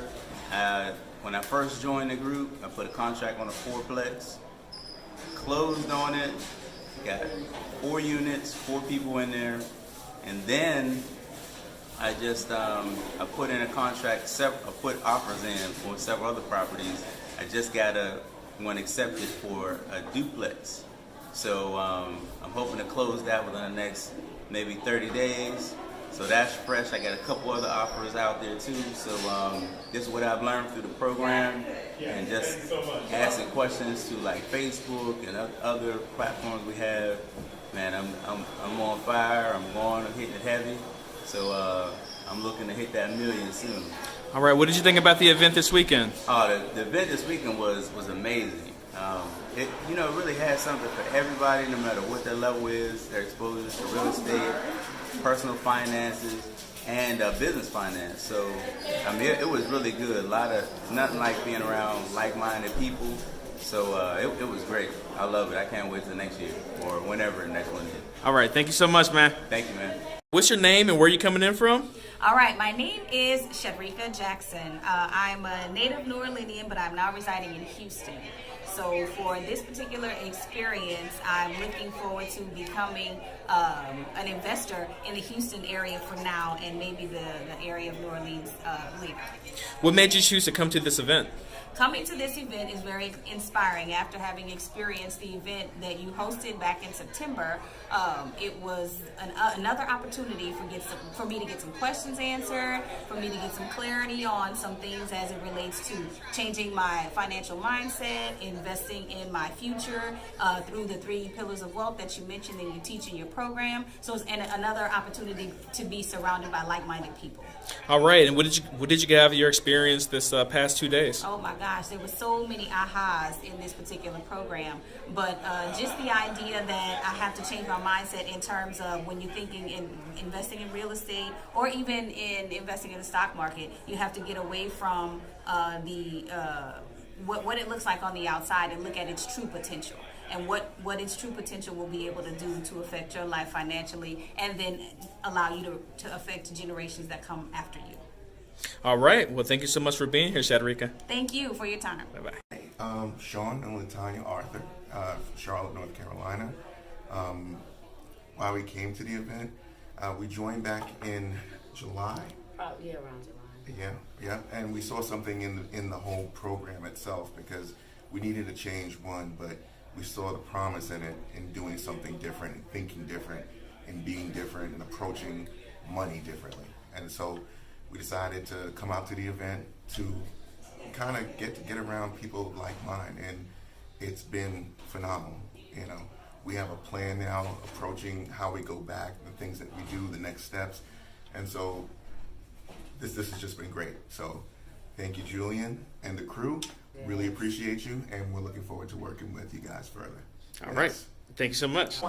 It's not about billions and billions of dollars. Hey, that would be nice too. But it's about getting yourself in a position where you own something that you can actually get off the plantation and start living the life you want to live. I would recommend to everybody, go to the Black Business School, check out the multifamily movement, all the courses that Dr. Boyce Watkins offers. You will not be disappointed. Freedom! All right, how are you doing? My name is Aaron Dorsey from Chicago, Illinois. I am a electrical engineer in the power industry, and one of the things that we learn in undergrad in a profession, or either being a teacher or a 9-to-5 professional, we learn how to work for others, but we don't learn how to work for ourselves and take the things and the skills that we built into our 20s, and once we get into this brave new world, how to basically build for our families, for our communities, and the things that are going on here with the multifamily movement, with the Black Business School, are giving us the additional tools to empower ourselves, the things that we didn't get that should have been implemented into our psyche, into our being earlier on to give us a lot more autonomy, power, and essentially that time, freedom to do the things that we would love to do, the things that we're naturally born to do, to create, to live in truth. So that's what this entire process means to me, and I'm glad to be here. Okay, hey, my name is Avis Blackwell. I live in the Bay Area in California, and I actually follow Boyce Watkins on Facebook. I kind of keep track of what he's talking about. That's when I was introduced to Julian. And I just thought, boy, he's somebody I need to get on board with. Everything he said, I absolutely agreed with. So when this seminar came up, I immediately put my money on it because I thought this will be a good time for me to kind of meet other people and see what they're talking about and what they're doing. This has been the most fantastic. This has been the most fantastic experience, and it lets me know that I'm moving in the right direction. This is mostly for my daughter and my granddaughter. I want to set them up for future, for them to live well in the future and not be strapped down to a job like I have my whole life. So I'm very excited. I have met so many fantastic people. This whole thing has been unbelievable. I am so happy I'm here. All right, can you tell us your name, where you coming in from, and what do you do for a living? My name is Chris Chappelle. I come from Hammond, Louisiana, and I'm an assistant professor at Southern University. Okay, perfect. And why did you decide to come to this event? Because I wanted to be around like-minded people who not only have a passion for real estate, but also coming and knowing that I'm going to gain the knowledge base that I need and connect with people from all over the country. I promise you this is an absolutely wonderful event, one of the best that I've ever been in my life, and I've gained so much, and I'm energized to go back and share this with my family and the rest of my community. All right, thank you so much. Thank you. My name is Christina Williams, and I'm from the Tampa Bay, Florida area. Why I came to the event, because I thought this was like exactly what I needed. It's a confirmation of moves I need to be making in my life and letting go of fear and just deciding to make the changes right now. And what was the other? What did you get out of the event? What did I get out of the event is changing my mindset. Being around like-minded people, and I know that I am a big fish in a small pond, and this is confirmation that I need to be around people that are in the same mode of thinking, because that's going to help me go to the next levels and let go of the things that are holding me back. So it was a pleasure. Perfect. Thank you so much. You're welcome. All right. Can you tell us your name and where you're coming in from? My name is LaTanya Arthur. I go by Coach T, and I'm coming in from Charlotte, North Carolina. And why did you decide to come to this event? I came because there's nothing like being in the room.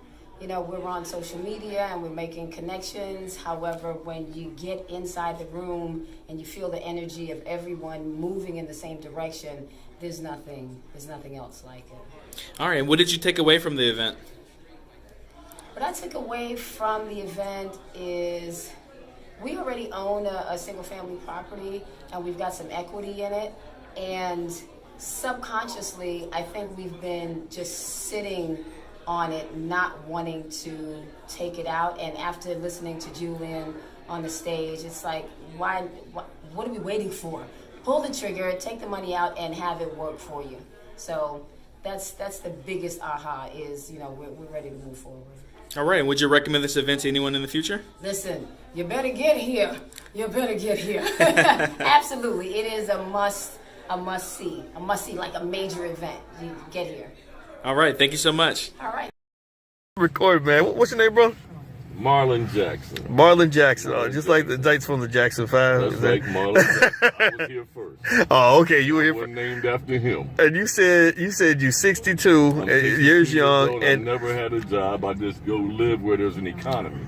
Wow. As consumers, that's what you need if you have a product or service, someone who can buy it. So you wasn't looking for a check or a job. Yeah. You was looking for a consumer. I'm looking for some money. All right. So, and you learned at an early age that you don't need a job to get money. Well, I saw my dad, who was a strong Leo man, worked at the steel mill. And what happened was they laid everybody off when the Vietnam War went over, and all these men became punks and weak, and the women were taking care of them. And I said to myself, man, I'm not going to give nobody a chance to fire me. Wow. And I'm not going to do it, because it broke my heart to see my dad, become this, because all he knew was steal. He didn't know anything. They didn't train him to do anything else. And he died early at 55. I mean, it really, that's when the wino got started, because all these guys who got laid off would just sit around drinking wine and playing checkers, and you know what I'm saying? Right, wow. And just giving up on life because they didn't know what else to do. Wow. So for you, being an entrepreneur wasn't just about money, it was about preserving your manhood. Yeah, man, I'm not a man. I can't work for nobody. I love it. I can't have a boss. All right, man. I love it. My kids got something to do. I want to go see it. I don't need to go to nobody to ask for permission. Right on. So did you feel like the majority of the men have that mindset? Do you think it's the opposite, that the majority? Well, I think we mess our little man up because we tell them to get a job, we tell them they need to work, and those are slave terms. We need to tell our young kids, you need to make some money. So their minds will open up and they can start innovating, because it's hard to get a job when 10 million people are applying for the same job. And we do this to our kids, man, and these kids almost like, I'd rather go smoke some weed. Wow. Than try to compete with a bunch of everybody with applications standing in line for 2 or 3 days, you know what I mean? And they could have been using that same time to go out here and wash windows or clean cars. I know a guy at the car wash up here makes $400 a day. He just sits out there. People come consumers who don't want to clean their own car. Wow. And he makes about $20 a car, and he's making $400 a day. He don't have no overhead, but you just got to make money so that we can free our mind. Wow. Because work and job are slave words. That's what slaves do. Wow, man, you preaching. It's funny. Did you catch the speech I gave? No, I didn't. That's what's funny. You didn't hear the speech. I was talking about this, but you didn't hear preaching. I know Ron. I'm his personal assistant. So okay. Ron's from Oakland. I'm from Philly. I'm Malcolm X. He's Black Panther. Wow. So we get it, man. We're just trying to get everybody else to get it. Well, you preaching to me, man, and I learned a lot of my manhood from the big brothers like yourself that teach me what manhood really looks like. Please. I do taxes, and the people who work for all these years, man, by the time they get retired, they're so beat up from working all them years, and they ain't making as much money, and they're like the slave that you said, you're free now. And then you tell the retired person, you're free now, you ain't gotta work no more. And they gotta figure out what to do with 10 hours a day. Wow. And that ain't easy. And no skill in terms of how to make their own money. How to do something else. Wow, so man. Then they end up working at Walmart. All right, I'm gonna let you get that call, man. Hey, what's going on, guys? I hope you guys are having a wonderful day. Welcome to drboycetv.com, the home for intelligent Black people. My name is Dr. Boyce Watkins. So good to see everybody. Come on in, and as you come in, please hit the thumbs up button, thumbs up, share, subscribe. Today, I want to talk a little bit about some funny issues in terms of what's going on with our economy. I want to talk about the economics and hopefully give you some information that'll put some money in your pocket and some opportunity in your vision.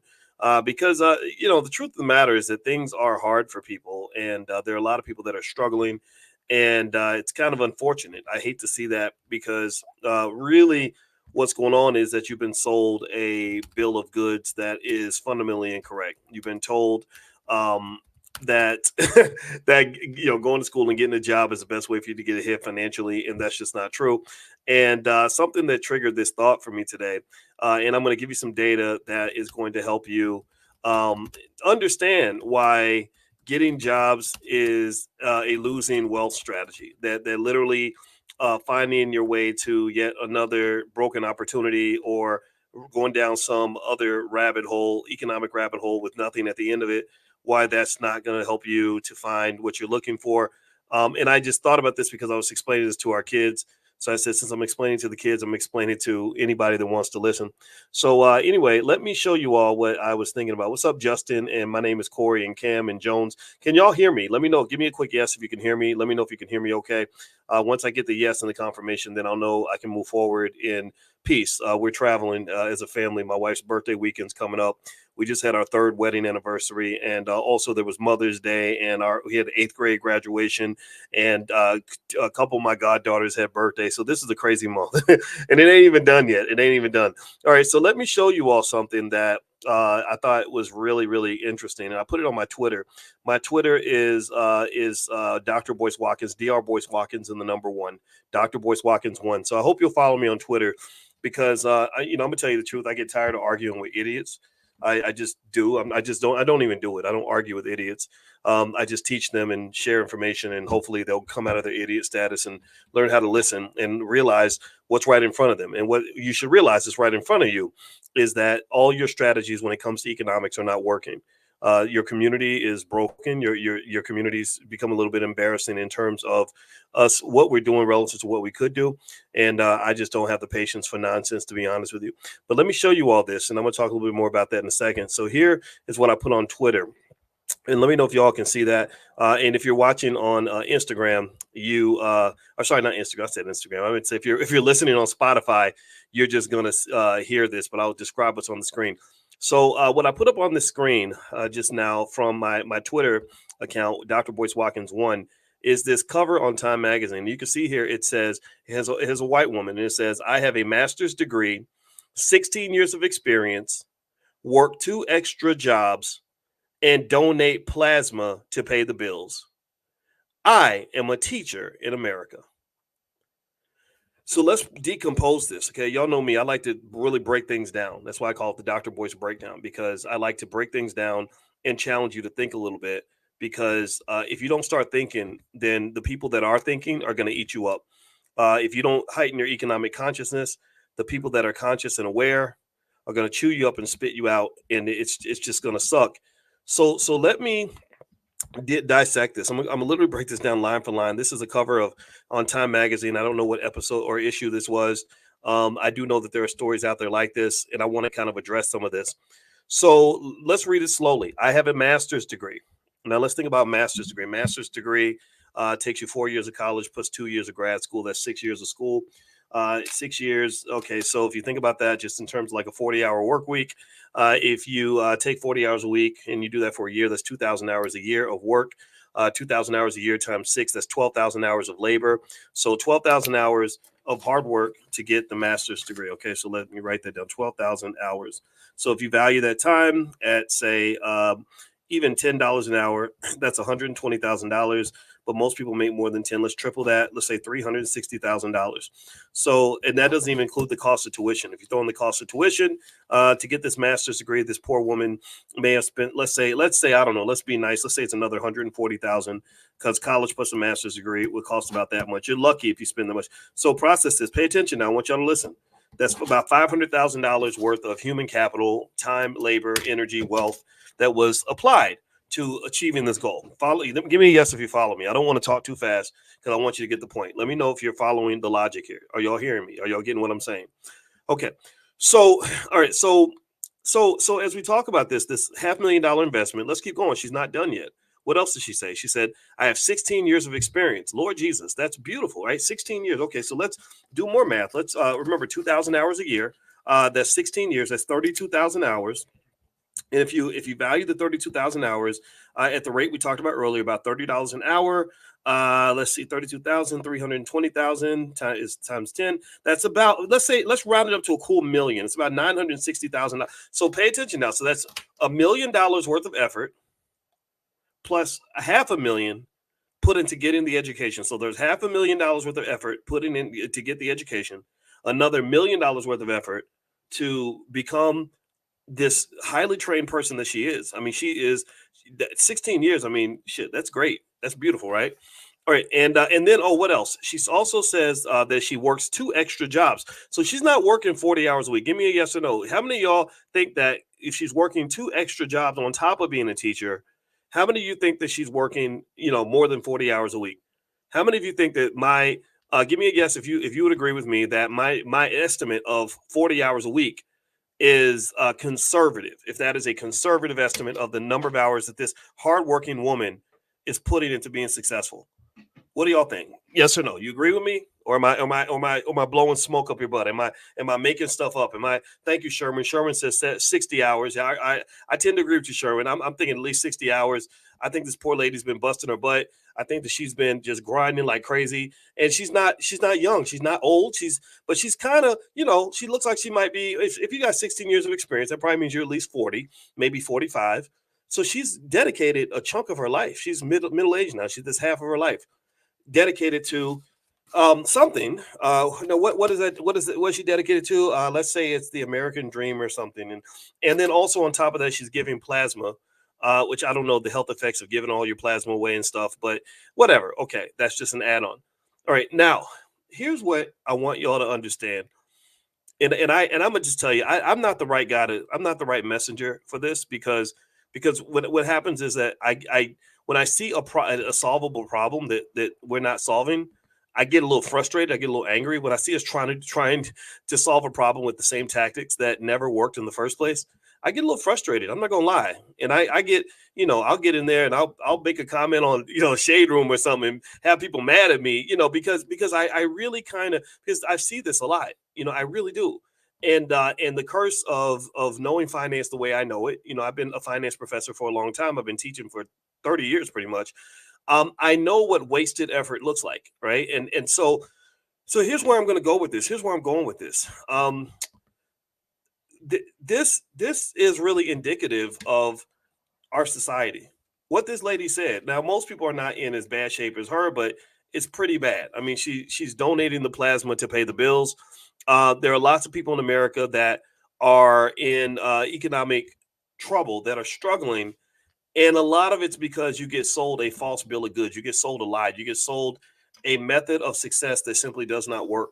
And this lady is, to me, exemplifies that, because I just showed you mathematically how she put in approximately, arguably, $1.5 million worth of investment into a business, the business called Her Life, that is failing. It's a struggling business. If you invest 1.5 million, say in the S&P 500, and you do that over the same number of time that she spent going to school and going to work and donating plasma and working 2 jobs, you're gonna have $10 million, right? You're gonna have a lot more. Now, arguably, obviously, right? She couldn't have done that when she was younger. So I'm not saying that was an easy option. I'm not saying that at all. What I'm saying is that the whole get the education and go to work model does not work.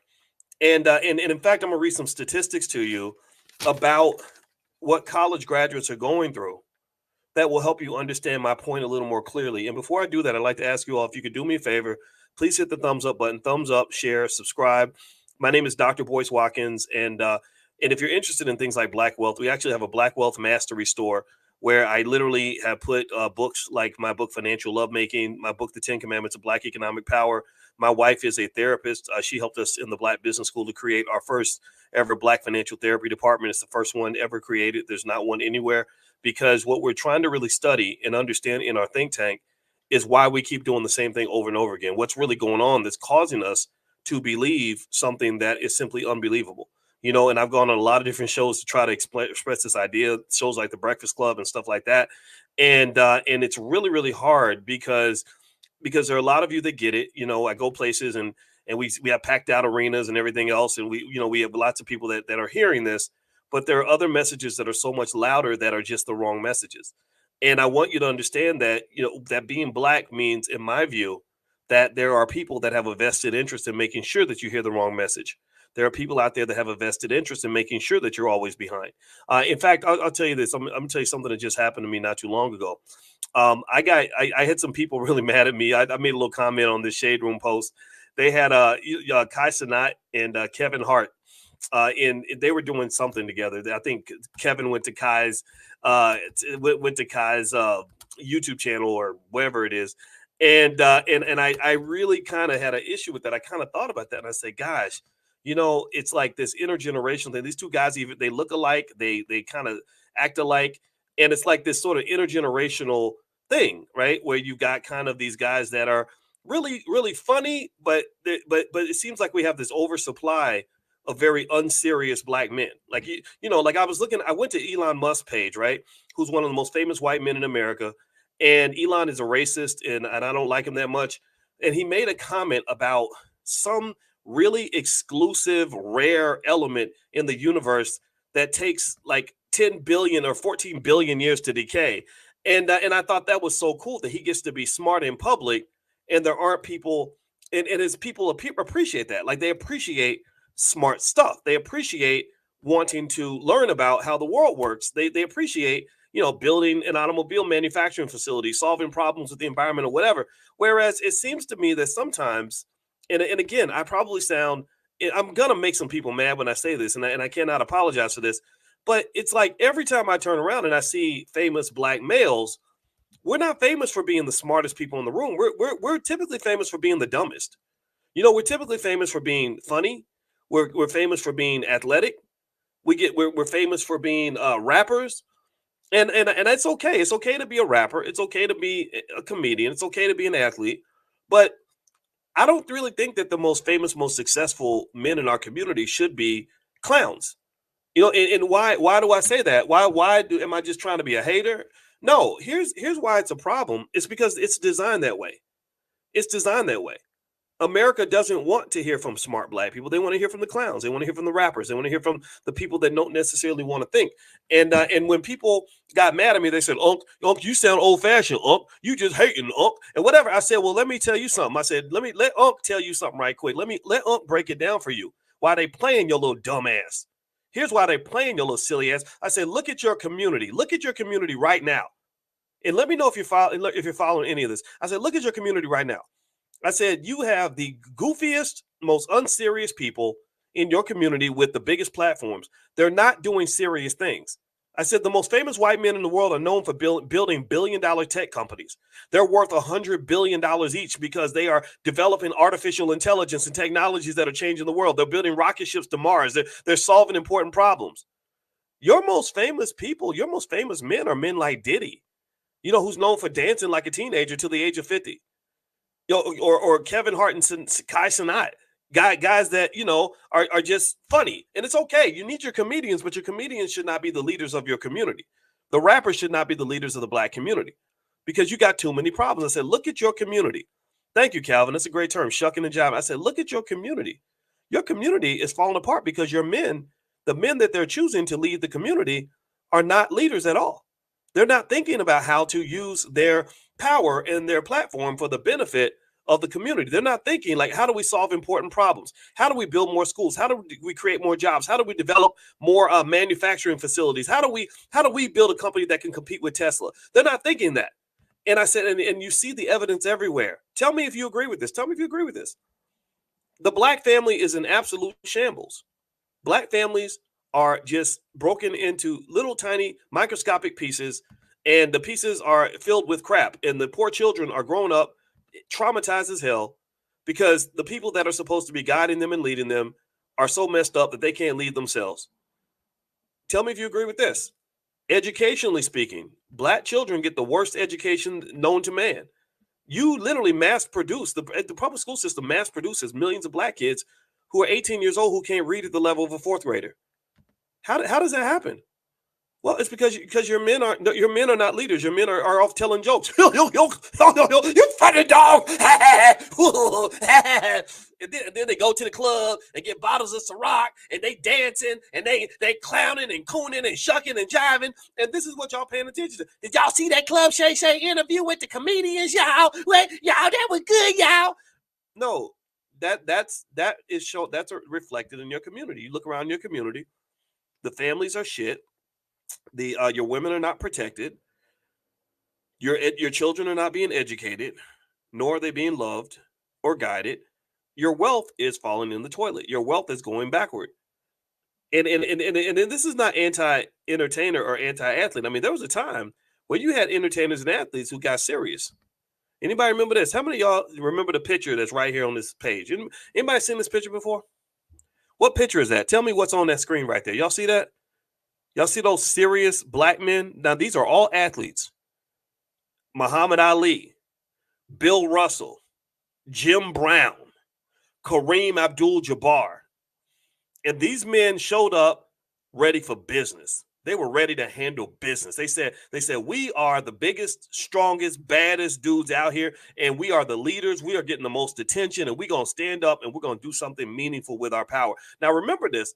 Remember, back in the day, you had O.J. Simpson that same year. And O.J., when they asked O.J. to participate, O.J. said, I'm not black, I'm O.J. He was the clown of the time. He was the guy that made white folks happy and comfortable. And you saw what happened. They strung his butt up. As soon as they did him like Diddy. As soon as he messed up and did something, or was in the wrong place, wrong time, I don't know, whatever you believe, they reminded him of exactly who he was, just like they're doing with Diddy. So at the end of the day, what I will say to you all is that you're really kind of in this awkward situation where not only are you living in an economy that is not built to sustain and support the average American worker, you're also living in a world where the black community gets taken for a massive rope-a-dope. You kind of live in a world where you're taught that as a black man, your most important job is to kind of just sort of be this clownish guy who makes lots of money by making white people happy and comfortable. And then you're all the while your community is not benefiting. You're not building infrastructure. You're not developing schools. You're not building businesses that are capable of employing more than maybe 20 or 30 people. You're not developing the kinds of things that are going to sustain and elevate a community. So there's nothing wrong with necessarily being a comedian. I'm not saying that at all. I'm saying that comedians should not be leading a community. You need people that can create jobs. You need people that can build schools. You need people that are going to guide you in a direction that's going to make you better. And I don't know if we're getting that. I think that people get mad at me. They hate on me when I say it. And I get a lot of heat. But you know what? I can't back down. I'm not going to back down because God is telling me that you're full of crap with this nonsense. That if you believe that what we're doing and where we're going as a community is the right direction, I ain't got nothing for you. I can't help you. I cannot help you. Now do me a favor. Hit the thumbs up button. Thumbs up, share, subscribe. You're watching drboycetv.com, the home for intelligent black people. My name is Dr. Boyce Watkins. And I don't just talk about the problem. I want to solve the problem. In the Black Business School, every single morning, as a finance professor, my goal is to help you become economically aware. So we have what we call economic awareness training that we do every morning at 10 a.m. Eastern. It's 100% free. You don't have to pay money, just pay attention. And we do this every single day in a private Zoom. And so if that's your thing and you're interested in joining us, just pull out your phone, text the word morning, MORNING, to 87948. And if you text morning to 87948, I will send you an invitation. We will meet tomorrow morning because we do this every day, every single day, 7 days a week. And also, as I mentioned earlier, we have books and all kinds of materials and tools and flashcards for kids, financial flashcards, all that. Feel free to go to drboycebooks.com to take a look if you'd like to be a part of that. Okay. So we got all the resources. We're building a university. It's hard. We don't have all the money that we'd like to have. But we have raised a few $1 million and we poured all that right back into building the infrastructure that a lot of these entertainers won't build. And of course, that makes me a very dangerous black man, apparently, in the eyes of people who would rather see a black man as a thug or a comedian than to see a black man show up as a thinker and as someone who actually gets things done. And so anyway, let me get back to this. Okay, so we were talking earlier about this lady who, who had, the whole master's degree, 16 years of experience. She was working 2 jobs and she still was basically on pretty much almost on welfare. Like she was really in a position financially where she can't pay the bills. And really that's an unfortunate reality about America. I mean, at the end of the day, we treat our teachers like crap. We treat our soldiers like crap. The people in the community that are really getting the work done, again, the teachers and the soldiers and the thinkers and the parents and the activists and the people that are really guiding our people to a better place. The husbands and wives and fathers and mothers. These are the individuals that don't get the support that they deserve. And one of the things I just truly believe is that all this is by design. I think that we have a society that's designed to keep the most backward thinking people at the front of the bus because they'll drive the bus backward. Why? Well, because you're a backward Negro. Backward Negroes drive the bus backward. Their job is not to move it forward. So if your biggest black leaders and your most visible black people, are comedians, well, then you're going to be a joke. Your community is going to be a joke. Why? Well, because your leader's a comedian. So comedians make you laugh. And there's a long history of a very non-threatening, comedy-like black men being put at the top of the food chain, being seen, by everybody, getting lots of money to be goofballs, and absolutely no progress gets made out of that. There's no improvement in our educational system. There's no infrastructure being built. There's no jobs being created. Families are not stronger. It's just kind of this intergenerational phenomenon. Now, one of the things I want to mention also, though, that you really want to understand is that there is a way to kind of analyze what's happening to all Americans as it pertains to what a college degree does for you and what it does not do for you. College degrees, are something that when we felt like we were being progressive, we really pursued education at the highest levels, and we still do. I think there's nothing wrong with going to college. I taught on many college campuses, University of Kentucky, Indiana University, etc. And I love going to college campuses. My wife and I, every year, we go back to Indiana University where I met her. And I tell guys, I kind of mess with them. I say, if you're looking for a good wife, you ain't gonna typically find your best wife in the club. I said, I found my wife in the library, and I got a great wife. And because somebody wrote something on there where they said, I can't find a woman who looks good, who can cook, and who can clean, who can throw down in the bedroom and all these other things, right? And I said, you know what? Then I must have hit the lottery. I said, but the truth of the matter is that my wife was not the first black woman I met who had those criteria. There's lots of amazing black women in the world. And I just think that if you're looking for these women, in the strip clubs, then you're not going to really find that. You might find somebody that's a professional twerker, or they might be good in the bedroom, but I don't know if they're going to have all the skills that are required to be a complete black woman. But anyway, so education, I think, is very important. I'm a big fan of it, but the cost of college attendance has gotten way too high. And let me give you a few little statistics to help you understand why college degrees have just started kicking people in the butt and why you want to be really careful with college degrees. Number one is student loan debt. The average student loan debt for the class of 2022 was $37,000. It was only $20,000 back in the year 2000. Also, according to the Economic Policy Institute, inflation-adjusted wages for young college graduates have only increased by 0.8% between 2000 and 2020. Did y'all hear that? That literally over a 20-year period, the wages of college graduates adjusted for inflation has only increased by 0.8%. Did y'all hear that? Give me a yes if you followed that. I want to say that slow so y'all understand that. Now, let me ask y'all this. So the wages, the inflation adjusted wages for young college graduates have only increased by 0.8%. Do you think that over a 20-year period, the cost of living only went up by 0.8%? What do y'all think? Do you think that 0.8% increase over a 20-year period is good? Did y'all hear? Are y'all hearing this? So it basically says that as a college graduate in 2024, you're not making that much more than your mother did when she graduated in 2020 or 1998.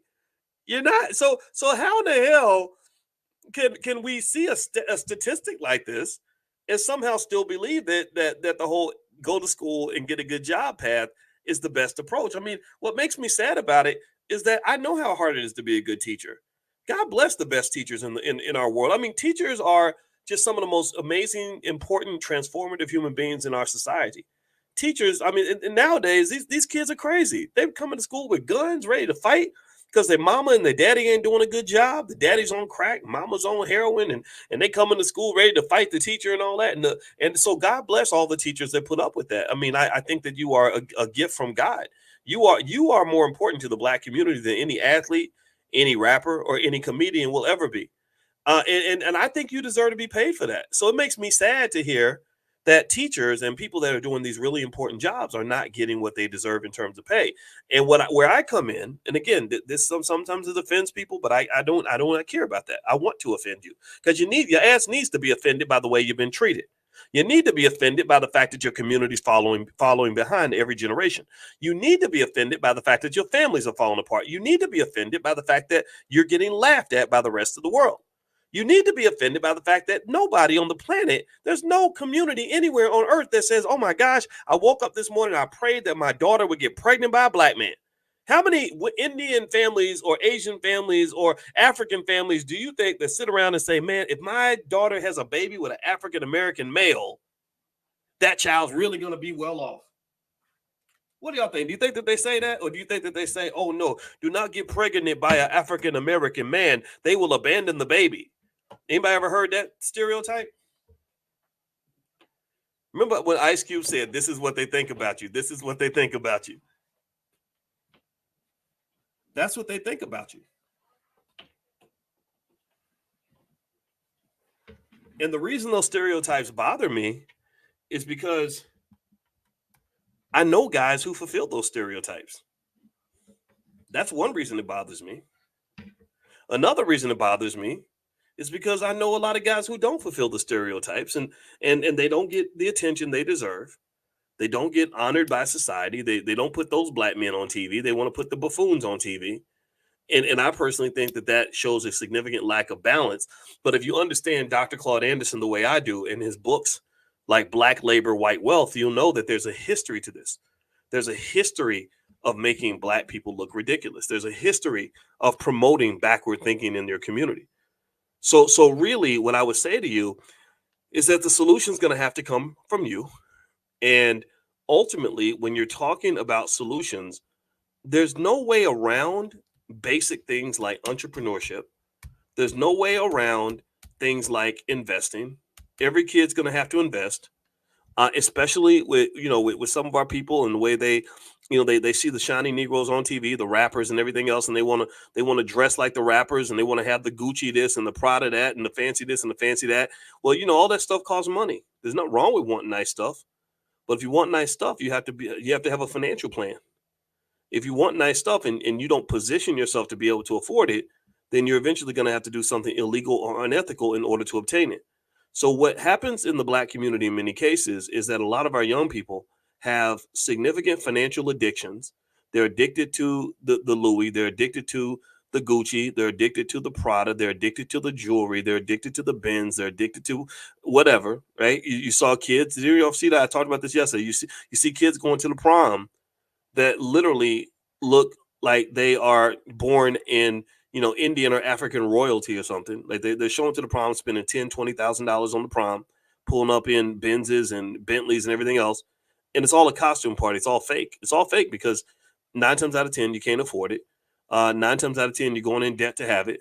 9 times out of 10 you're just trying to keep up with your friends. 9 times out of 10 you are using financial extravagance as a way to cover up extreme insecurities. 9 times out of 10 you act this way because you think that that's the culture. And my question that I ask you, the question that's going to get on your nerves, is I say, well, who created that culture? Where'd that culture come from? Well, that's what the rappers do. Well, who put the rappers on TV? Probably the record labels. Or who runs the record labels?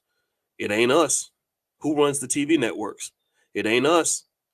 And the people that are putting these images into the media, the people that are putting these guys on TV that you look up to, they don't put their own children out there like that. They don't have their own kids looking like you. It's just you. It's your thing, right? So ultimately, if you have this much materialism, I'm not saying there's anything wrong with having nice stuff. I have a luxury car. My wife has a luxury car. But at the same time, we also have a work ethic that is consistent with being able to obtain a luxury car. In addition to having the luxury car, my wife has a PhD. She spent many, many years in school studying 8 hours a day so she could be successful. That's what I had to do. I had to study 7-8 hours a day for almost a decade to get my PhD in finance. They didn't give me that. I didn't get it through some weekend program. I'm not a veneer tech. Right? You saw the veneer techs, right? And I think that sometimes what can occur is that you have this weird disconnect. What entertainment kind of does is it creates this weird disconnect between work ethic and success. It makes a 25-year-old think that you're supposed to live like a rich 45-year-old by the time you're 26. And I just really think that that's a dangerous trap to fall into, especially when all the skills that you're given to obtain that are the wrong skills anyway. Now, what I'm going to do actually is, instead of just talking about the problem, I'm going to give you some solutions. If you could, please do me a favor, hit the thumbs up button, thumbs up, share, subscribe. My name is Dr. Boyce Watkins. If you'd like to learn how to make money without working, I teach stock options and all kinds of stuff, things that I really think everybody should understand. I think kids should learn this stuff. I really wish every child understood stock options because it would really change your life. I'm training our 17-year-old on stock options now because I told her we're in LA, and I said, I'm going to take you to Rodeo Drive, but I'll take you as long as you will let me show you some things that will allow you to afford stuff on Rodeo Drive. So if you'd like to take advantage of a free training that I have that everyone loves called How to Make Money Without Working, just text the word money to the number 87948. You could text money to 87948. And another way you could take a look at what we do with stock options is you can go to drboyceprime.com. Prime stands for Passive Recurring Income Machine. So feel free to go to drboyceprime.com. You can take a look. All right, so let's finish this up. Let's finish this conversation because I don't want to sit on here ranting all day. Even though y'all know me, I get mad about this stuff and I end up just kind of going off. And I apologize if I sound that way. Just chalk it up to a frustrated person who sees a solution that isn't being applied. So there's a lot of financial stress out here. A lot of people are worried about how to pay the bills. A lot of people are mad because their college degree did not pay off the way they wanted it to. Other statistics that you should pay attention to are the following. In 2020, the unemployment rate for recent college graduates was 6.8% compared to the overall unemployment rate of 3.5%. So literally all the college graduates ages 22 to 27. I didn't say that part. So young college graduates had an unemployment rate that was nearly twice as high as the overall unemployment rate. So everybody that went to school and got the master's degrees and the bachelor's degrees and all that, they had a pretty high unemployment rate, and many of them were underemployed. Nearly 41%. That's almost half. 41% of recent college graduates are working in jobs that do not require a degree, leading to lower earnings and job satisfaction. How many of y'all seen that? How many of y'all seen somebody that basically says, I'm not working in the field that I got my degree? How many of y'all know somebody who's like that? Some of y'all may have friends that are like that, who are working in a field that ain't got nothing to do with their degree, and you're kind of questioning life. You're kind of questioning what you were taught, right? You have questions. I assume you have questions. If you're smart and you're a thinker and you are an intelligent person, you're probably wondering, you're looking around, you're like, what the hell is this, man? This is BS. Right. And I can tell you again, my PhD, my expertise is finance. Right. So as a financial expert, I can tell you exactly what's happening. What's happening is that college degrees are not giving you what they used to give you. Also, this economy is not loyal to you. This economy, these corporations are not going to keep you employed. They don't care about you. They'll fire you at the drop of a hat. They'll get you to overcommit to a particular career path. And next thing you know, they'll swoop you out of there. Artificial intelligence is here. Artificial intelligence is here. Artificial intelligence is here. Artificial intelligence is here. Artificial intelligence is here. Artificial intelligence is going to get millions of people fired. You know why? You know why? Because in capitalism, the people that control the capital at the top, they absolutely hate workers. Do y'all know that? I mean, they really don't like work. It's really an inconvenient partnership. It's a marriage of convenience, if you will. It's just, you know, how people get married just strictly for the money. They hate dealing with workers. They hate dealing with labor unions. That's why they busted up all the unions. I'm pro-union, but they're not. They hate dealing with people complaining like, oh, you pay me $100,000, but you have me working really hard, and my OSHA, I'm calling OSHA and the whoever, because you had me working too many hours and wouldn't let me go to the bathroom. Right? Amazon companies like Amazon don't want to hear that, and I'm not saying it's right. I think it's wrong. I think it's terrible.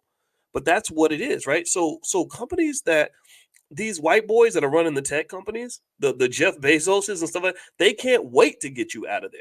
Do you know that's why Amazon buys thousands of robots every day? They're buying thousands of robots every day. And in China, I think China has half of all the robots on the planet. So they're trying to automate, man. That's what I'm saying. The way, like even in China where there's a lot more unity and stuff like that, they hate workers too. And they literally have half of all the robots on the planet, and their number one economic strategy to bring their economy back is automation. Well, automation means getting your ass out of there. It means not depending on a human being to run your factory. You get robots to do it. NVIDIA is showing people, y'all need to pay attention to this stuff. I hope you are. NVIDIA recently, the CEO of NVIDIA, Jensen Huang, I think that's his name. Gosh. Yeah, he's worth about $90 billion now because NVIDIA stock has gone up so much.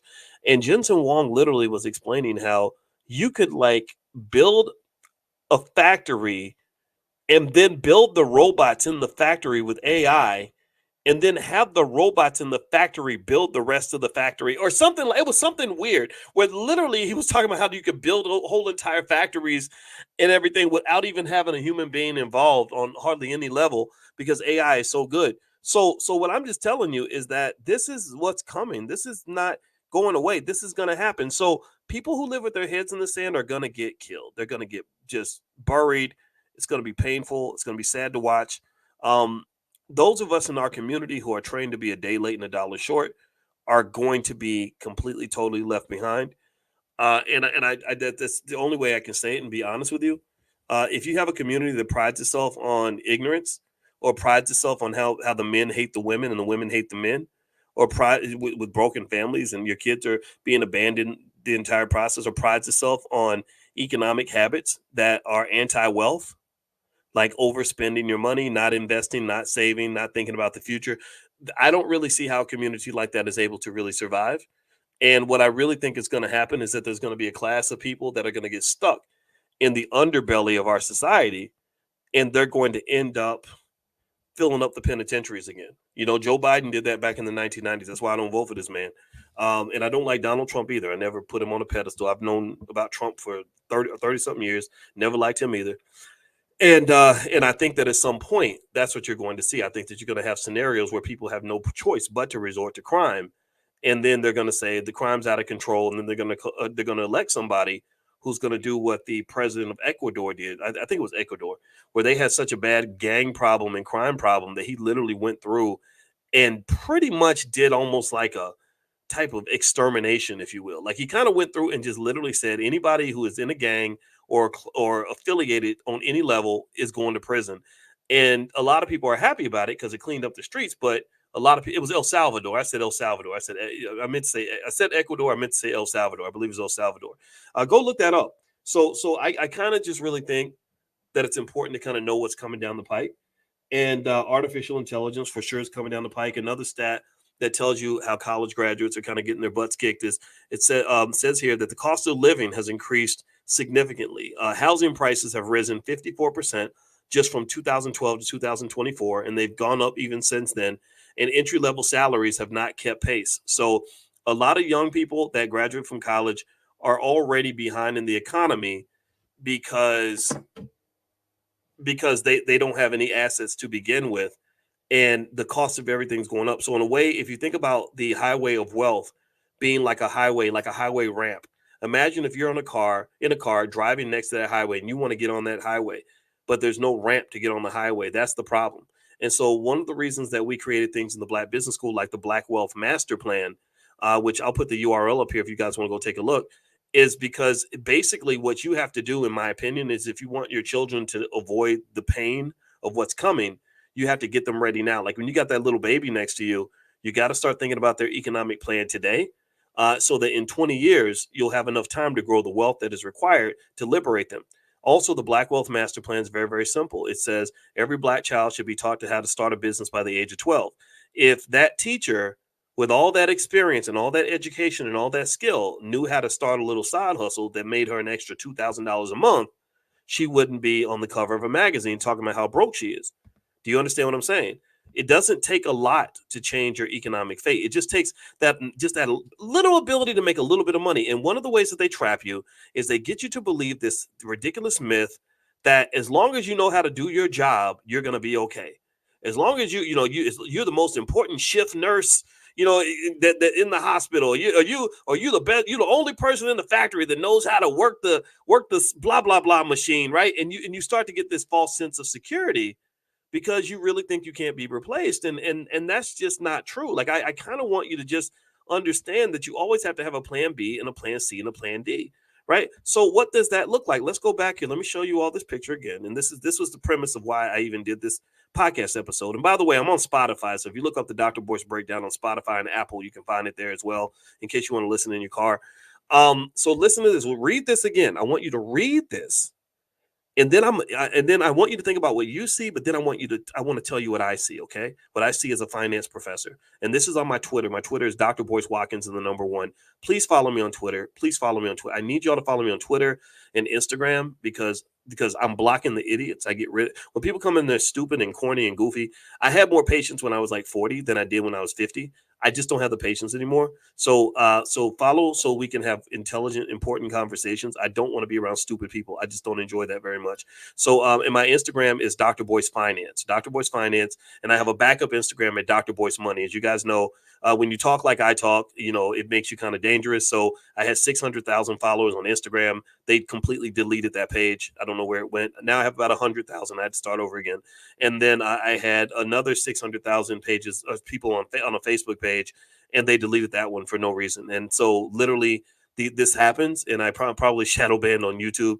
So if you follow me on multiple platforms, that'll give us a chance to make sure we're connected. One thing I got to warn you guys about, though, is that there are a lot of scammer pages that use my name. So if you see Boyce Watkins creeping in your DM, trying to sell you some Bitcoin or offer you some sex on the weekend or something like that, just know that ain't me. I don't creep in people's DMs. The only DM I creep in is my wife, and so just be mindful, because one lady told me she lost $200,000 from one of these scammer type people, and it just really breaks my heart, and I don't want that to happen to you. So please be careful. All right. So anyway, let me read this to you, and then I want you to. We're going to dissect this.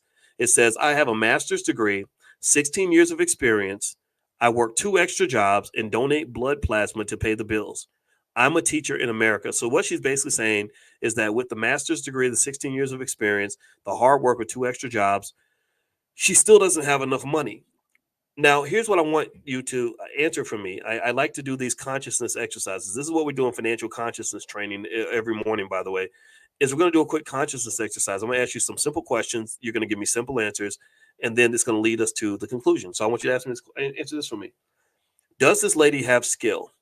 Is she a skilled person? Is she a person who has acquired what should be a necessary amount of skill for her to be considered a successful person? Like, would you agree? She's got a master's degree. She achieved the educational dream. Most people don't have a master's degree.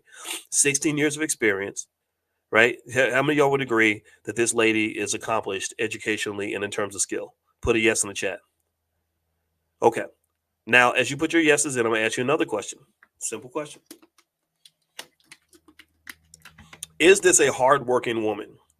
Would you agree that this teacher who works 2 extra jobs with her master's degree and 16 years of experience is a hardworking person? Would you agree? Give me a yes. Okay, so here's what I want you to process with me for a minute. I'm gonna go kind of deep on you, but I hope you can get the point here. So here you have a person who has all the skill and she's working very hard. So why is she not successful? Why does she not have enough money? Like, what is going on here? I mean, she's very successful. She just ain't got no money. She's got a lot of wealth. She just ain't got no money. Well, where's her wealth, Boyce? Well, her wealth is in her human capital, which is her education. They call that human capital. Her wealth is 16 years of experience. Lord, that's impressive. Right? Her wealth is in her work ethic. That's amazing. So here's what I see, right? I see a person who has all the momentum required to be a very successful person in this society or any other. There's no reason why a lady like this should be broke, right? So the question you have to ask yourself is, if you got all this skill and you've been working this hard and you've been disciplined and you ain't breaking the law, you ain't doing nothing stupid, why are you struggling like this? What happened? What happened? Well, look at it like this. Imagine if I am a football player and I weigh 350 pounds and I run the 40-yard dash as fast as Deion Sanders. And in case you don't know, Deion Sanders was one of the fastest sprinters in the history of the NFL. For a while, I think he had the fastest 40-yard dash in the league or something like that. So I run the 40-yard dash in 4.2 seconds and I weigh 350 pounds. So I am a bull. I'm an amazing prospect. I'm a great player. So what would have to happen for me to go on the field and to be that big and that fast, but for me to still lose the game? Like, what if every game I played in, I still lost the game? Well, it wouldn't be because I'm not big enough and fast enough. It might be because I was aiming for the wrong target or I was using my skill in the wrong way, right? Like, if every time they tell me to go tackle the running back, I run and I tackle the defensive back, or they tell me to go tackle the other team and I tackle my own player, or whatever it is, or they tell me to run to the end zone in the north and I run to the end zone in the south, guess what? I'm going to be running real fast, real hard in the wrong direction. Or if I have a big machine gun with 90 caliber bullets, I don't know calibers, so don't make fun of me. But I've got a big fat machine gun with the strongest bullets in the world, and I'm shooting like crazy, but I'm hitting the wrong target, then it doesn't matter how many bullets I had in my gun. It doesn't matter how many times I shoot it. It doesn't matter how powerful my gun is because I'm aiming the gun in the wrong direction. Do you understand? Do you follow what I'm saying? Do you get what I'm saying? So let me explain this further. Let me make sure I take this all the way home.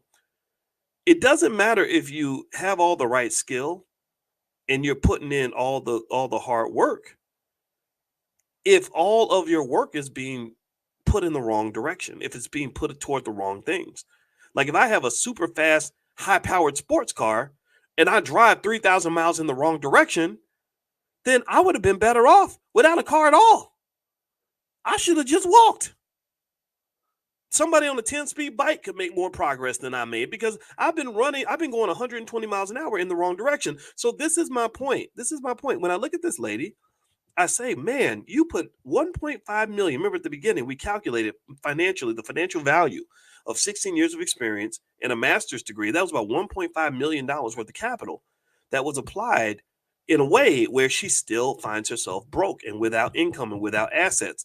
That tells me that something went wrong in terms of the application of her capital. She managed it the wrong way. Just like you run a business. When you run a business, you got to manage it a certain way to make it work. If you manage it incorrectly, it's going to fail. Suge Knight mismanaged Death Row Records. That's why Death Row Records died. Even my friend Jay Morrison mismanaged the Tulsa real estate fund. Apparently something went wrong because you had the millions of dollars and it didn't quite work out. Or you look at other corporations that have failed. You look at opportunity.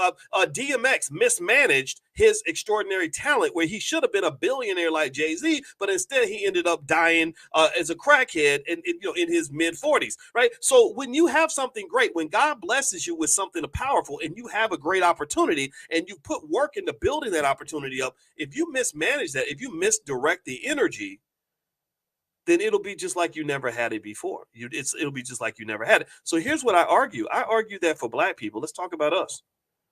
I believe that we mismanage our collective energy. If this woman, she's not even Black, so I'm using this lady as an example, but I don't know if she's Black. Maybe she's Hispanic or something, or but Black people can be light skinned too. So whatever. My wife is light skinned. I would probably say to her, if she was a young woman who was getting her master's degree and said, I want to be a teacher and all this other stuff, you know what I would say to her? I would say, okay, one little thing I want to add to you or add to your career that isn't going to be hard. It's going to take a little bit of time, but it's going to make a big difference.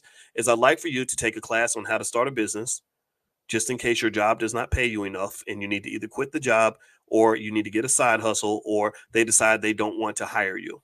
You have to know how to go into this economy and take that same damn skill and make money. Your skill should not die in the toilet just because somebody don't want to hire you for a job.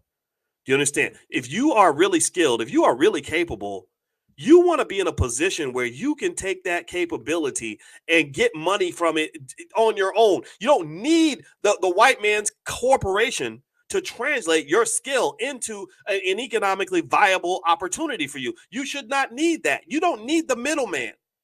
In this economy, you want to be trained to be the middleman. You want your kids to know how to be the middleman. You got to be your own middleman.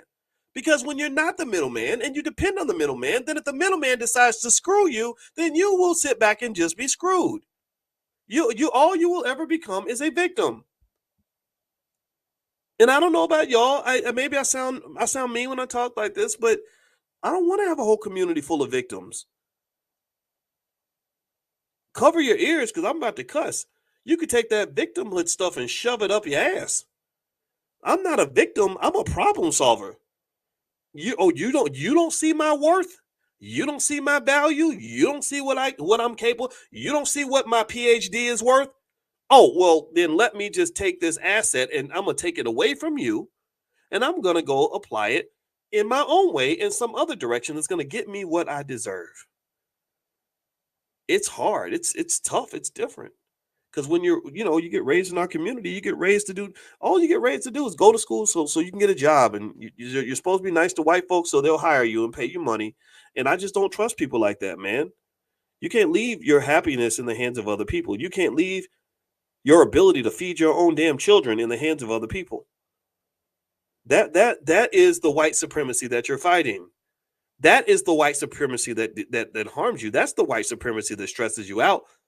They got you focused on whether or not a white lady said hello to you in the grocery store. I don't give a damn if you say hi to me. I don't care. I don't care if you like me. I don't need you to like me. I don't need you to tell me Black Lives Matter. You either help me get to this bread that I'm going to use to feed my kids, or you get the hell up out of my way. You get the fuck out of my way. That's how I feel. Like seriously, at the end of the day, we gotta grow the men. I'm talking, especially the men. Man, we gotta grow some balls. We can't. Don't you? I mean, don't ever sit around your woman acting like no victim. She ain't gonna respect you. She gonna dry up like the Sahara Desert. She only way she'll want to sleep with you is out of complete pity. You can get mad about it if you want to, like, but I'm sorry. I don't even. I'm such a my wife gets mad because she thinks I'm a cynic. I think I'm a realist, but she thinks I'm a cynic. I said, I really don't know if I believe in unconditional love. I don't believe that you're just going to want to be with me no matter what kind of man I show up as. I believe you want me more when I show up as a man who can solve a problem for you. You want me more when I show up as a man that can be strong for you. You want me more when I show up as a man who's going to fight for you. I don't think that it would be natural for you to be attracted to me if I never fought for you, if I had no abilities that could support you, if I had no desire to be supportive of you. What in the hell would make you want to love a person like that? That doesn't even make any damn sense. So I personally think at the end of the day, we have to become realistic about the economics of this society and understand what it means to be black in America, and just know that at the end of the day, you ain't white. And that's just, that's as plain as it gets. So anyway, do me a favor, please hit the thumbs up button, thumbs up, share, subscribe. If you want, just so you know, we were talking about artificial intelligence and stuff like that. I do have a list of AI stocks that I sent out to my students. So if you'd like to receive that list of AI stocks that you can invest in to take advantage of the AI boom, just text the word stock to the number 87948. If you text stock to 87948, the list should come to you in the next day or so. So there's information there that can help you. I believe a great way to benefit from AI is to invest in it. Secondly, I want to remind everybody that we have the All Black National Convention every year. That's a convention that we paid for, one that we created. It's not sponsored by a government corporation, nobody else. My wife comes out, and we have lots of great people that come out there every year. And it's where we gather the smartest people in our community to solve our problems. My wife is a wonderful, beautiful woman, and I love her so much. And her birthday is coming up, and she's a licensed therapist. She's a full professor of social work. She's a hardworking woman. She literally I think we should brag on our women when they're doing great things. And let me just tell you, my wife actually, believe it or not, she wears the same size that she wore in college, because she gets up at 5 o'clock in the morning every day to go to this boot camp where these people bark at and yell at them and make them do sit-ups and push-ups and run and all that stuff. And I just think that's awesome, because it does push you when you're around somebody that believes in excellence and perseverance and has determination. That pushes you to the next level, right? So I would encourage you to not just look for somebody who's going to just make life easy for you. Hang out with somebody that's going to kind of challenge you a little bit. I think that there is a balance there, obviously, though. I think, I think women that are able to give men peace, I think that means a lot.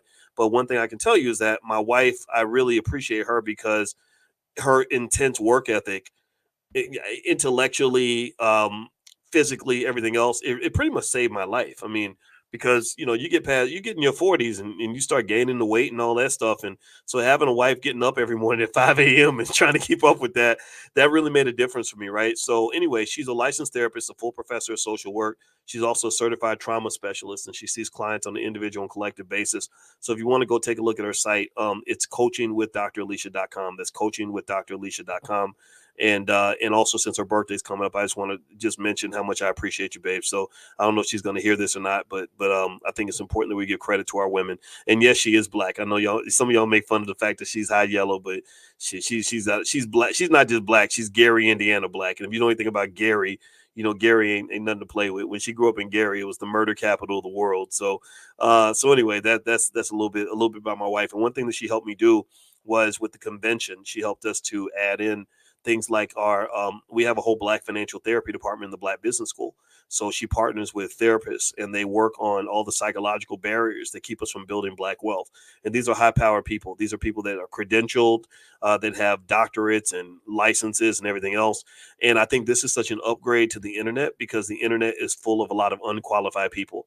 It's full of a lot of people where, I guess because we somehow think that having credentials is bad, or maybe there are people who make fun of people who actually went to school and all that. You just get a lot of bad information out here. So anyway, this is what we do. And the convention is going to be this year in Lombard, Illinois, which is right outside of Chicago. So I hope you'll join us. Just go to allblacknationalconvention.com.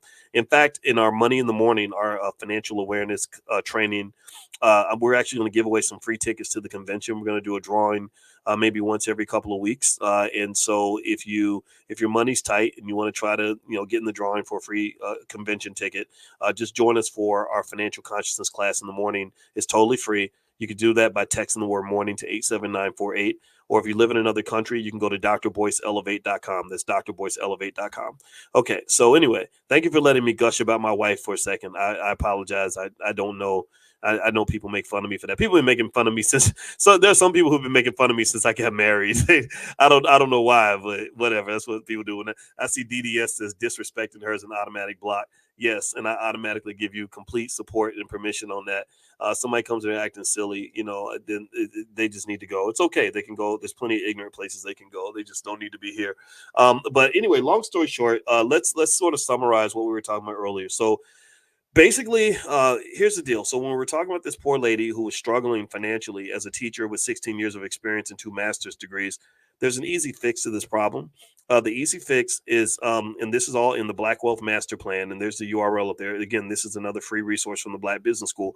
If every Black child is taught to start a business by the age of 12, then they always have a plan B. They can always create a side hustle to make an extra $2,000 a month. They can always figure out how to quit their job if they want to, or they can always find a way to feed their family in case they lose their job. You should not depend on another community to feed your children. Let me repeat that.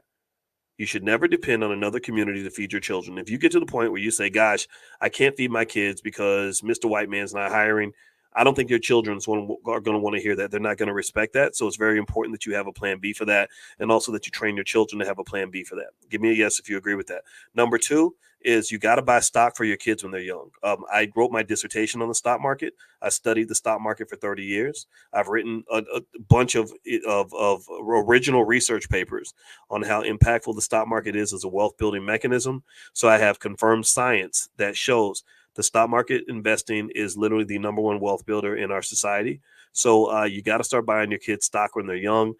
Don't overthink it. Don't let it scare you. Just set it on autopilot, man. Just open up your Robinhood app and literally just like buy $30 or $40 worth of stock every week, or $100 worth if you can. I mean, $100 a week is $400 a month. There are people that spend more than that on a damn car note. So I'm trying to understand why the hell am I trying to fight with people who don't even love their kids as much as they love their car? Like that's what I'm on, and I don't want to guilt trip you, but it's true. That's how I think. I'm like, wait, isn't your child's future protecting them from racism and racial abuse, police shootings, and all these other horrible things that can happen when you're not prepared as a young Black man, a young Black woman? Isn't that more important? Like protecting from racism on the job and all the trauma that comes with that, all the distress, all the depression and anxiety that you experience from that? Like, isn't that more important than whatever you driving? I'm not trying to say you shouldn't drive something nice. You can do that, but you can do that and handle your business. There's nothing. I was talking to a guy the other day who was going to introduce me to an NBA player, and who has an interest in Black wealth and all that stuff. And I said, look, I'm not here to tell these rich guys that they can't enjoy their money. I'm not a guy that's going to tell you can't go to the club and blow a few thousand. I'm not going to tell you can't drive a Mercedes. I'm not going to tell you can't have really nice stuff. I'm just saying handle your business first. That's it. After you handle your business, work hard, play hard. Like go get nice stuff for yourself. Get the Mercedes that you want, but put that $500-600 a month, the same money you spend on that Benz payment, put that same amount in your child's trust fund, or put it in the family trust fund. Don't even put it in the child's name. You enjoy that money. That's your capital base. That's your financial security until you pass that over to your child. See, that's what wealth is. Wealth is intergenerational. Wealth is this construct that you create that allows you to enjoy it until you pass it to someone else. It's like if I buy a house, I can live in the house until I give it to my kids. I ain't got to buy my kids a house. You buy yourself a house. Do for yourself, and then you will be able to do for your children. You do a lot for you, and then do more for them. That's what you do. So long story short, buy stock for the kids when they're young. Really, when the day they're born is the best time to do it. And then you should do it very aggressively, and don't sell that stuff, man. Let's see, someone's at Feeds asking about NVIDIA. Do I think that $1,000 worth of stock is a good start. Yeah, well, when Nvidia splits, yeah, I would. If you like Nvidia, I wouldn't wait until the split, because remember, everybody knows about the split, so the stock price is probably going to go up because of the split. If you like Nvidia, I would say just buy Nvidia and buy it consistently, dollar cost average. Buy $20 a week, $50 a week, $100 a week, or whatever you can afford, and just consistently do it. Don't overthink it. Don't try to time it. All the research shows that market timing does not work. So you don't want to try to time the stock market. That's just not a good strategy. Just do it. Just jump in and have some fun and do your thing and love it. Like, love it. Stock market investing is supposed to be fun. You're not supposed to overthink it. In fact, I could literally buy stock in 10 seconds, just while I'm talking to you, and totally forget that I even bought the stock. So don't make it into this big deal. But you got to get started. Okay. Now, if you're looking for some resources that can help you, here's one that's really good. We have in the Black Business School, blackmoney101.com. There is a ton of material, a ton of great lectures I put together with slides and PowerPoints and everything else that's yours for life. It's a great way to get started on your wealth building journey. It's what I call an introduction to the power of money. So feel free to go to blackmoney101.com and take a look at that. And that'll give you something to kind of get started if my assistance can help you in that journey, because I really just want to see as many of us invest in the stock market as possible. The third piece to the Black Wealth Master Plan. So the first thing I said was that every Black child should be trained on how to start a business by the age of 12.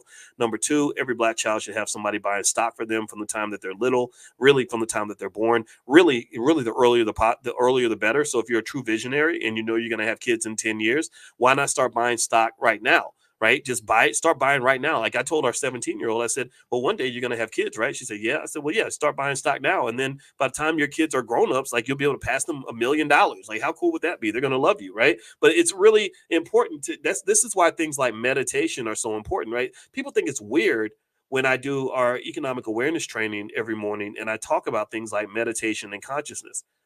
And the reason that I speak this way is because you have no idea how much exposure I've had to things like linear algebra, higher dimensional mathematics, and all these other constructs that really take your brain to another place. Like, so really what I see when I see, say, for example, instant gratification versus delayed gratification, I'm seeing higher dimensional thinking. All I'm really seeing is checkers versus chess. If you're a chess player, you're a higher dimensional thinker than a checker player. Let me know if you get what I'm saying. Give me a yes if you're following this. If you are a chess player, chess players think several steps ahead. Chess players have to be able to identify all the possibilities that may lie ahead, several moves down. Chess players think differently from checker players. And then there are people that play fourth, fifth, and sixth dimensional chess. So that's a higher level. So this is where consciousness is important and meditation is important. So if I'm sitting here and I'm 20 years old and I meditate and I just imagine myself as a 50-year-old, and I walk through my day as a 50-year-old man with teenage children and a 50-year-old wife and 50-year-old bills and and all that stuff, then I can see that life that I need to be prepared for. I can understand it better, and I'm not going to be intimidated by it because I have 30 years to put myself in a position where I'm going to be doing very well as a 50-year-old. Do you understand? Thank you, Sister Debbie. I see your yes. Do you understand? And let me tell you why this is important. I'm going to ask y'all a question.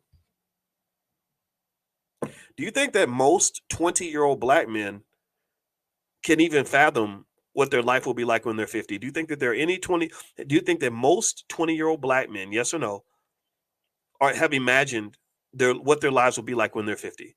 I mean, like, seriously imagine that. Do you really think that this is something that's a common exercise in the community? What do you think?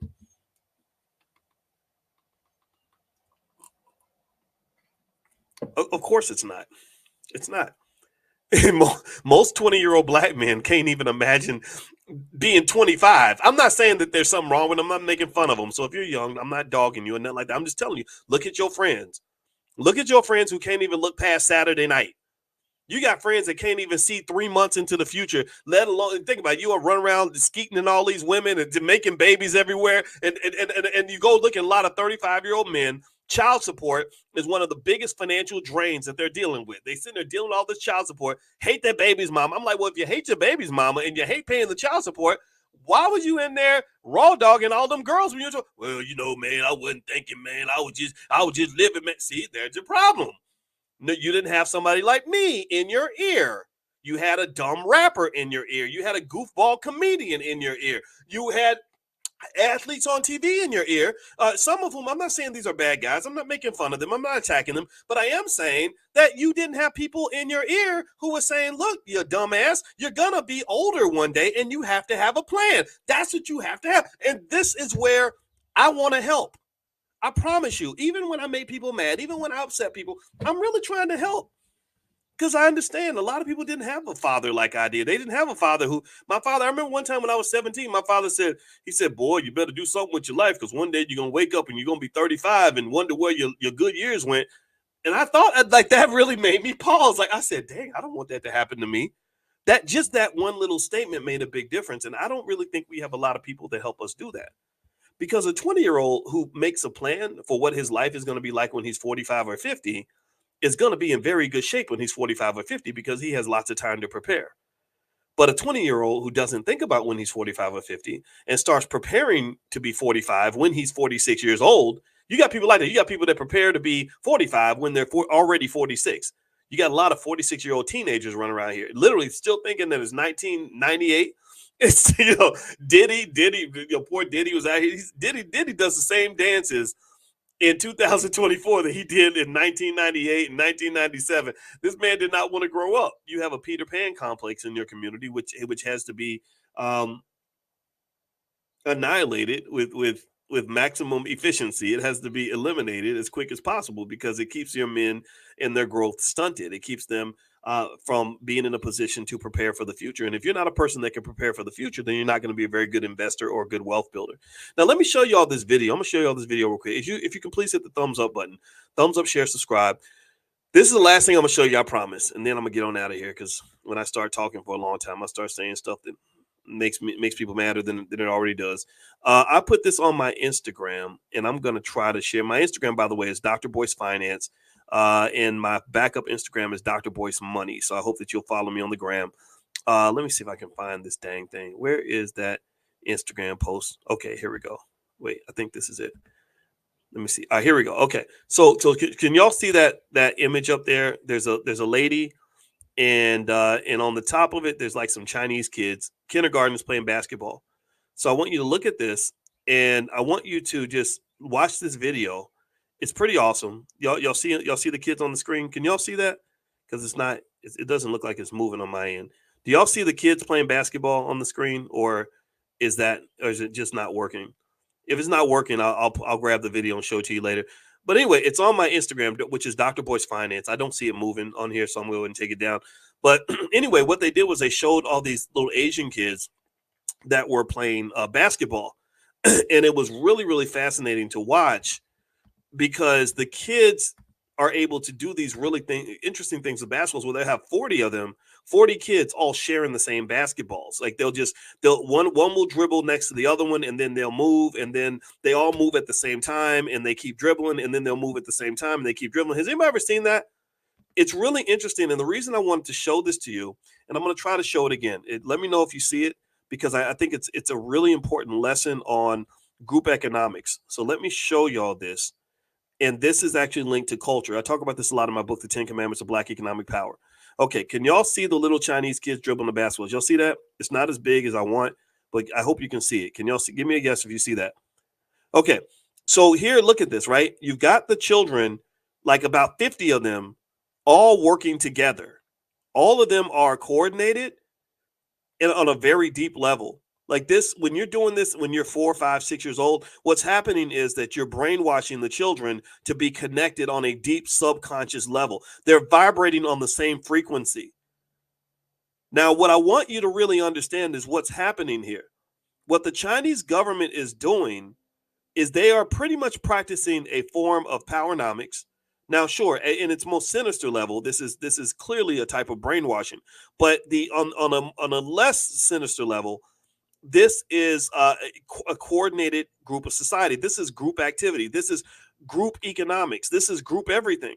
This is family structure. This is us understanding that we are better off when we connect to the group, when we are consistent in terms of what we do, and what I do affects what you do affects what I do. We all care about the community. Now, I want you to contrast that with some of what we see sometimes in the Black community, where you don't have a collective mindset, where you have for example, you might have some really famous entertainer who does some really ridiculous stuff, and people say, why would you set that bad example for the children? And then a lot of them will jump out and say, well, because I'm not a role model and I don't owe nothing to nobody except myself. That doesn't really happen in China. The Chinese government pretty much forbids that kind of behavior. They punish and penalize that kind of behavior. In fact, if you are a loud, flashy hip hop artist showing off all your money and to poor people and also making people feel bad, they will take you down. They will take down your social media. They won't let you do that. They won't let people do what a lot of our artists do. Right. So what I'm saying to you is that when you see these kids operating in sync, what that's doing is that's creating a type of rhythm, a type of subconscious connection and vibration that they're going to operate on even when they're 20, 30, and 40 and 50 years old. You won't be able to compete. Your kids who are divided and conquered and crabs in a barrel and fighting each other, pulling each other down, hating on each other, mad at each other, competing with each other, they can't compete with Chinese kids, because I taught a class in China. I taught finance in China a long time ago, 18 years ago. I taught a finance class in China. And when I tell you that they operate in sync, it is not a game. They got powernomics mastered at a very high level. They are going to kick your kids in the ass if your kids grow up with all this Negro shit. If they grow up with all this nonsense, this selfish, narcissistic behavior that they see from some of their favorite celebrities, I don't care about nobody. All I care about is mine, and I hate my baby daddy. You can't win. Not against this, because they've been training since they were children on how to be connected. They also understand what an ecosystem looks like. In my book, The 10 Commandments of Black Economic Power, I have to spend a lot of time explaining what an ecosystem is. While the Black family is supposed to be an economic ecosystem where I pour into you, you pour into me. Trade is better than charity. I help you out, you help me out. I hook you up, you hook me up. I come through for you, you come through for me. And I want you to contrast that. Think about how many times you've had your own relative borrow money from you and not even feel compelled to pay you back.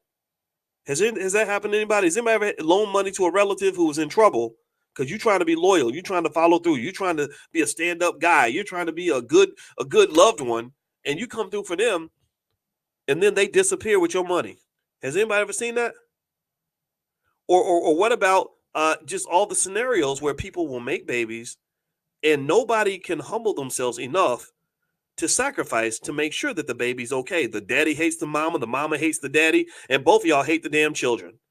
Both of y'all come in there with your nonsense, with your narcissism, with your selfishness. You talking crazy about his daddy in front of the child. So the child hates himself. He hates his daddy. So he's got no father. And then the daddy's talking crazy about the mother. That's not healthy, man. Like that's very anti-family. It's very anti-wealth. It's very anti-community. You don't build anything out of that. So what the Chinese government is doing basically when they have these little kids dribbling basketballs together, this is not just PE class. This is treating them how to be a solid citizen. This is powernomics training, Black people. This is what powernomics training looks like. If you look at that circle right there, right, where each kid, think about this, you got 50 kids operating in unison to achieve the same goal. If one child falls off code, if one kid, just 1 out of 50, doesn't understand the assignment, the whole thing falls apart. And these are 4-year-olds who are better able to be unified at achieving a goal. They have better unity at the age of 4 than some of us have at 54. How about that shit? If that doesn't make you mad, I don't know what should. I'm inspired by what I see, but part of me is like frightened by this. I'm scared for those of us who just never learn these things, right? And I really encourage you, like, discipline and unity are critical when you're really trying to compete in this world. So a lot of us, let's just face it, a lot of our people won't ever be able to compete. When you can't compete, you pretty much have to submit yourself to become the slave of the people who can compete. That's where a big segment of our community is going to go. That's just the reality. That's just the fact. But there are some of you who are tired of that shit. Some of y'all who just ain't going to live like that. You don't want to live like a slave. You don't want to be told what to do. You don't want anybody controlling you. You want to elevate. You want to break the generational curse. You want to go to the next level. And I applaud you, and I encourage you, and I challenge you. And what I'm also telling you is that you're gonna have to be strong as hell. You're literally gonna be strong as hell. Why? Well, because you got two enemies. You got racist white folks, and you got ignorant black folks. And both of them can be equally destructive, unfortunately, when it comes to you trying to really do something good. You're going to have to fight against that, and you're going to have to be strong, and you have to be consistent. And believe me, I know, because I'm kind of in the epicenter of that. I deal with lost people every single day, and I don't hate them. I don't try to change them. I just walk around them. And y'all know, every single day I've been very consistent about this, about what I do every day. Because when you're trying to do something hard or something great or whatever it is we're trying to do, you got to put forth that effort. You got to be committed at that level. You got to be extreme. So I'm okay with being an extremist. I'm an extremist when it comes to rebuilding families and loving the black woman. I'm an extremist when it comes to education. I believe that our kids should be educated at the highest level. They should be able to compete with the Indian kids, Asian kids, Arab kids, and Nigerian kids. I'm not just happy when a kid finishes high school and he can't read. I'm not happy just because Pookie went to college. I'm happy when Pookie goes to college and he does his absolute best. I'm an extremist when it comes to wealth. I believe deeply that if we train our children at an early age on stock market investing, real estate investing, entrepreneurship, stock options, everything else, and we also plant seeds for them by investing for them consistently and teaching them the value of ownership and things like that, and what it means to be on code economically, etc., I believe that we can be the richest people on the planet.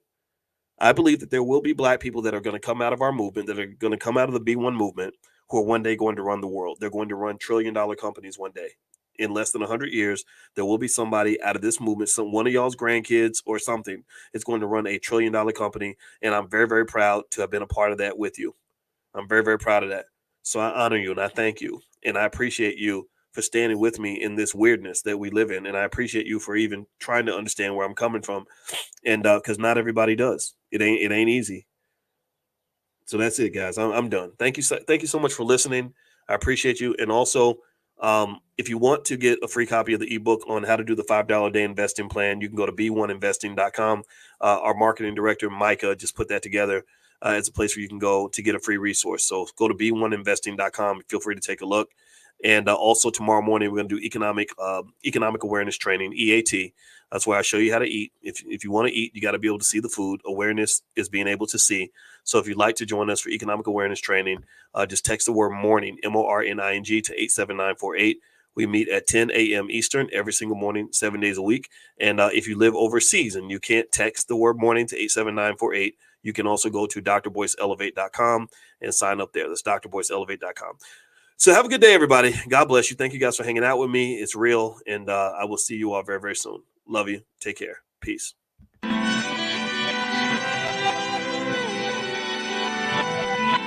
Here we are, clan the isms, cataclysm, great. Our people out here struggling, trying to make it in this state. Everybody out here doing it, but we the ones who late. Now family, we the ones who gotta delegate. Get that money in the power, never be fake. Stick to cosign for 3. What did he say? Create jobs, support our own. Educate the same and buy back your home. Got 3 degrees, triple 10. 3 PhDs, now we on the CNN.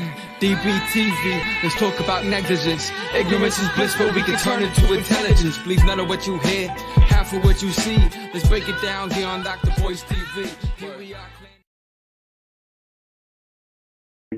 And I think one thing to kind of meditate on is sort of related to just how does a person think when they're a wealth builder? My wife and I were talking yesterday, or actually we talked this morning, and then we talked yesterday too, because I talk to my wife every day, especially when I travel, and we were talking about a couple of things. Like first thing we were talking about was this whole thing with Diddy. I don't know if you guys have been following this with Diddy and the whole craziness with there was this tape released apparently of him allegedly beating up his ex-girlfriend. Her name was Cassie. And so she actually mentioned something that I think you guys might get a kick out of, because my wife is she's B1 and she's also a therapist, and she's really deep into the subconscious mind. Like she's really extensively studied it. She's an expert on it.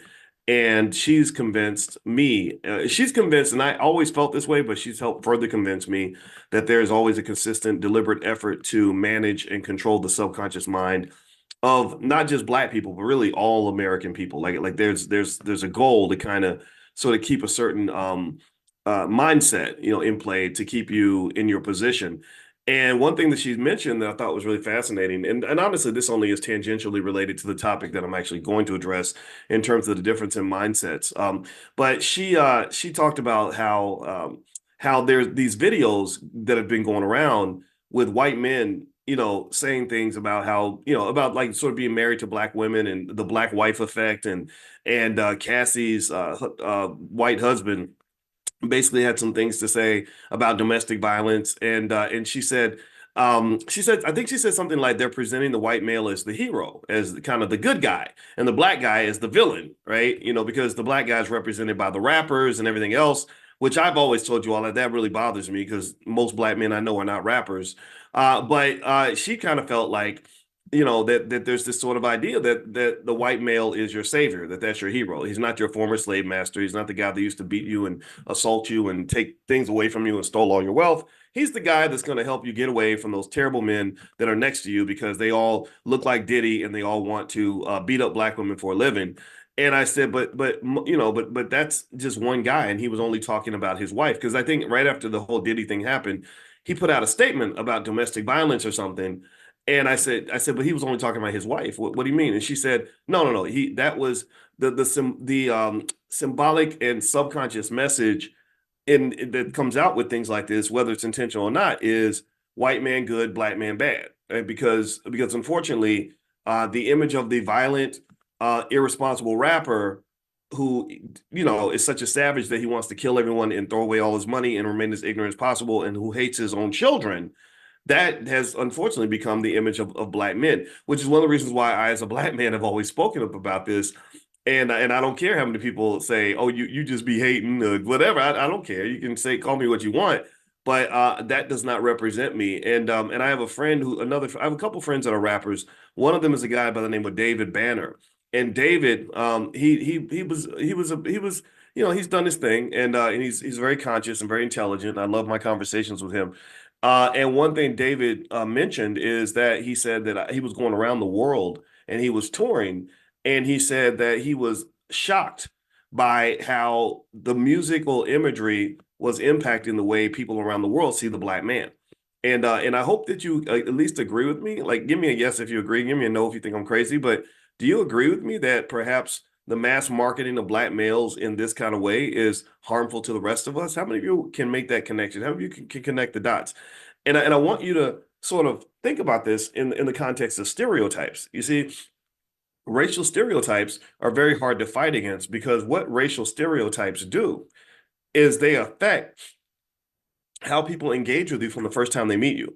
Right? It affects. It actually goes back to a statistics concept. There's a statistics concept called Bayesian probabilities, and what Bayesian probabilities basically say is that the way you act in a situation is highly impacted by what you expect to see. So if I'm a teacher and I see a black boy and I expect that black boy is going to have a problem or a mental health issue or whatever, I'm going to respond to him differently than I would if he were not a black boy. Or if I'm running and I'm thinking about doing business, this is where the economics kicks in. If I'm thinking about doing business with a black man, I'm going to say, oh, wait, black man business, they don't do business very well. So I don't know if I really want to trust. I don't know if I want to buy that product. I don't know if I want to sign that contract. I don't know if I want to extend credit. I want to make him pay cash, which is going to make it harder for the business to happen. It creates, in economics, they call these frictions. It creates a friction in business getting done because you're not moving forward with deliberation and trust. However, there are other stereotypes that they come into play. Like, so for example, if you how many of you have ever had this experience or seen this in motion, where the little black boy is playing basketball with a bunch of white kids, and all the white kids want to pick the black kid, right? Because they think, oh, well, you're black, you're probably good at basketball, or you're a black woman, you probably like Cardi B, you probably want to twerk, you're probably the best twerker in the office. Can you show us how to twerk, Shaquanda? And so really, it's kind of like these stereotypes and these subconscious biases that do exist. It affects the way you can move through society. You're on trial for something you didn't do. The jury sees a black man that looks like a violent rapper or whatever, then they're gonna lean toward guilty. unless there's a good reason not to. So effectively, that was just a first thought that came to mind. When you, for example, if you talk about the Diddy thing and really just stop talk, we could not talk about Diddy for a minute, but just talk about kind of the imagery of, think about this. This is a black man who was considered to be one of the most respected black men in America. Just 5 years ago, he would have been sitting next to the icons of the black community. He was doing political campaigns, sitting next to presidents and presidential candidates, and representing and speaking of how he was going to take the black vote, right? So this was seen as one of your one of your leaders, right? So it's like, oh yeah, but by the way, on CNN, we're going to show you an image of the leader of all the black males, the guy that they all look up to, beating the crap out of a woman. And then there's this statement that comes out from her white husband that says, domestic violence is bad and it's terrible to do this and blah, blah, blah, blah, right? And most black men would agree with that. Most black men are not going to beat up their girlfriends or whatever, but in the minds of many people, they really believe that this is who we are. And I think this is what this is a problem. This is hard. It makes it harder for everybody. When I was a professor, when I was I'm still a professor, but when I was on the faculty of Syracuse, it was really difficult to convince the white kids that I knew what the hell I was talking about. And I wasn't, I didn't bother me too much in the sense that I know I'm good at what I do. I don't need you to confirm to me that I'm good. I know that I'm good. I know I was at the top of my class. I know these things. And eventually they would understand that too. But what happens is that you have a very thin margin of error. And that's actually what led me to write one of my first books, which is called What If George Bush Were a Black Man? And when I wrote that book, What If George Bush Were a Black Man, I was thinking about the experience of the black male and how your margin of error is so thin. Your space for being human is somewhat limited. You can't, if you go and you make the same mistake that the white boy makes, your consequences might be for life. Like I always said, gosh, on this campus at Syracuse, we got so many alcoholics and drug addicts on this campus. So many kids that every Thursday and Friday night they're using drugs I've never heard of. They're getting drunk every single weekend. And I said, wouldn't it be amazing if they raided this campus, if the police were to raid this campus the way they might raid a housing project in the black community? What if they raided them and went in there and beat them upside the head and pulled the guns out and put guns to their head and everything else, just like they would in the hood? It would be a complete disaster, right? And so anyway, that book, I don't know if I think the book's on Amazon if you want to go take a look, or if you go to drboycebooks.com, all my books are there. I think we got some copies at drboycebooks.com. But in this book, I used statistics to make a very simple argument. I said, and I used George Bush as kind of a prototype, and I said, look at George Bush. He's not a bad guy, but he's not a good guy. He's not the laziest guy in the world, but he's not the hardest working guy. He's not the dumbest guy in the world. He's not the smartest. He's kind of just mediocre, highly mediocre. So I said, what if George Bush were a black man? What would have happened to him in the educational system if he were a black male? Well, if he were a black male, he probably would have been put in special ed. He probably would have been put on Ritalin or some other medication, which would have really made it difficult for him to navigate life. If he were a black male, every time he committed a crime, he would be at risk of being hit by maybe Joe Biden's 3 strikes laws and maybe get 25 to life in prison, to the point where he's cut out of society completely. He wouldn't be able to go and become president of the United States and all these other things because they kind of erased his mistakes. If he were a black male, as lazy as he is, chances are in the economic system he would have struggled, right? So in America, when I make critiques of society, when I talk about racism, see, sometimes because I talk about black empowerment and I encourage black people to do our best, and I believe in personal responsibility, there are people who somehow think that I don't believe in racism. Somehow they think that I don't think that racism exists, and that's not true. I know racism exists. I know racism very well. Every week when we're studying Powernomics training, all we're talking about is the racial history of America. The difference between myself and other people is that I am probably more cynical about it than most, in the sense that I don't think that the same people who destroyed you are going to be the ones who save you. Let me know if you get what I'm saying. I don't think that the same people who put you in chains are going to liberate you from the chains of capitalism. I don't believe that the very same people who beat, raped, and lynched us and stole all our money are going to give us our money back and kiss us on the forehead and wish us, a happy Sunday. I don't believe that. I don't believe that the same people who have exploited us in endless ways are going to be the ones who are going to just get into office and get our votes and take our votes to help us have a better life. I don't believe those things. I believe deeply in 2 things. I believe deeply that no one's going to help us, but I also believe deeply that we can help ourselves.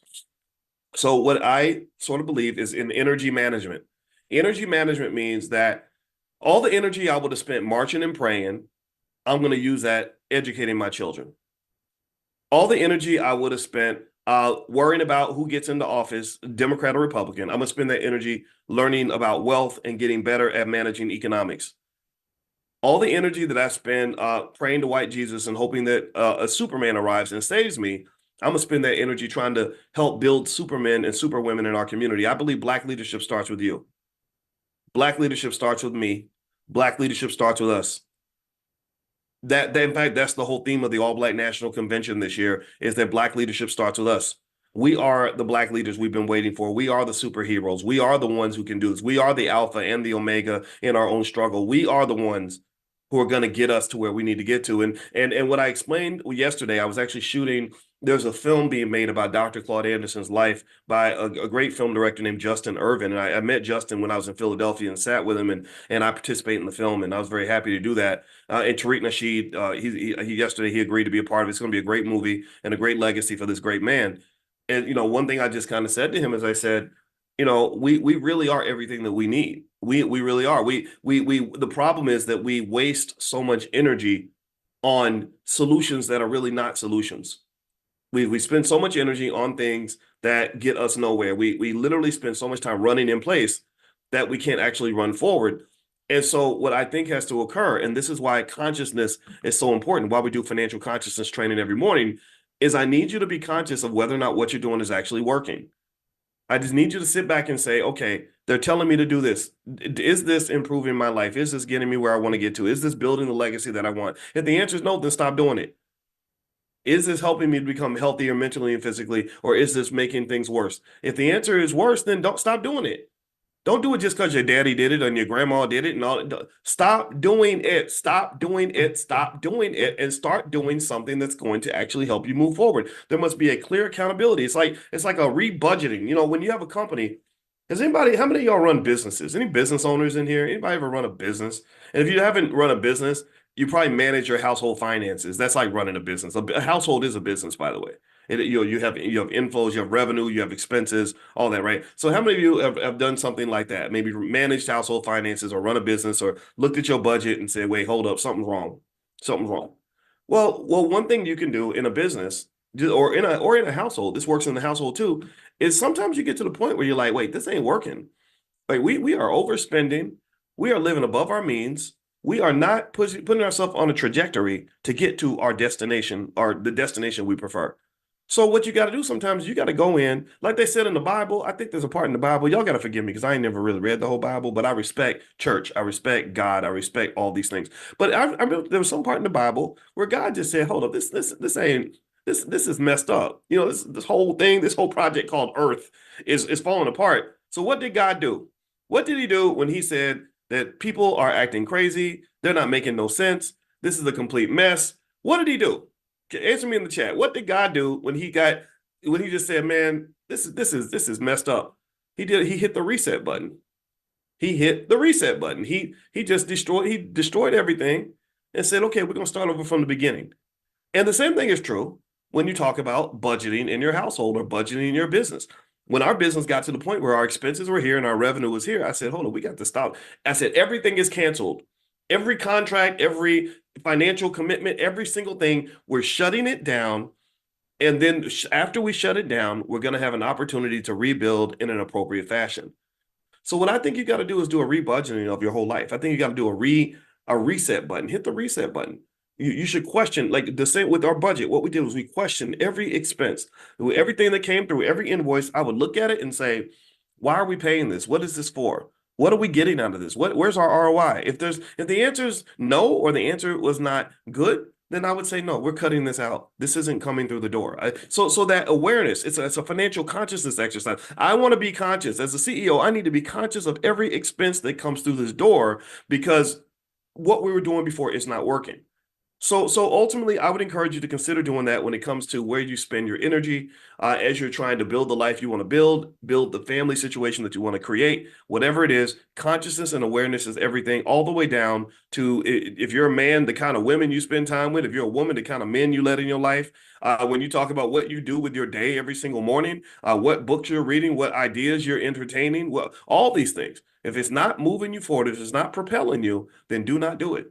So anyway, let me mention really quickly. As you guys know, the Get Money Fest is today in Philadelphia. If you want to join, you can come in for free, and that starts at noon. And we have several panels on things like what they call the digital gold rush, like how people are making money online, marketing, a lot of business marketing discussions. I'm going to do my speech is called From Cash Flow to Cash Grow. So I'm going to give a speech, and then also there's like some other really great stuff that's happening. A lot of great people there that are actually really good at this kind of thing. So if you want to join, it's fun. And then I think about 3 o'clock, they're going to have like art and music and fashion. So Philadelphia has a really great music industry. One of my good friends, Kenny Gamble, was part of the whole Philadelphia sound and all that. So there are a lot of great artists in Philadelphia. And then also they have fashion folks like this lady called the Pish Posh Girl. I'd never heard of her, but apparently she's doing really well in Philadelphia. So lots of great stuff like that, right? So if you're into that kind of stuff, and then they have artists that are painting and stuff. And I like that a lot because I want us to understand that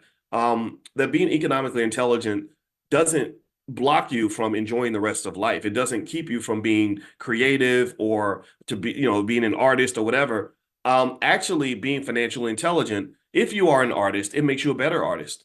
It makes you a better artist. And the reason it makes you a better artist is because the worst artists in the world are the ones who are working for the corporation. The worst artists in the world who don't have any artistic freedom are rappers who work for Universal Records, and they tell them, we need you to rap about money, women, and I want you to rap about hoes and killing and drugs and all that. Like, that's not artistic freedom. That does not make you a free artist. I mean, how many different ways can you rap about murdering a black man? Like, literally, that's what it's like. How many creative ways can I come up with to talk about killing my own people? Like, I remember, I think the rapper T.I. was talking about that. As a rapper, he said there's only so many different ways you could talk about killing somebody. And I'm like, well, why would you be sitting around using your creative genius, figuring out interesting ways to describe how you killed somebody?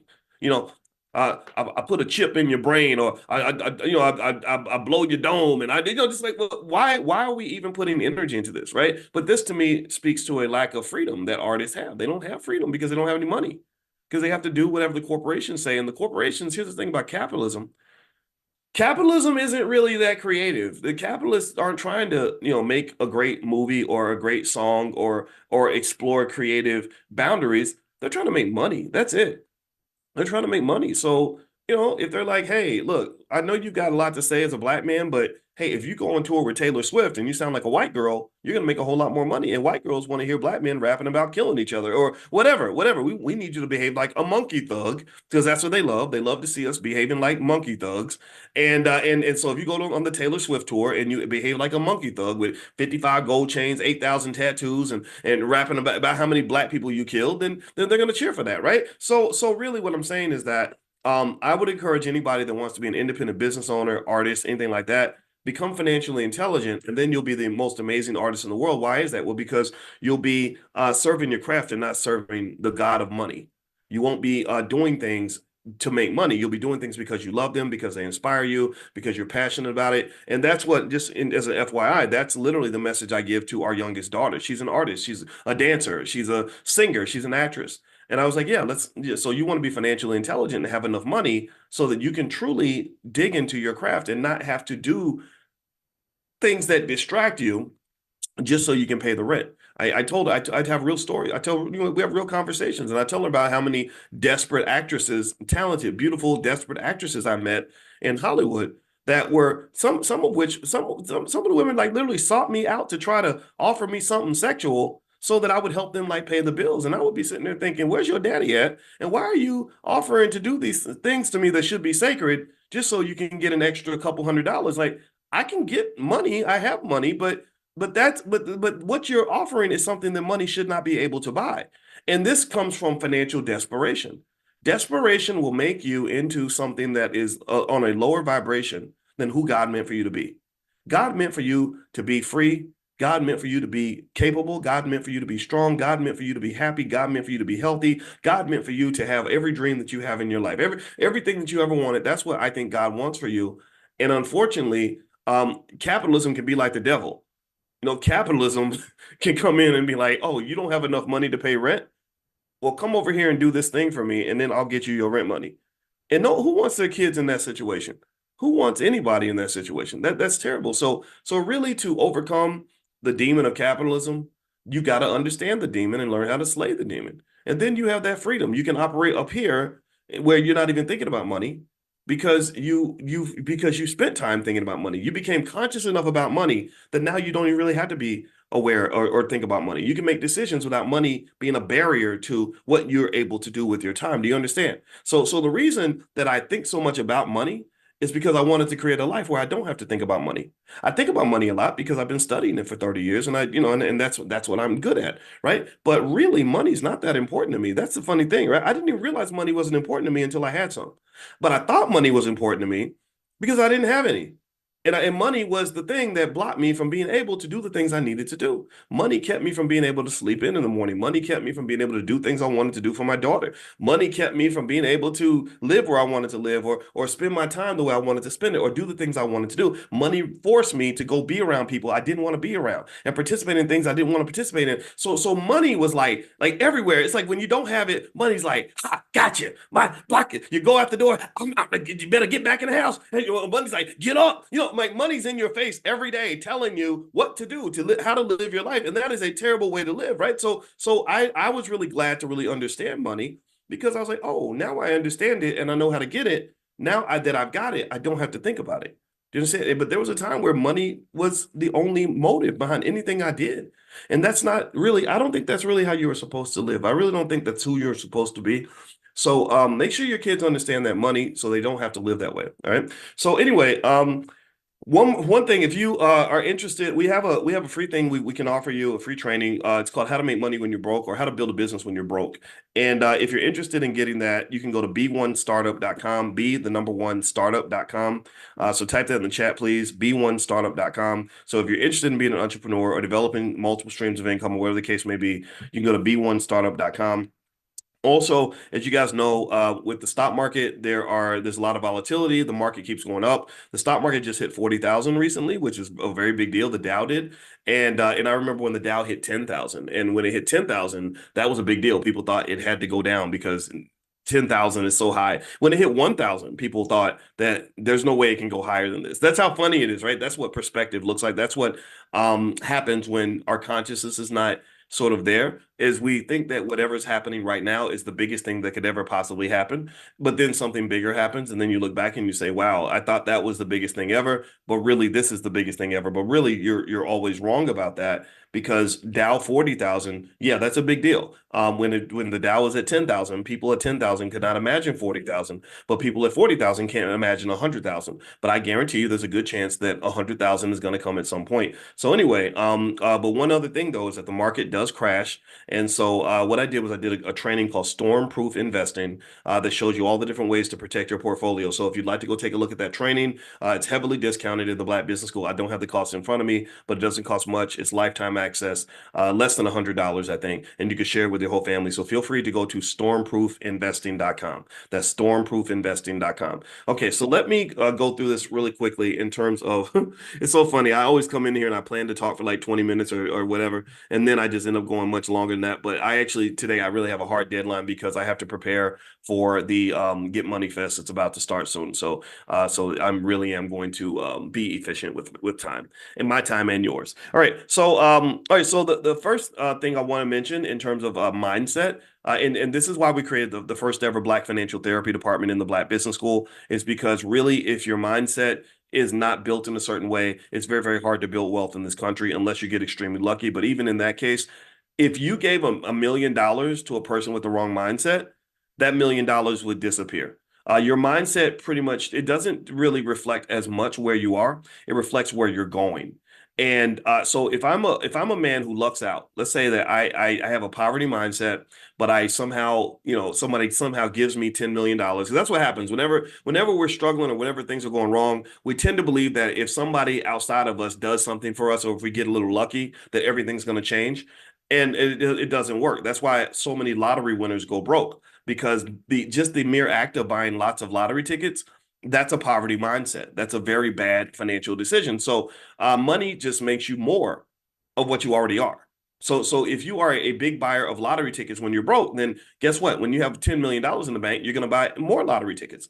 which is going to make you broker than you were. You're going to find your pathway to extraordinary amounts of debt and extraordinary expenditure levels because that mindset never shifted. So let me give you some examples. This is based on research.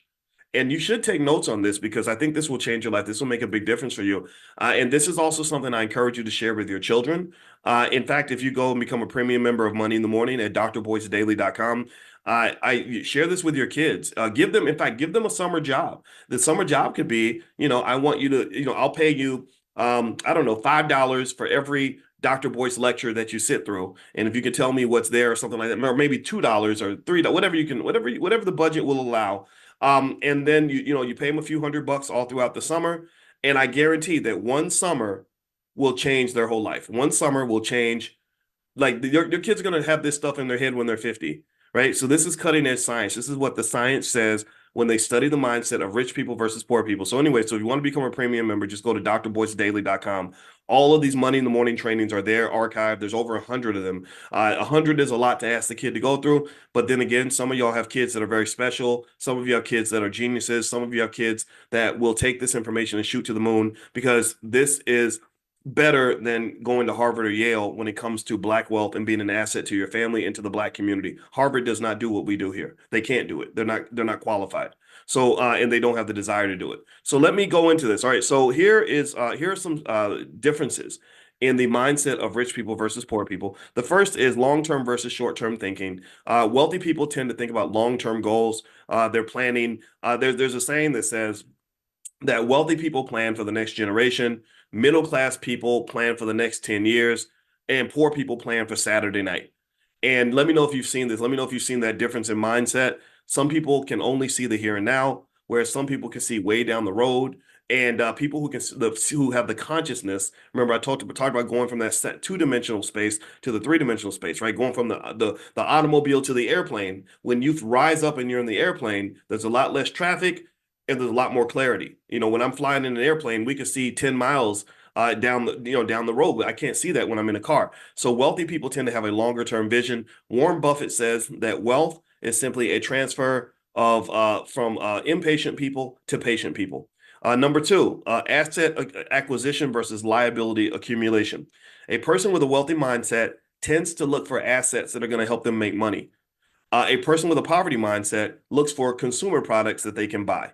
They look for products that they can go into debt with. They can pull out the credit card, get that nice whip, get that nice outfit. I saw the video. If you go to my Instagram is Dr. Boyce Finance. If you go to my Instagram, you'll see this beautiful video of all these kids showing up for prom. And I'm gonna tell you, we just know how to really do it. The rappers really showed us how to be as outrageous and extravagant as we want to be. And these kids are showing up in Bugattis and Rolls Royces and Lamborghinis, and one guy had a police escort, and he had a bunch of cheerleaders. Like, they looked like they was at the club. The girls come in and they carrying the thing over their head at the club. I don't really go to the club, but I've seen it on like videos and stuff where they come in and they like that, and then he pulls up in his like limo or something, right? So anyway, I'm not making fun of that, right? I'm not saying that you can't go out for prom. It's fine. You can do what you want. I said, gosh, it'd be kind of tough because it's become like this competition. I can't imagine being the poor kid who's got to like deal with that, and then or having to deal with a woman that I'm taking to the prom who expects me to go above and beyond like that. Like, I got to spend $2,000 on the prom. No, like I would prefer that you enjoy time with me. Like, that should be the reward, not this material stuff. However, it is fine, right? People do what they're going to do. But really, what's interesting though is I was just kind of thinking. I said, what if we worked as hard at starting businesses and building wealth as we do, to show out for prom? Like, what if that same energy to be materialistic and fashionable was put into being educationally excellent? Like, we will compete like crazy with each other when it comes to who's dressed the best and who's got the most outrageous and extravagant get up for the prom. But I'm asking a deeper question. Are we also equally energized when it comes to competing with Indian students on ACT scores? Do you understand? Like really, I'm just, seriously, like, because this is what I see. Again, these are stereotypes now, so I'm going to make sure I'm clear about this. But I have a friend that works at one of those educational facilities that get you ready for college. And he said that he meets Nigerian families, Indian families, and Asian families that don't have much money, but will spend their last nickel to get their child into this college prep program so they can get that really high ACT, SAT score so they can get into the best schools and everything else and be prepared educationally. He said, we can't get the African-American parents to bring their kids. We even offer it for free. The other family paid $3,000. The Black family pays, we're asking them to pay $300 or $700 or something like that.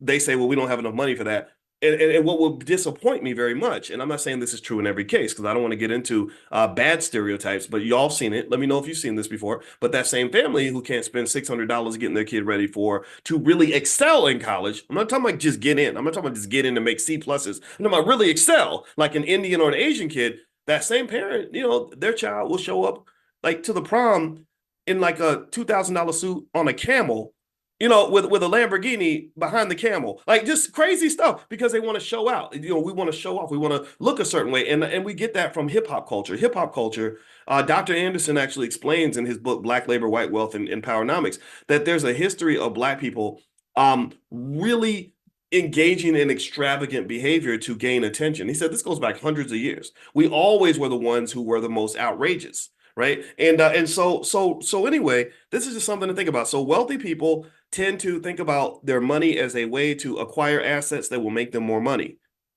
Poor people look at their money as a way to buy consumer products that will put them in debt. So just think about that when you watch how people, when they get money and you ask them, what are you going to do when you get money?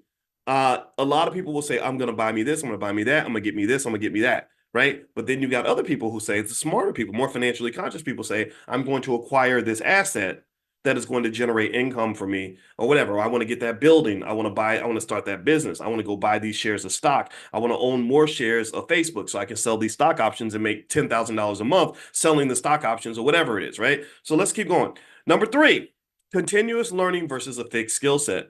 Wealthy people tend to understand that learning is dynamic. It's something that happens throughout your life. I can confirm to you as a college professor, whatever you learned in college, it ain't going to be relevant 20 years after you graduate. It ain't going to be relevant 10 years after you graduate. So the continuous learning, what that does is it allows you to take advantage of the opportunities that emerge in a constantly changing world. So wealthy people tend to, they tend to learn their whole entire life, and learning becomes very important. Number 3, risk management versus risk avoidance. It says here that wealthy people understand and manage risk to seize opportunities, whereas poor people often avoid risk, fearing potential losses. So in the Prime program, one thing that we talk about a lot is I talked to you guys about 2 emotions that you want to avoid when it comes to investing. Those are fear and greed. Fear will cause you to miss opportunities. The word poor stands for passing over opportunities repeatedly. So a lot of people that stay poor, they stay poor because they're afraid of certain things, like they're scared of the stock market. A lot of you have relatives that are afraid of the stock market. Let me know. Give me a yes if you do. And then let me know if you got a grandma or something who tells you the stock market's the devil and the economy is going to crash and everything, all hell's going to break loose if you buy shares of IBM stock or Microsoft, right? And this fear causes us to either not to participate in certain parts of the economy or to run when things get hard. A lot of times fear makes us run. It makes us run. Fear can make you run from a good relationship because you never had anybody treat you that well before. So you get nervous. Fear can make you run from good investments because maybe you have a tough month or two in a stock and you see it drop and you get scared. So you just sell, right? And this causes you to miss wealth because most of the wealth is made during the recovery. So risk management versus risk avoidance. Wealthy people understand the connection between risk and reward. The more risk you take, the more reward you get. Whereas sometimes having a poverty mindset can sort of scare you into doing things that you think are safe and stable, like that one job with one income stream as a source of security, when really that's not secure at all. There's nothing secure about having one stream of income, especially if you're a single parent. That means if that one stream of income is done, you're in big trouble. There's nothing secure about depending on corporate America. Corporate America does not love you. These corporations are not loyal to you. These hoes ain't loyal. Corporations do not care about how much disruption they will cause to your family when they fire you or release you from your job. So really, when you think about risk management, you got to understand that the things we used to think are safe are actually risky. We thought it was safe to depend on some company run by a white man to pay our bills and we'd be okay. And I don't think that that's True. I don't think, again, I told you I'm a cynic. I don't believe in depending on other people. I don't think Black people really have any friends. I really don't. I feel like we have to be our own best friend, which means financial security is something you have to create for yourself. All right, so let's keep going here. Number 5 would be networking versus doing it all by yourself. A lot of wealthy people understand that relationships are a form of wealth. They understand that team building is an important part of wealth. Delegation is an important part of wealth. I heard a billionaire say one time, he said, nobody can work hard enough to make $1 billion. He said that being a billionaire is not about how much work you do. He said it's about how much work you get other people to help you with. You can't be an expert at everything. You can't be a jack of all trades. You can't be the secretary and the CEO and the marketing manager all at the same time. That's hard to do. So one thing, this is why I've told you, if we ever built the Dr. Boyce Watkins School of Economics, one class I would give all the kids is a class on relationship management. Literally, how to network, how to delegate, how to be a friend, how to form an ecosystem around you with healthy relationships that are going to help you become successful. I would have them read books by people like Dr. George C. Frazier, who's the networking guru of Black America. He's actually joining us in the Black Business School, by the way. These are the types of people I seek out, people who know what the hell they're doing. I don't care about you making a hit record or none of that stuff. I want to know what you can actually teach the community that's going to make them better. So Dr. George C. Frazier is he's excellent at networking and helping people understand that connecting with others is how you become successful. And the reason this is such an important point, and the reason I'm so emphatic about it, is because I really feel that hip hop culture, which is the dominant culture in the Black community, does not encourage collaborative energy. Right now, for example, you have the biggest beef on earth between two of the biggest rappers on the planet, and everybody loves the beef and they want to see them go at each other's throats. And it's gotten to the point where they're punching below the belt, calling each other, pedophiles, and people, somebody got shot. There's nothing beneficial about that. This has gone beyond just a competition of who can be the best artist. It's got to the point where people have died again. And I don't know about y'all, but I saw Pop get killed. I saw Biggie get killed. I've seen all the rappers die. I'm tired of watching people get killed. I don't like that. I'd rather see Drake and Kendrick work together and say, okay, now that we're even more famous than ever before, and now that we've got everybody's attention, we're going to show you what collaboration looks like. We're going to show you what repair looks like. We're going to show you what it looks like when two men, one Black man and one Black guy who's kind of a Black man, get together and work together to change the world in a positive way and go build something extraordinary. That's what I would like to see at this point. It's like, okay, y'all done fighting. Now what you do what boxers do, like Tyson. Tyson used to knock all your teeth out and punch your brains out, and then he would come and give you a hug and tell everybody how great of a fighter you are and the great competitor you are and all these other. I like that part of the fight. I like when the enemies show up as friends. Or when you watch the old cartoons. Remember the old cartoons where the one like the horse and the horse and the coyote would fight the whole time and try to kill each other, or Roadrunner and Bugs Bunny, and then at the end of the day they would like get together and become friends again. I think that's okay, right? So long story short, that networking, that working together, that desire to work together, that desire to have collaborative energy, that will propel you much further than always being alone or always being combative and always being competitive with other people. It's okay to compete, and we all compete on a certain level, but you're so much better off with a friend than you are another enemy. I really just kind of think that that's something that is not cultivated enough. I really honestly think hip hop culture really adds to that because it breeds that narcissism. Like, I'm gonna make a whole album telling you how I'm so much better than you and how important I am and how I'm more significant than you. I told you when I got on the phone with Kanye and he told me that he was the most important person on the planet next to Vladimir Putin. And I literally was like, what's the point in telling me this? I do not care. Like, that's the weirdest thing I've ever heard anybody say to me. And what makes you think that that's the most important use of our time in this conversation? I don't get it. I don't get it. I don't get it. So long story short, I would say that that learning that networking skill, that collaborative energy, is not just about learning the specifics of how to network with other people, but it's also about learning the specifics of what it just means to be a good person. When I would go to LA and I would see film projects being done and people's names would be brought up, if people who really want to get the project done, they'd say, yeah, he's really famous, and yeah, he would be important for the film. He could really help us get it out there, but he's such a jerk. Nobody wants to work with him. I heard Tom Hanks, just because it's coming to mind, he was speaking about what it means to make a movie and how to make a movie and all that. And one thing he talked about was he said, I learned very early in my career that just because I'm a movie star, that doesn't mean I could treat people like crap. He said, because if you are the person who's always causing trouble, if you're the person who's always showing up as the egomaniac, the one who's always disrupting the production, then eventually they're not gonna invite you back. They're not gonna want to work with you, no matter how famous you are. And I know people, I can think of people that I knew from some, honestly, from our community that were really super famous. I told you, I told the cat's out the bag with Kanye. I don't think this is a secret that he, has certain views of himself that are pretty, extraordinary. There are people like that where they'd sit there and they couldn't understand why nobody would want to work with them, and I'd be like, well, I wouldn't want to work with you either because you're kind of a jerk. Like, who wants to work with somebody who constantly reminds you that they're better than you? Like, that's terrible. What's the point in doing that? What's the point in having all these insecurities that show up as narcissism and ego? Ego is nothing more than a cover for an insecure person. I was speaking to a young guy just the other day. He happened to be a young hip hop artist, and his name's getting out there. He's getting kind of famous, and I love mentoring young people when they're on their rise. It's really fun to watch. And he said, I think I said something about being humble, and he said, Doc, I think you're too humble. He said, and I said, well, what's wrong with being humble? I said, being humble does not mean I'm not confident. Oh, I'm very confident. That's why I'm okay with being humble. I said, it's y'all's rap. You rap dudes. Some of y'all, not all of you, but a lot of y'all just loud. A lot of you, like Diddy. Diddy was loud. Diddy wasn't really a guy who ever really accomplished a lot of the things that he said he was going to do. He would just talk. And I said, where I come from, men who talk a lot are usually the men who have no substance. I come from a place where men are supposed to have substance. And so if you're a man that has substance, you don't have to be loud. I said, I'm not going to tell you what I'm going to do. I'm going to do it. I'm just going to show up and do it.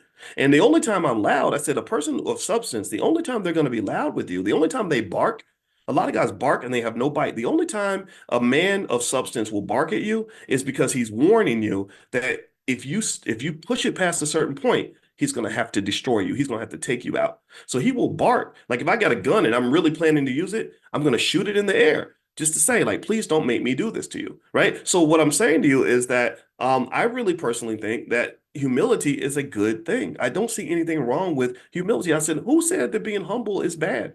It doesn't mean I don't love myself. It doesn't mean I don't believe in myself. It doesn't mean I can't improve and show up and kick ass and take names. I know what I can. I know I'm Dr. Boyce Watkins. I've been that guy for a long time in certain spaces, but I don't have to rub it in your face every time I see you. How does that make our relationship better?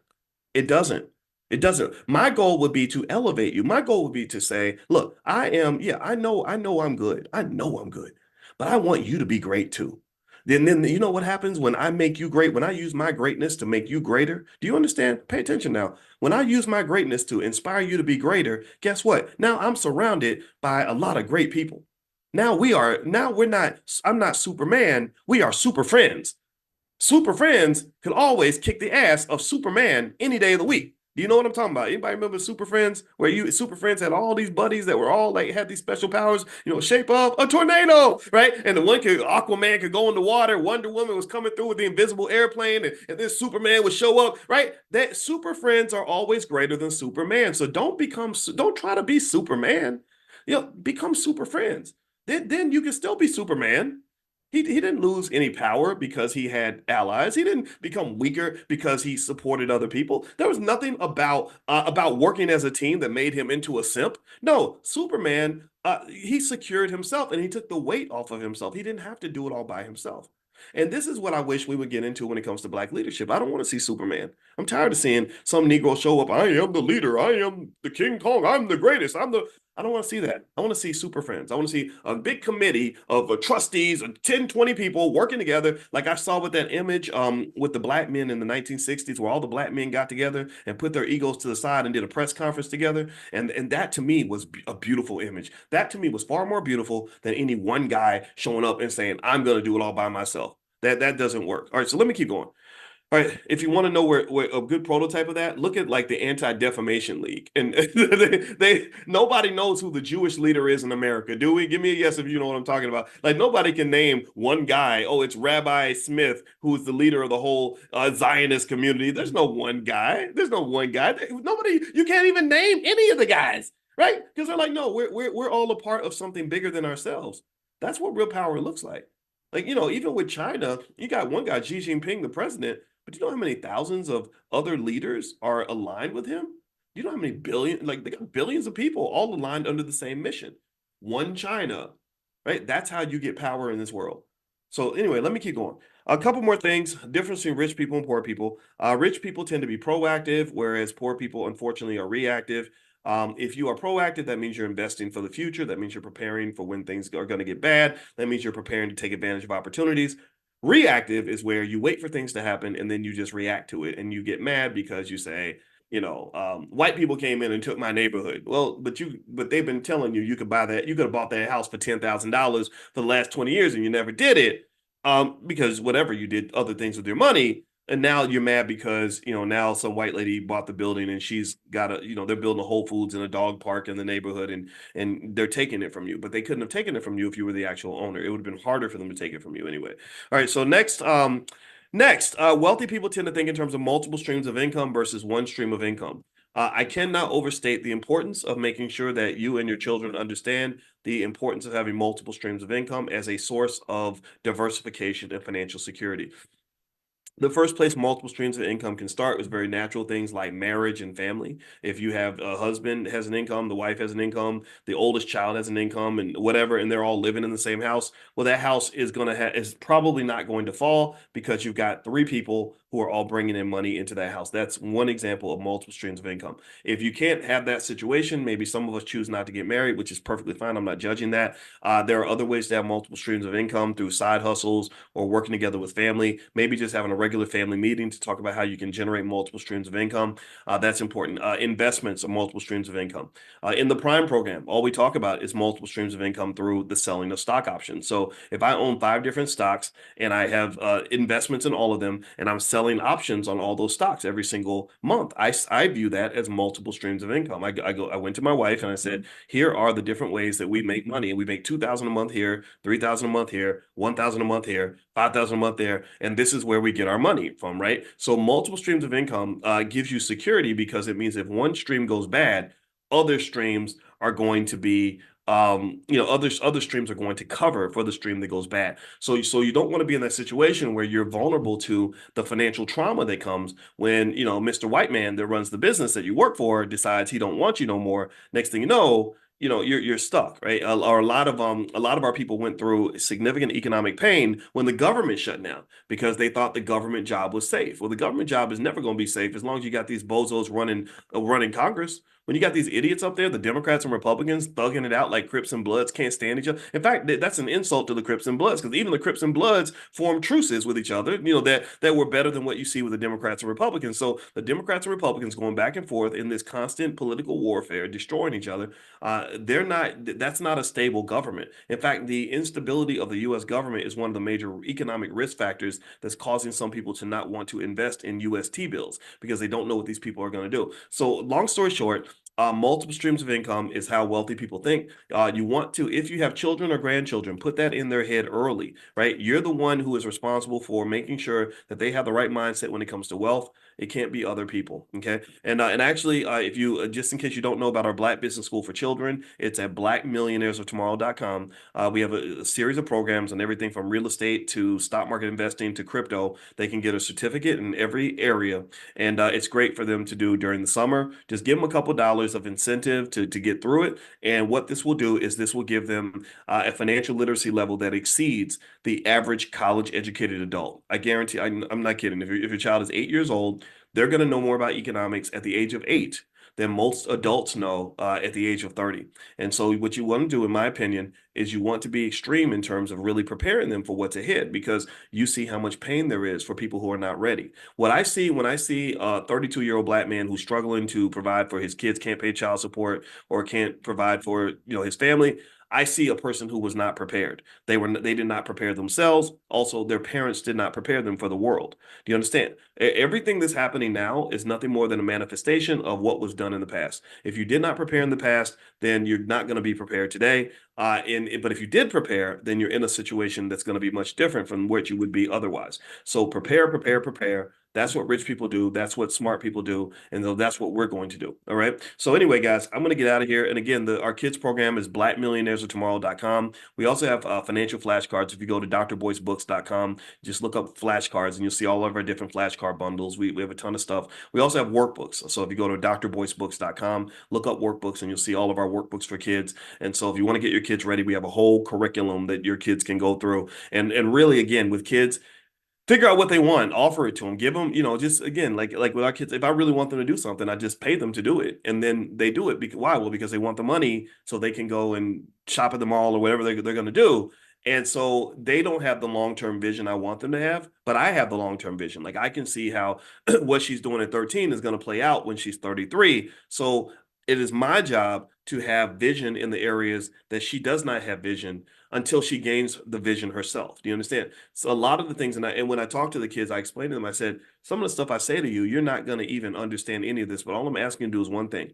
I need you to just listen to me, and I want you to take what I say and put it in your pocket. And I believe that it's going to activate when you're about 25 years old. When you get out in the world and you start to see the things I've seen, and you live in the life that a lot of us have lived, and you kind of get to know that the world does not love you the way we do, you're going to have this in your pocket. You can pull it out, and you know it's going to work because I'm not a failure. You know I'm a solid guy. You know I'm not going to say this if I didn't care about you. And so you know that this is going to help you get through that storm. And I want you to have this because I remember when I was in my 20s, there were some things that I wish I'd had that I did not have. There were some things I didn't understand. Like I didn't understand, for example, that if you're having a bad relationship, you probably shouldn't fix it yourself. You could probably go read a book or talk to a therapist and they will make things better. I wish I'd known those things. I didn't know that there were ways to make money other than getting up and going to a job. I kind of knew it theoretically, but I thought investing was for white people. I didn't even internalize it enough. I knew it. I understood it. I could teach it, but I didn't really apply it, right? But if I'd known then what I know now, like, I don't know, the stuff I trained you guys on with stock options and all that, I would have had a whole different existence. Everything I would have done would have been different, right? So give them the information, sit there with them, become the teacher that they need, and I guarantee you they're going to be much more successful in life because life is hard, life is complicated. Most people are not prepared. I want your family to be ready. All right. So I'm going to get out of here, guys. Have a great day. God bless you. I'm going to the Get Money Fest now. If you're in Philly or nearby, feel free to stop by. They're going to be there for 6 hours. I'd love to shake your hand and meet you in person. So the URL is getmoneyfest.com if you guys want to join us. All right. So have a good day, everybody. Let me get out of here. I got 7.